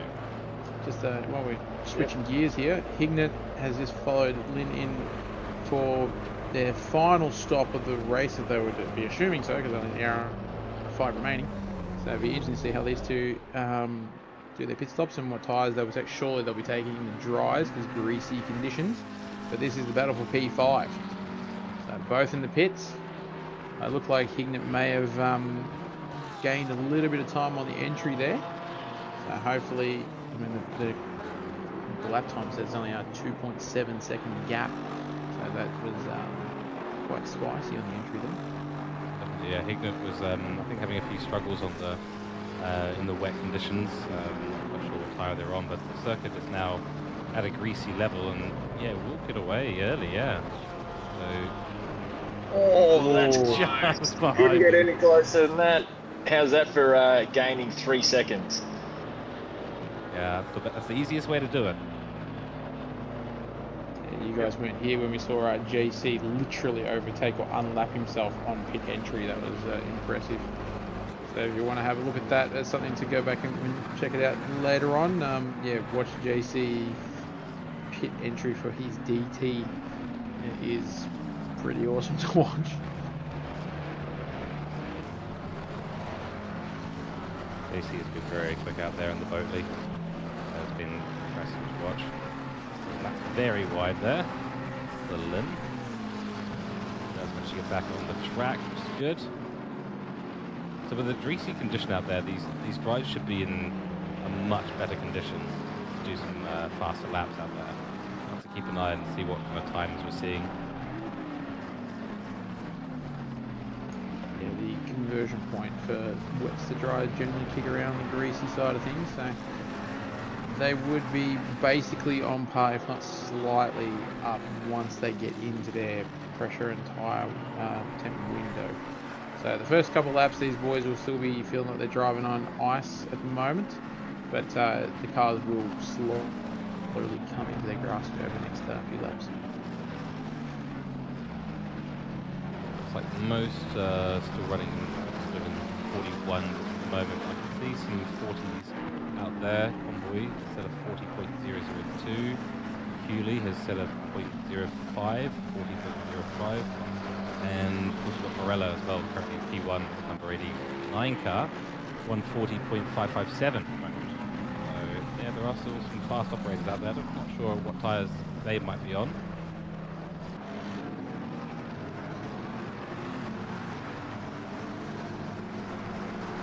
Sideways or slideways?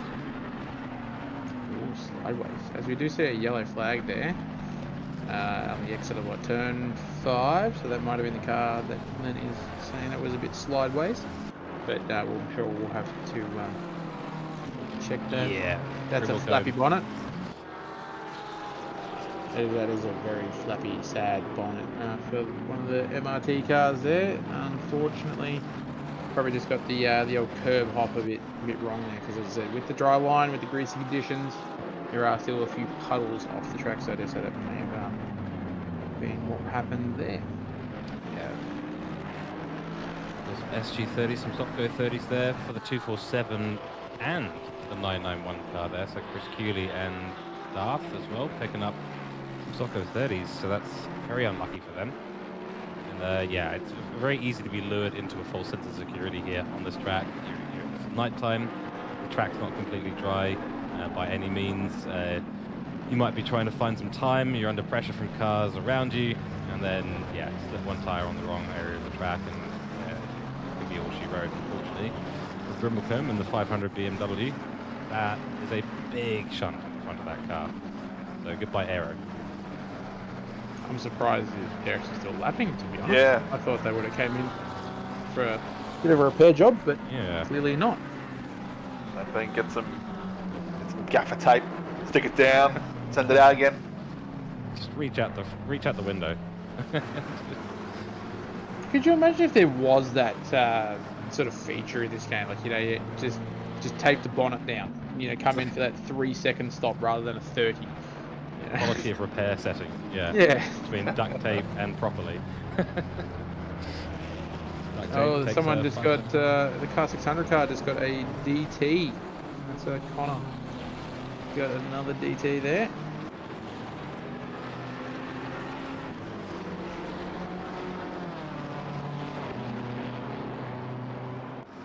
So we're going to get a replay of the 500 car we're looking at now with that bonnet. Let's see what's happened here. Been a bit of a slower entry, maybe. Yeah. Oh, there's been a boot. Yep. That's a boot. Paddling. That's a paddling indeed. That is definitely a paddling. That's, the old snoot boot never works, unfortunately.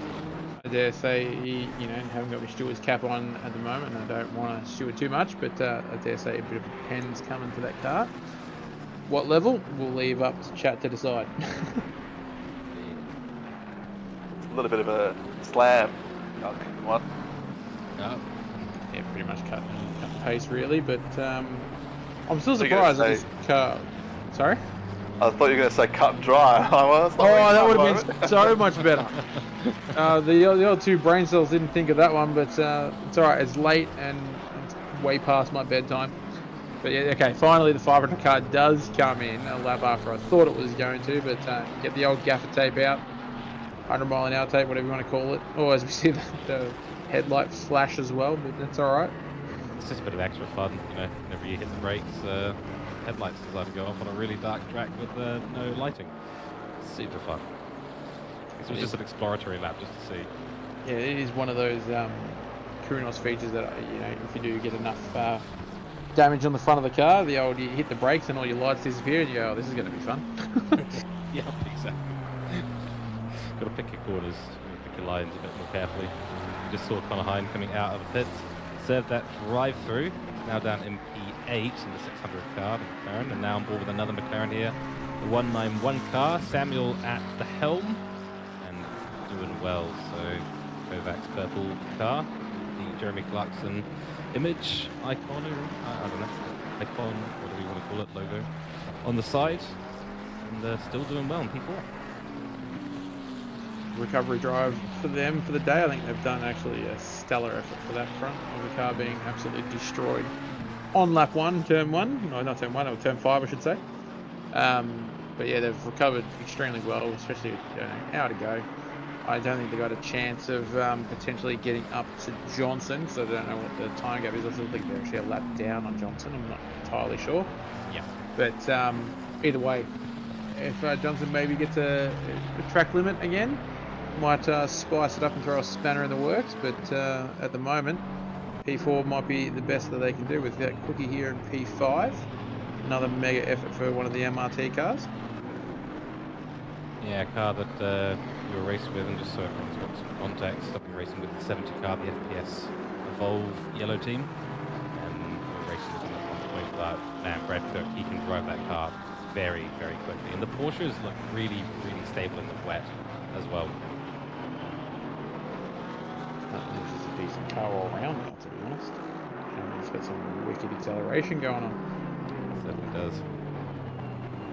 Alright, gents, I think I'm going to call time on this 4-hour stint in the commentary box. I'm going to get some dinner. Thank you very much for having me all this afternoon, everyone. Enjoy the noms. Do all the hard yards, and Glenn, of course, behind the scenes. No worries, Bender. Thank you for putting a mega stint in for OR and everyone involved. We'll see you on the next one, good sir. Alright, have a good night, everyone. And there were two. Indeed.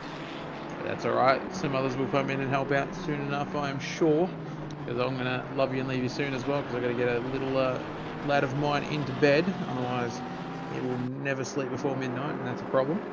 That is a problem. That's a problem you don't want to have. So. No, look, it's fine. It's fine. As we see, Matt Lime get a 10-second pen, causing a collision on 4-3. That would have been the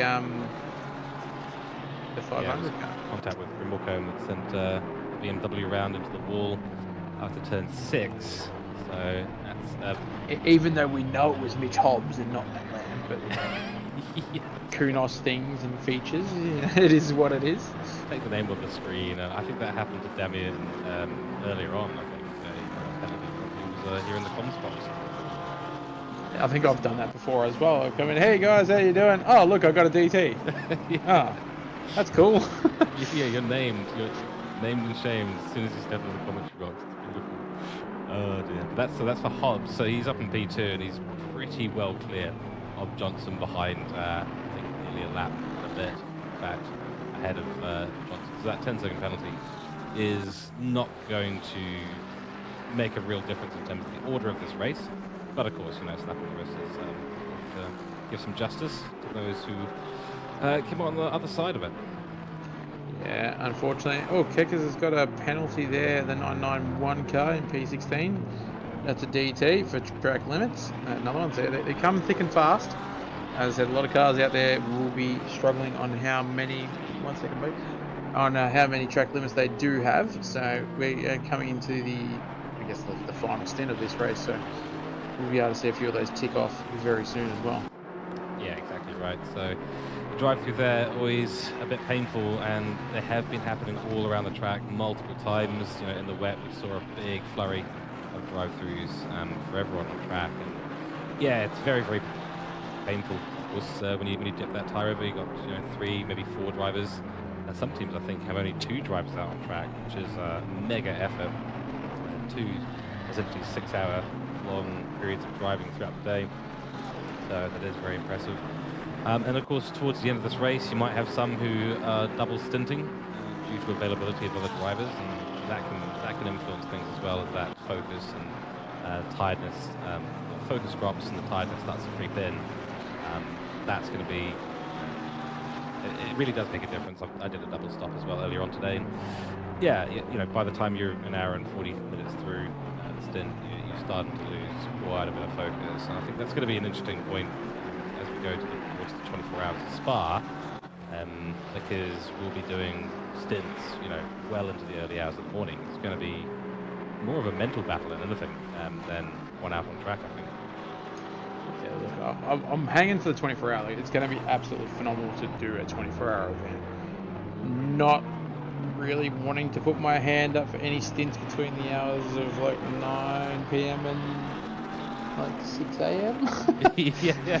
I want to be watching the back of my eyelids, to be honest. Yeah, and but look, 9-hour period at the appropriate time. Yeah. I think there's going to be a few people who well, whether by necessity or just through, just because they don't want to, will be trying to avoid that period, because that is really, really tough. But fair enough at the end of the day. I mean, everyone needs their sleep. Yeah, I think what you'll find is across the night stints, potentially in the 24 hours, is you will have like 1 or 2 drivers that have dedicated themselves for like a 6-hour window, like where they'll just go alternating between the 2 of them potentially, or you might get someone that will do like a double stint, and then someone else will come and do another double stint, and just to try and get through that harder part of the 24 hour itself. But I mean, we're still a month out before we get around to that sort of thing, so I dare say 1,015 million strategies will get thrown out across the tables, and depending on how many drivers you've got, because I think we're allowing up to teams of 6, if I'm not mistaken. Yeah, that's right. So, yeah, that's going to make it a little bit easier and a little bit more feasible, but, yeah, we're going to be going to see lots of different things at that time. Yeah, certainly will. It's going to be a big challenge. And I think it's the first 24-hour race OR will have ever held as well. So, but you're right, it is, well over a month out, so there's plenty of time to organise and to think about that. Meanwhile, we're on board with Brad Cook as well right now, and I think he's chasing a back marker at the moment. Not sure which car that is, and it does come to the pits. So this will be the final pit stop here for Brad Cook. We'll see who he puts in the car for this last stint with the MRT 400 car, and I'm sure at some point there'll be a few comments in chat around 400 versus 600 in the MRT group. So we'll see how that eventuates. But into the pits he comes, and he will stop and fresh set of tyres. I think that's actually he's just gone straight on through. That is probably a reset of driver stint time. Ah, I see. Yes, so he's going to take those tyres for a little bit longer. Might still even be on wet tyres here, actually. Yeah, not too sure about the wets, but that is definitely just a trundle through and reset the stint timer. I dare say wants to just keep going, and we'll probably, depending on how the tyres are holding up, because there's only greasy conditions, if they're not being too bad on life, you watch the next stop just be a splash of fuel just to get into the end, because I don't think that's got enough fuel on board to last the last 50 minutes of the race. Yeah, good call there. We need information as well. He is on the dry tyres, so you're absolutely spot on. And we also now get to welcome back to the comms box the lovely, the one and only Eric Scarney. Welcome in, mate. Thank you very much, Cookie. It's great to be back. How are you, man? Doing very good, thank you very much. And how are you doing? Yes, very good. Very good, thank you. On that note, gentlemen, since Scani is a far better man than myself, he can take over for the last hour of the comms, and I'm going to bid you all adieu. Oh, Thank you know that's all BS plus competition, No, mate. You're a far no, better no. father and a good friend, all right? You know you're far better than me. I've got to go do the fathering thing. That's why it's your job to take my place. Anyway, go lads, and hug that boy. Yeah, that's it. I'm going to have a love yous and leave yous, and thank you all for having me around, and I hope you enjoyed the last little stint of the 12-hour Misano race. Thank you very much, Sean. Really appreciate it. Thank you, Dosky. Have a good call, guys. What a legend. What a legend. Of course, Scani, you're a bit of a legend yourself as well, so this is going to be entertaining, I think. Oh, well, look who's talking. Cookie, mate. You know? It takes one to know one. All right. Well, before our egos go completely unchecked here in the commentary box, how's things been out there? You've had a few stints yourself. Have you had one recently in this interesting mix of weather? No, I haven't had a minute of wet in this race so far. I had 2 nice dry stints. Lucky man. Yeah, fairly happy with my with how I went today. I was a bit. I don't know if anyone else had the same thing. In my second stint, I was a bit slower for some reason. I have no idea why. It's just one of those things, and I'm just, at least I didn't spin. That's what I got out of it. Yeah. At the end of the day, that's kind of the measure of success in most endurance races. At the end of the day, is how few mistakes can you make, especially in a 12-hour race. I mean, there is so much opportunity for mistakes out there. Yeah, it's all about how little DTs and damage, penalties, all that stuff. Yeah, that's what's really important, making sure you're not spinning either.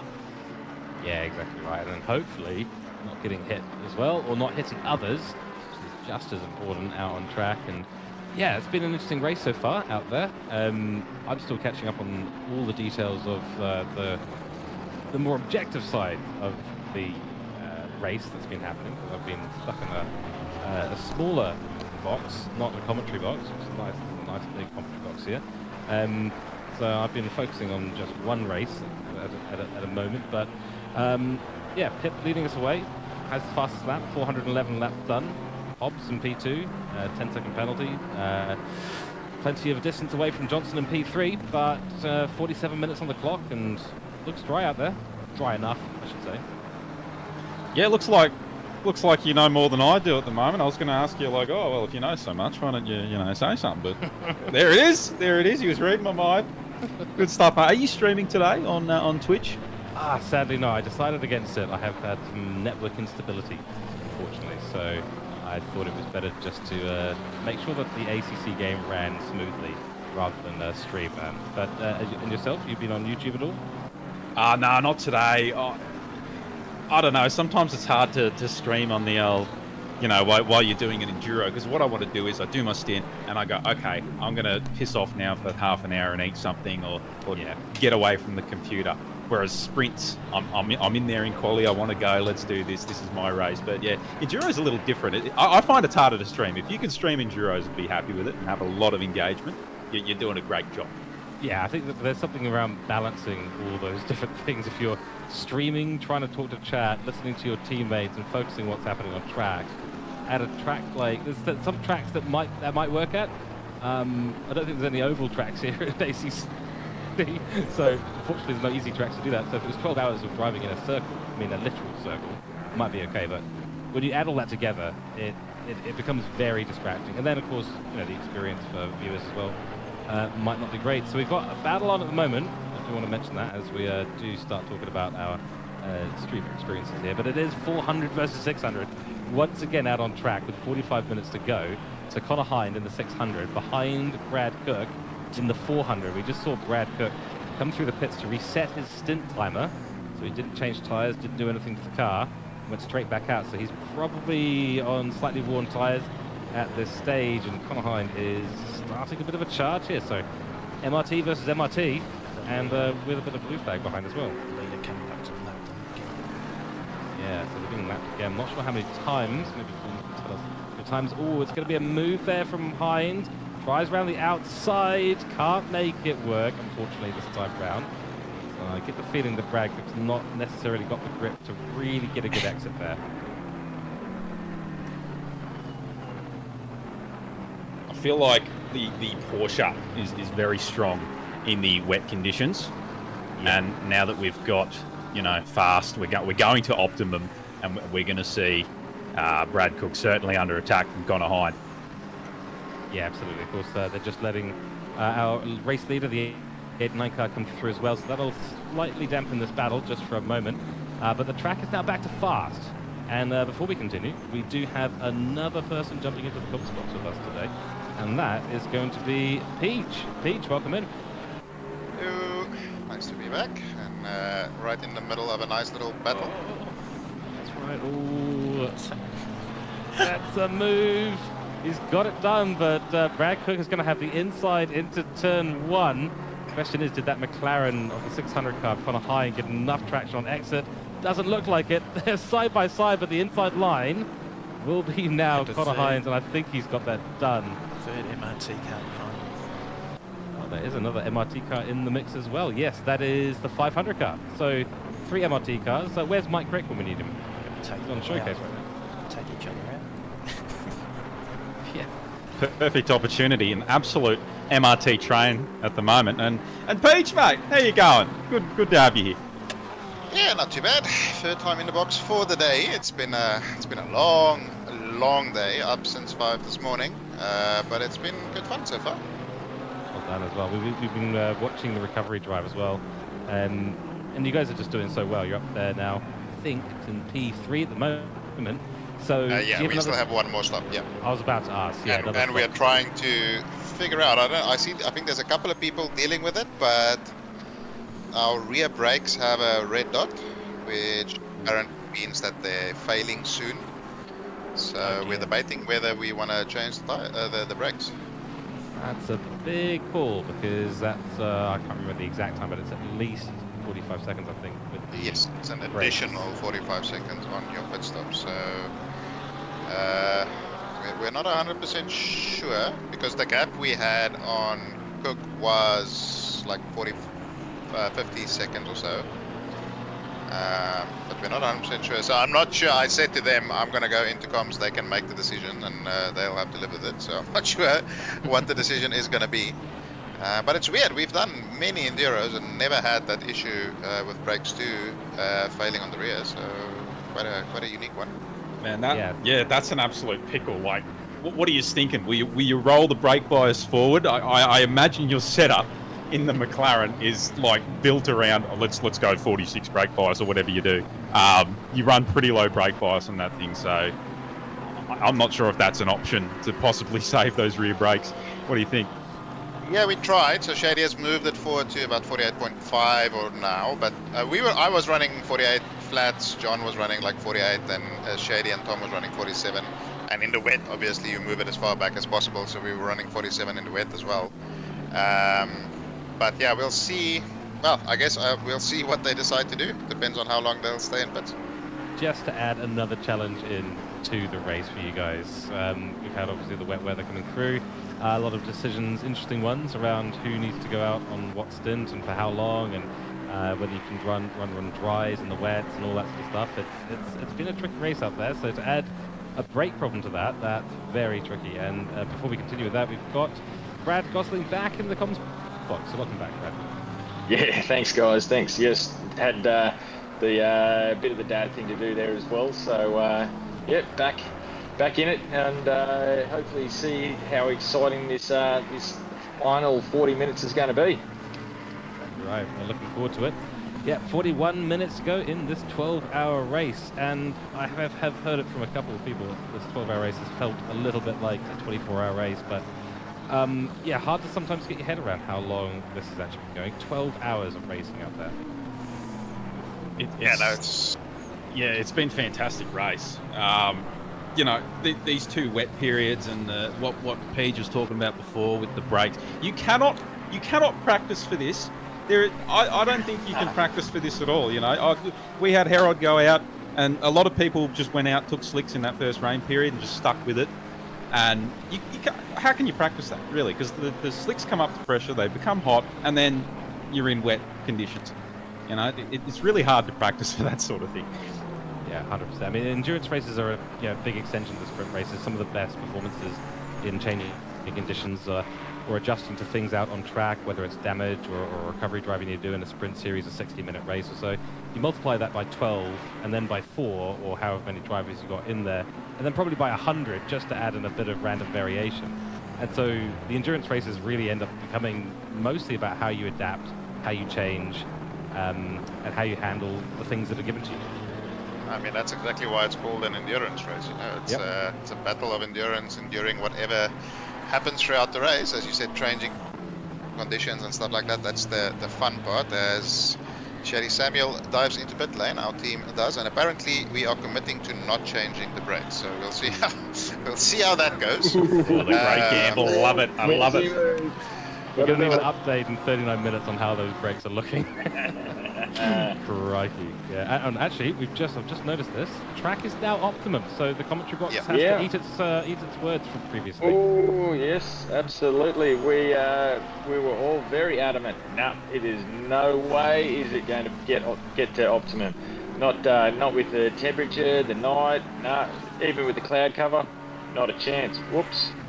There we go. There we go. Proved wrong. It is commentary special in the commentary box. As always fun to see.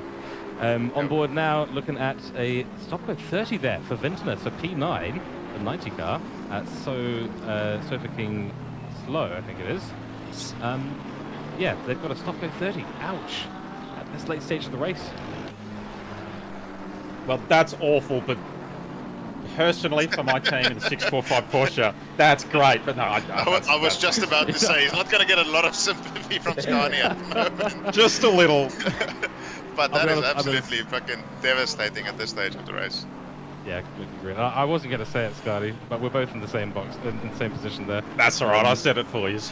Thank you. I appreciate that. But no, absolute disaster there. I mean, it's as we get to 11 hours 30 minutes through, you're not just fighting about with the changing conditions or what's going on. It's a mental battle because you've been in the driver's seat there for 3-4 hours already. You're potentially the last end of the day. It's getting late as well in real time. So there's a mental battle going on here as well.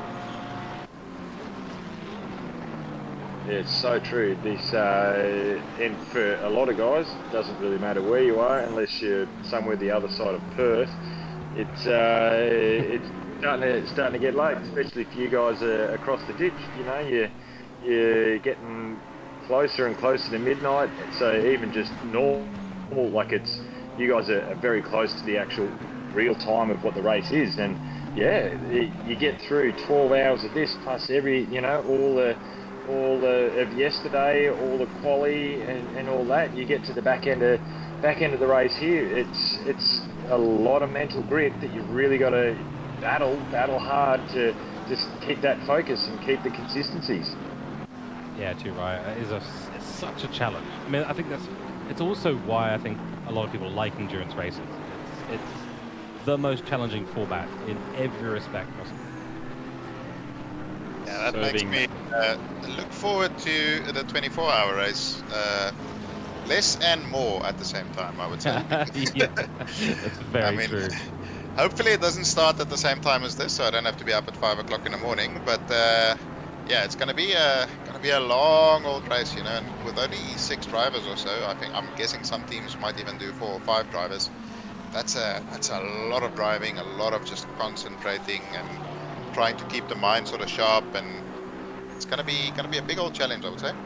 Yeah, we all have to learn how to poly-sleep, how to get a short 3-hour nap, and then get back up and be fresh and ready to go. And yeah, that's going to be really challenging. So Vintner there, the 90 car, has served the stop go 30. And let's see where that puts them out on track. We've got the second camera up, which is following the 500 car at the moment. 700 cars. Yeah. So between the 700 and the 711 from Tafik and Nipteris, they will be all very, very close. Here they are, just coming around the last corner. So this will be, I think he'll be right. It looks like he might be able to save position. But it's going to make for a very tight little battle for the last 30 minutes, 35 minutes. Certainly will. Yeah, as nippers, that's exactly what you want to see. You want to see that gap be 8 seconds, 9 seconds, and that's a lot more achievable than a minute gap. So now you can start pushing and then actually try and chase them down, however difficult that may be with the limited time that's remaining. But it just sort of spruces you up a little bit to sort of knuckle down and try and chase down Vintner here for P9 and the Pro-Am win. That's it. Do we know they're right to go to the end? Their stint timer takes them to the end. I'm not sure when they did a driver change / fuel tyres. Yeah, I'm pretty sure they all made it. They had, as long as they were within the last hour and 10 minutes, that got their driver times reset. And so anything that's inside of that, they should be fine to go to the end. I am a bit confused by the 400 car that did a self-imposed drive-through. I'm not 100% sure what the reasoning was. We suspect that is to reset the stint timer. Because they pitted like 20 laps before they did that, so that's a long old run on a set of tires and fuel, especially. Certainly is, yeah. Hopefully, I mean, it might work out for him at the end of the day, but he was overtaken by Connor Hind at the 600 car, and I don't know if the gap is back to Chen, but I think they're on the same lap. Yeah, there's about a 20-second gap between those two at the moment, so Brad Cook's just got to do some work for the next 37 minutes or 33 minutes and try and keep it ahead.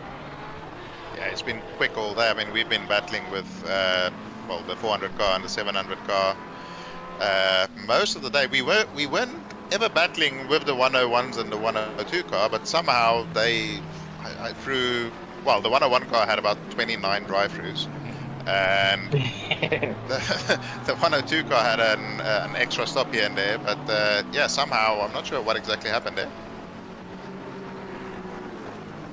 Yeah, I wasn't following it enough when a lot of that side of things happened, unless they've just been able to, again, short stint in a bit of quicker time through the pits, possibly. Yeah, perhaps, as we see Cookie there letting through one of the leaders, I think. I suspect that may have been the Lamb car. Looks like. Yeah, I think so. So, so Hobbs was in the car at the 209 car just before, so they've obviously just come into the pits. They had a 10-second penalty, which they've served as well. Lee, the 111 car, now Lee behind the wheel, so that was Luke Johnson, I believe, before. They're still holding on to P3 at the moment. Yeah, that's our attempted target, although it's a very optimistic target, I would say. It's a big old gap we were closing a little bit in the previous stint, but I think we were doing well in the wet, but in the dry it's a little bit more balanced in terms of pace. But they've been so fast all day. All the drivers just super consistent and fast from the start. So well deserved top 3 at the moment. But yeah, certainly Tom is going to push those brakes to the end and try and close the gap as much as possible. You'll see the red dot turn into a red rectangle across the entire part of the brake. Well, hopefully not. You guys have certainly deserved it in that 191 car, being able to claw back after that first stint, dropping back down into the P20 or worse. You just clawed back into the top 5, possibly even a podium. There's so many stories in a 12-hour road, but that's just an example of grit, determination, just skill, sticking in there and staying with it.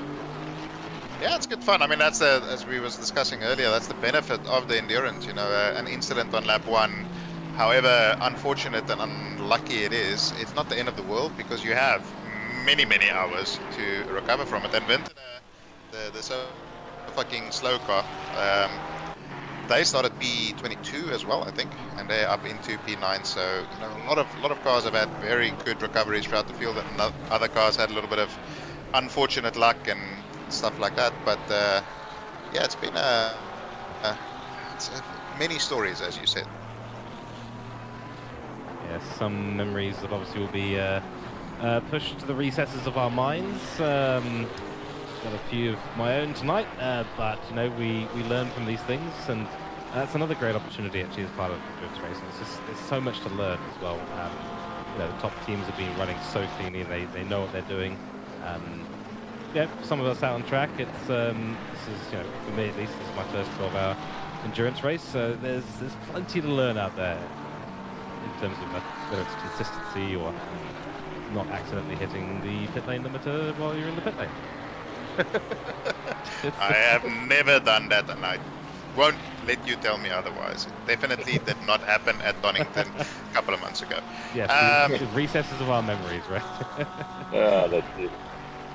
But yeah, no, it's been fun. I mean, it's you learn things, you learn who you can race with, who you can sort of compete with, and there's always a couple of drivers who are less experienced or more aggressive and stuff like that. So you learn that throughout the race. You learn which blue flags will be a little bit more stubborn, which ones will get out of your way effectively, or maybe a little bit more creatively, one could say. But yeah, it's the good fun, and every race there's a couple of new teams. And speaking of unfortunate things that's happening, at Bramblecombe there, a drive-through with 30 minutes remaining. Ouch. And we are now on board with Taufik in the 711 car, which is a great number by the way. But Taufik is right behind Vinter in the 90 car, so these two are going to be having a little bit of a battle towards the end of this race. 28 minutes to go, and yeah, Taufik looking very smooth, very consistent out there at this late hour. Yeah, they've been, all three of them, Taufik, Kafur and Saifik, have been super fast and consistent. I think they had some drive-throughs, and I think maybe a stop-go as well, for speeding, if I'm not mistaken. Maybe. But I think that seems to be a pretty general theme throughout the field. We've had 2 drive-throughs. I don't know how many you guys have had. So we had, I think, we had quite a few. We've had 2 drive-throughs, or possibly 3. I can't remember. We got the stop-go 30 as well. We were actually at one point, or a couple of points in the race ahead of Taufik, and we were battling early on in the race before we got our first drive-through, sadly, and then later in the race, after Taufik got that stop-go, the 711 car got the stop-go 30, we were ahead again, but then things just slightly unraveled for us, unfortunately, at the end of the Whetstone. Yeah, Scotty, you guys, how many have you had? So the 645 Porsche, we've had 2 track limit drive-throughs. That's it so far for, you know, we haven't had a race control penalty, we haven't had a pit lane speeding penalty, we haven't, I don't think we've got a single 100th of damage the whole race. It's been really clean. Now you've done it. That's fantastic. Yeah. And okay, yeah, well, enjoy the wall in the final 27. Yeah, sorry, Babs, if it happens, mate. I hope hitting the wall, getting a drive-through, as well as speeding into pit lane. So you'll get your bingo card ticked off in this final 27 minutes. Don't have any more pits. Yeah. We did very well in the Misano 11.5 hour. 100 out of 100. It's an odd number for an endurance race, but we enjoyed it. It was good fun. Yeah, no, it's been, I mean, we had about 30 seconds of damage. We had a 5-second penalty. We had 2 drive-throughs. You know, it's pretty eventful. I think I would be very surprised if there's any teams who hadn't at least 1 drive-through. There's a couple that have had about 6, I think. The 718 car and the 716 car. Apparently numbers starting in 71 hasn't been particularly lucky today. 718 car seemed to go out for 4 laps, get 4 track cut penalties, and then go in for a drive-through. It seems to be happening quite often. Yeah, when I was in the box a little bit earlier, the 676 car, Ben Keogh just had an awful run-up luck. He got a drive-through penalty for track limits, and then when he served it, on the next lap he ran out of stint timer, so he got a drive-through for exceeding stint timer, and then he had to box the next lap to give it over to the next driver, so he was in the pit lane 3 laps in a row. Crikey, that is unlucky. Why not? Yeah, we actually had a couple of other weird incidents that happened with our 70 car. One of them was that the ignition turned off about I saw that now. Drea, yeah? Yep, Drea. So yeah, no, it was after turn 8. Yes, it was. Yeah, that's right. And it was very, very weird because the ignition it just turned off, so the car flipped off, and here we go, bit of a move here. See some rubber banding possibly. takes the inside, Taufik, and he's got the move done into, I believe that's turn 6. Well done, Mr. Taufik. He's taken P9 off of car 90, Benny Vintner. But it still continues onto my least favourite corner, turn 8, and onto the back straight here. Let's see who gets the best power down, hey? I would say the Porsche would get the power down, but the Ferrari does seem pretty healthy in a straight line, and I think he's got this pretty much done dusted. So I don't think Vintner will mind that too much, to be fair. They're still the lead Pro-Am car, they're still top 10. I think that's a pretty solid result overall. Yeah, I don't think they're going to mind that at all. Top 10 is a great achievement there, and I think Perez is about 12 seconds down the road, so P11, currently P11 car. Not entirely out of this. I mean, a lot can happen in 24 minutes, but you know, Vincent is looking pretty solid out there. Wouldn't expect him to be making any mistakes, but you know, a late drive through here towards the end of the race could really cost anyone on track at this stage. Yeah. But I'm not the only one. Chad agrees with me about turn 8, and Peugeot. I'm not quite sure what Brad Grant's going on about. Do you know what he's referring to in the chat there? Oh yeah, it was the 247 car when it was wet.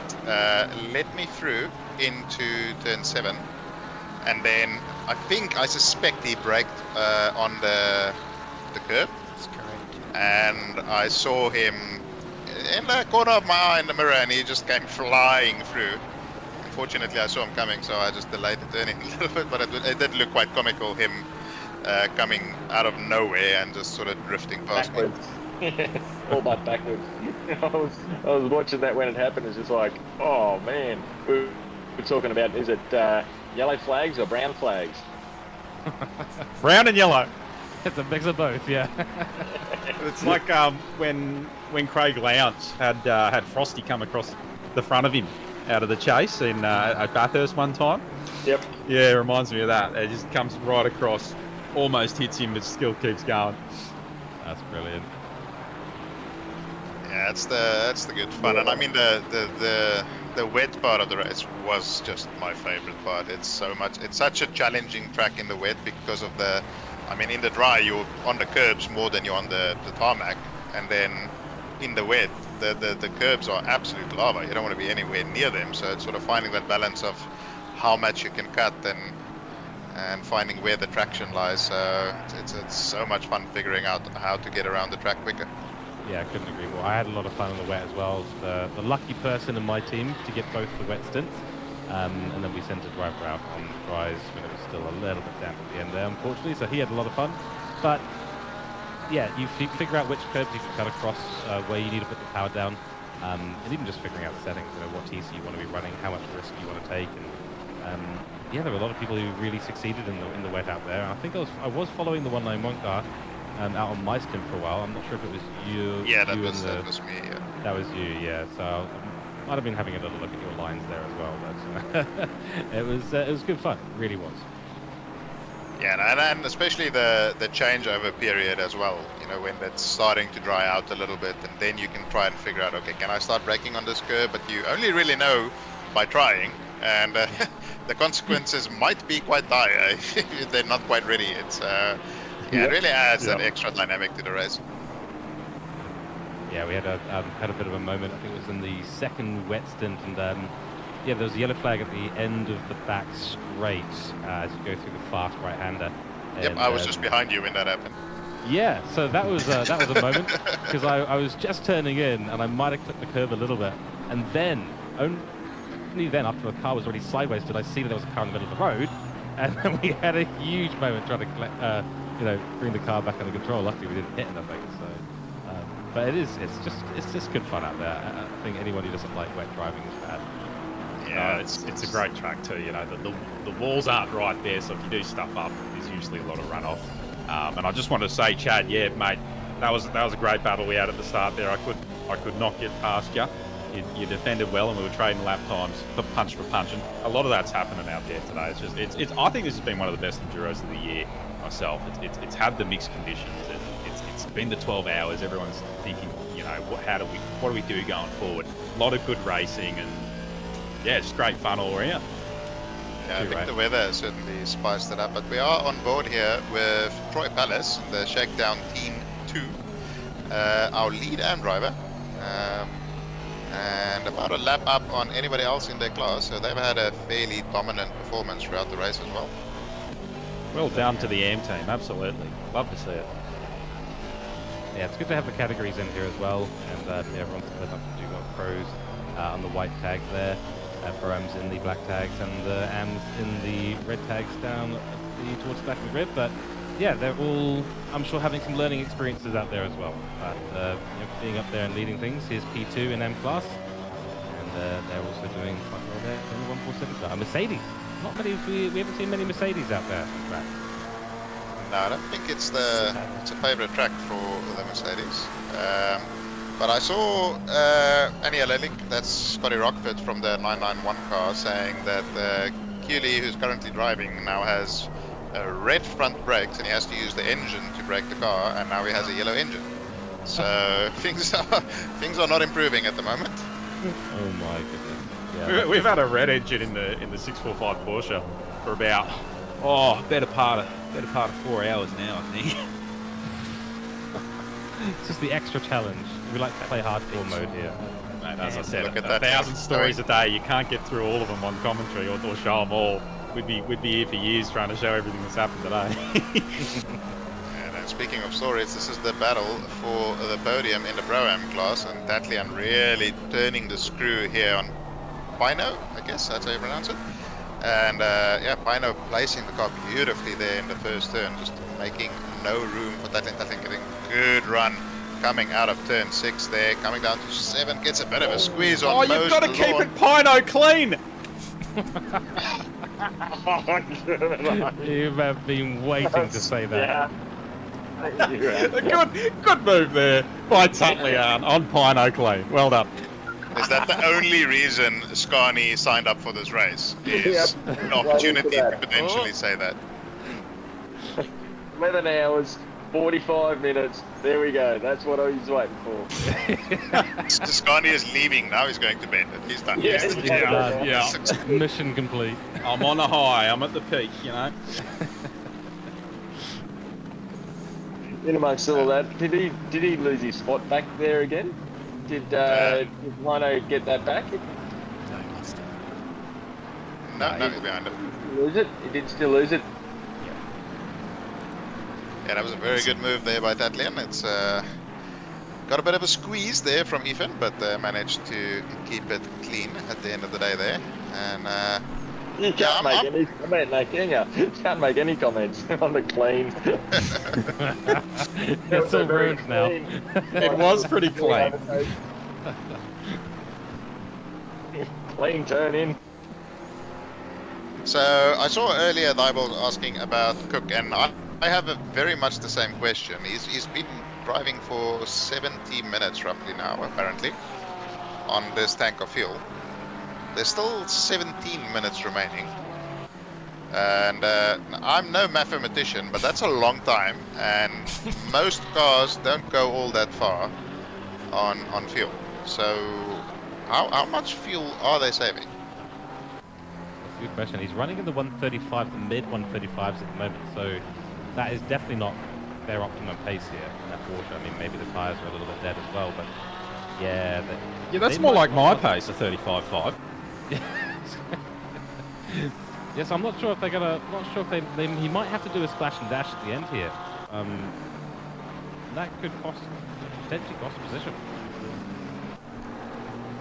So we're hearing that it will. So Michael Babb in the 645 car behind. Sorry, that's Eaton Chen. Sorry, the 102 car behind will likely get ahead of Brad Cook if he has to come in for fuel. And we're going to have to keep an eye on this because it's a fair question. 70 minutes on a single tank of gas is about as far as it'll go. Maybe 75, maybe 80 minutes. You can stretch it.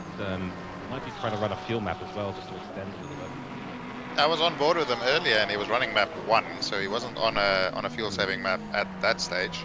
I know the map 8 is the optimal map in the Porsche, but map 1 is like not a fuel-saving map. It still uses a high amount of fuel.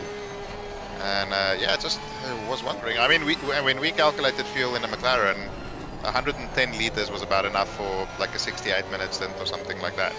Yeah. So, you know, you add another, 12 liters to that, you add maybe 5 more laps, so 78 minutes potentially. 90, close to 90 minutes is maybe pushing it a little bit. Yeah, I think that's pretty much an indicator he's going to have to tap it a bit.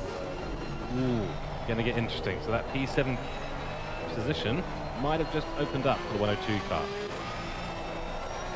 And also noticed Maloney, the 191 car, down to 13 seconds behind Lee now, so that was about 26 seconds at the beginning of the stint. So he's closed the gap. I think it's going to be too little too late, unfortunately, with only 15 minutes remaining, but fair old effort there by Tom in this final stint.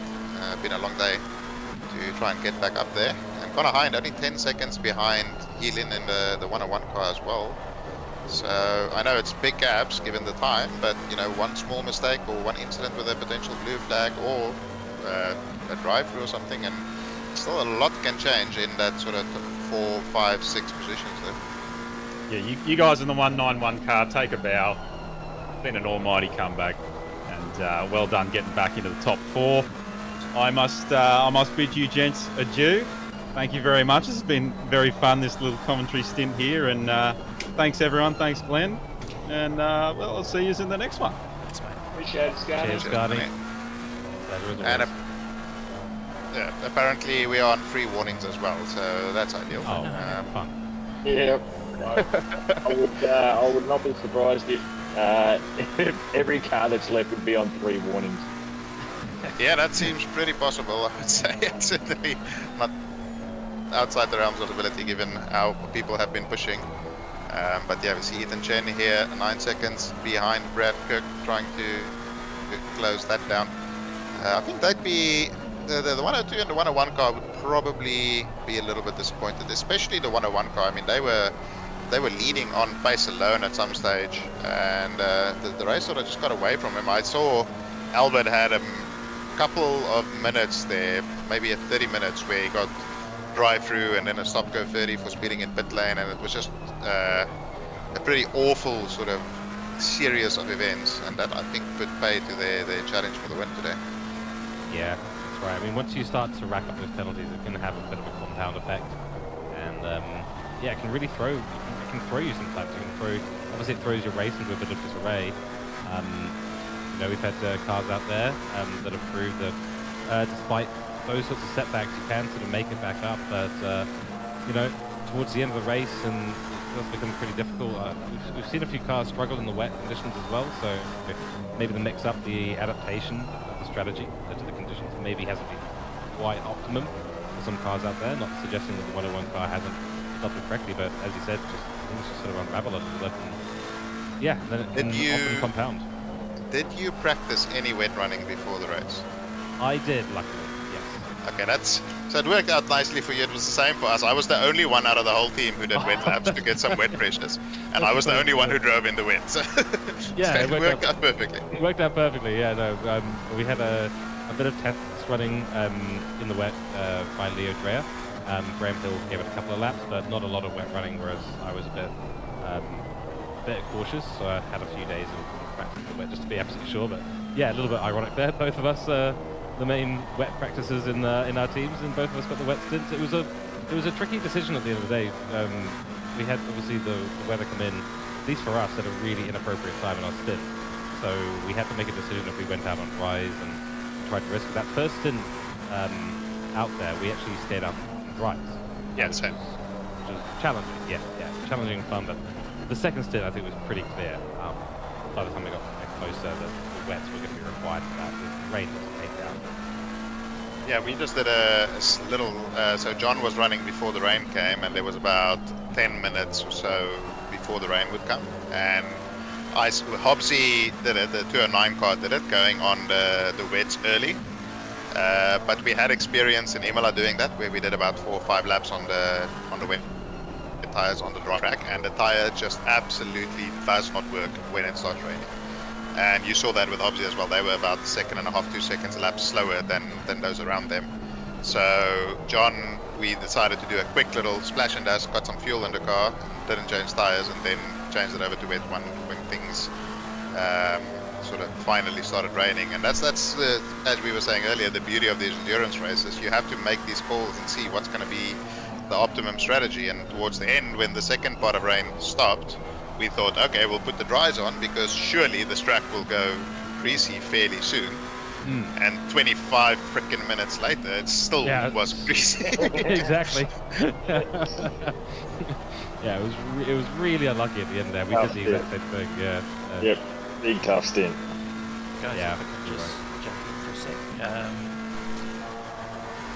Connor is lapping about 1.2, 1.5 seconds a lap faster than Evelyn, and is reeling. We've only got probably 6 laps.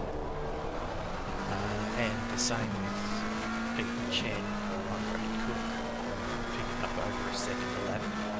Actually, 1.4 that one. So yeah, so there's still a couple of these guys are really trying to do some quali laps to see if they can catch the person in front.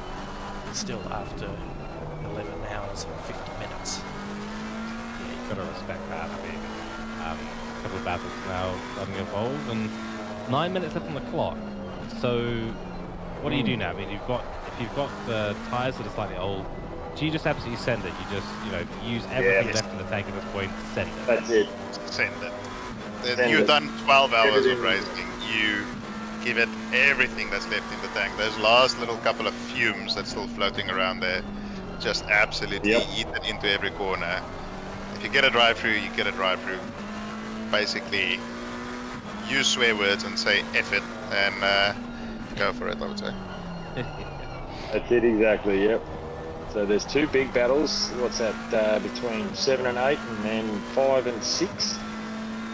There's a bit of a gap between those 2, but just outside the minor placings, there's 2, as you can see here, as we're on board Connor Hind there is gradually reeling in. Well, obviously not the AMG that's directly in front of him, but Lin is only 6 seconds. It's 4.8 now. Yeah. Oh, there you go. And that's probably whoever you can catch it within the lap traffic. 7.5 minutes to go. It only takes one little hiccup, and you're all over the back of them. And the problem Yilin will be facing is you'll see that delta coming down in absolute spades. Yep. So then you start driving in the mirrors, and you just make small mistakes, and then the gap comes down even quicker, and before you know it, you have a very angry pink McLaren right on your ass, and you have 3 laps to defend after 12 hours of racing. Yeah, so if you're chasing someone down and you see 7 minutes left on the clock, you absolutely send it. If you're being chased down by someone with 7 minutes left on the clock and they're catching you up, you are absolutely in that compound area of fighting against the mental. And then you're also you're seeing that clock tick down. So you go, I hope I can keep it ahead, but if there's mistakes start to creep in, maybe you start thinking about how long you've been out on track, and suddenly you're making one mistake is 2 mistakes, 2 mistakes is 3 mistakes. And then all of a sudden 3 mistakes is a position. Yeah, exactly right. Yeah, or you start pushing a little bit too hard and you end up with a drive-through right at the depth of the race or something like that. There's especially at a track like this, there's so much potential for those type of mistakes to happen. And it should be going to be a grandstand finish here for P5. Look at the gap now, under 4 seconds already. And there's the 2 cars there, so I'm only assuming that Yilin is the second of the 2 cars through there. Just got past, yeah. So that's going to be an absolute killer. Like if you've got a blue flag in front of you, and you've got a couple of the really kind of pivotal corners, and you can't maximise that. That really hurts. And so Yelan got through already, but he does have another blue flag coming up immediately. So there's still potential to be affected here. But I mean, the shoe fits on the other foot as well. Connor also has to get through the same blue flag, so it's sometimes it's the luck of the draw, sometimes you gain, sometimes you lose, but Connor will certainly be hoping to gain more than he loses here. 3.7 seconds now. And gap from Chen to Cook, 4.7 seconds. So some very, very fast McLarens in the final stages of this race as well. You're right. The McLarens have been strong here. They're a fun car to drive. Misano, not necessarily the strongest. I love how the swap that we've applied from LFM has even the playing field. Drive-through for P2, sorry. Oh, that is pretty significant. I don't think it's going to lose. I don't think it'll affect. No, they are like a lap up. Yeah, So I don't think. Oh, they are fine. They are fine. Yeah. Come in immediately and get that serve as well. So. I mean, it would be nice if P3 got one, but I would never wish that upon anybody. No. No, of course not. Would be awful if brings out the P4 best got in one. us. Yeah. I'm sure there's been no one in their engine, boxes or in their TeamSpeak servers or anything like that, wishing top go 30s and things on anyone else. That doesn't happen in endurance racing. No, definitely not. We dole out sincere commiserations when it happens. There's definitely. Yeah. Yes. Oh, I'm sorry, mate. That sucks. Yeah. Oh, sorry. That sucks. It's very unlucky. Anyway. Moving on. Yeah. 3 seconds now the gap between Hind and Yilin. There's 4 minutes of racing remaining. Where is the leader on track? The leader is on the back nut straight. So, guessing 2 more laps after this. How's that? Yeah. And also, Ethan Chen is still finding a little bit of time against Brad Kerr. I think the gap's about 5 or 6 seconds now as well. So that hasn't really changed too much between P7 and P8 at this stage. And Brad Kerr might somehow make it to the end of this race. And Maloney has closed the gap down to 7.9 to Lee as well in this final stint. So just going to run out of time, but it was a fair old effort there in the final stint by Tom. Really putting the hammer down, and here comes Chen. He's coming up, Chen, Hein, sorry. Coming up to all that traffic that Yilin was just dealing with, so maybe he gets lucky, maybe he gets through it a lot quicker than Yilin was able to. Gap is 2.7 seconds. The leader is in the first sector. We might have 2 more laps after this, I think. So, yeah, there's time. Yep. Yes. There is that is a big train of cars in front of Connor there though. He's got which one? I can't quite tell which one from the middle one at the moment. Yeah. I'm trying to see which ones are all the blue flags and which ones going which way. Oh. So he's cleared 1 blue flag. This is another one. Gets out of the way nicely. So he's done 2. So the car ahead of him on track now is 1 more blue flag, and then he has Yilin there. Bit of a moment there. He's really pushing hard. Yilin would really hope that car gets out of the way as soon as possible. I don't think it's going to affect him going through turn 8 here, but should move out of the way fairly quickly once they get back onto the non-straight. He does that, and you can see there one of the Milk Racing teams does not want to get involved in this battle at all, moves out of the way immediately. Leaders coming around the final corner will have 2 more laps, so that is great news for Connor Hein, trying to chase down Yilin here with 2 more laps remaining.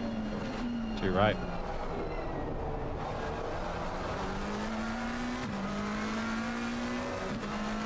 Also a battle potentially for the top 10 going on. Wittner being chased down by Nicolas at the moment. Still the battle is on. There's 3 sort of battles that have been evolving in fact the last few minutes here, but 2 laps to go, and the gap as we hear it is about 4 seconds or so. So unless the rate is pretty rapid from Nicolas, probably won't find a way to catch, but on behind, I mean, on a real charge right now. And 991 car apparently has only 1 working brake at the moment, so that's fine on a unicycle, I guess. On a car, it's not quite ideal. Certainly not. Close, but not quite. There we go. That's the last blue flag out of the way. There is no more blue flags involved in this battle now. It is Hind versus Yilin, mano y mano, 2 laps or a lap and a half to go. Who will come out on top after 12 hours of intense raining into the dark here? This is going to be a fantastic finish. Isn't it incredible how you can have 2 or 3 really, really tight or getting very, very close battles and just go, oh, after 12 hours, just another half an hour. Obviously, exactly. I'm so tired. Give me 15 more minutes, please. 15 minutes. So close. I guarantee Lynn is very much going, come on, is that not already gone over? Is it not stopped yet? But after 12 hours, and here they are, a couple of awesome little battles just kind of brewing, and it really makes you almost want to go just for that extra little bit. Yeah, leader started the final lap. This is it. What is the gap? Can't exactly see. It looks like about 1.3 seconds there. 1.7. So unless this is the absolute lap of the gods, I think Elin has done enough here so far. But I don't want to speak too early. It does appear as though the 89 car will secure victory fairly comfortably. Matt Lamb and team in P2 and Aaron Lee in P3, 5 seconds ahead of Tom Maloney there. And I'm looking at my stream on the other screen, and it looks as though the brakes have held up okay, so the gamble seems to have paid off. But behind is... Well, I was gonna say, it can't be worse than Chris Keeley's brakes, so... No, it's not brakes, it's brake. Yes, brake. Good point. Singular. Yeah, I think behind maybe he's toasted his tires, maybe he's just sort of run out of energy towards the end here, not going to be enough to get past Yilin as we see Philippa Bakita comes into the final 2 corners there. They have been absolutely fantastic today. Great pace from Pip, great pace from Baldwin, great pace from Morello. And they will take a fairly convincing victory here in the OOR Permobil Misano 12 hour. And yeah, congratulations there to BS Plus Competition with their Happy Laps crew. Indeed, it's been a pretty dominant race today for them. And of course, can't forget the car here, the 209, who's done a very, very good job as well. Matt Lamb going to finish off their drive for them today as he comes through the last lap that he'll be doing out on track, last few corners. So another good drive from him, P2 overall in the race. Definitely nothing to scoff at. Yeah, no, fantastic performance from them. Good to see. And Aston Martin, well, the 2 Aston Martins on the podium. I was going to say it's been a long time since the Astons have been on the podium from the few races that I've done comms on. It's great to see. Yeah, no, as George was saying earlier, the BOP doing what it's supposed to do. We saw a better spread of cars. We saw different cars competing for victory. And unfortunately for the Astons, the BMW came out on top. But we see Aaron Lee there crossing in P3 with Tom Maloney only about 3.5 seconds behind him. Great effort there from Maloney in the final stint, and most of the other cars have finished their laps. So Yilin in P5, Connor Hind P6, Brad Cook, Ethan Chen, Moyen Tafik, and Benjamin Vintner in P10. What a race that was. Yeah, formation laps being done out there by the SGAN team as well. So it's been good, chaps. I'm being called back to my engineer's box, so I will leave you all here, but it has been a pleasure. It's been a great race out there. Thank you, Glenn. Thank you all the stewards and the admins, the race directors out there today. Thank you both, Brad and Peach in the comms box, and it's been a pleasure, and I will hopefully make a reappearance at 24-hour Spa. Sure, no worries. As we see there, Philippa Bakita, Marina Morella, and Jake Baldwin taking the win. Matthew Lamb, Corey Sweet, Ben Floyd, Mitch Hobbs in P2, Aaron Lee, Luke Johnson, Paul Britt, and Sam Misson in P3 in the Pro class. In the Pro-Am class, we have Benjamin Vintner, Stefano Ricciuti, Michael Young, and Kane Phipps in P1. Matthew Niparis, Austin McNeil, and Chad Befferich in P2. Michael Babb, Matthew Herod, Eric Scarney, and Chris Murphy taking P3 in the Pro-Am class, and then in the Am class, Troy Palace, Neil Macbeth, I think, Matt Glow, and Aaron Muriel in P1, Nick Tatlian, Josh Bridgens, Robin Herbert, and Daniel Webb in P2, and Ethan Pino, Josh Holmes, Phil Bowen, and Brian Sykes, I think, in P3, and that'll round it out.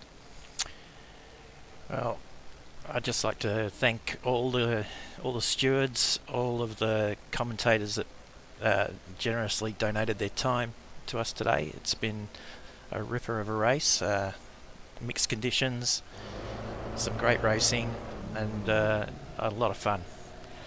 So, on behalf of OOR Permobil, thanks for the chat.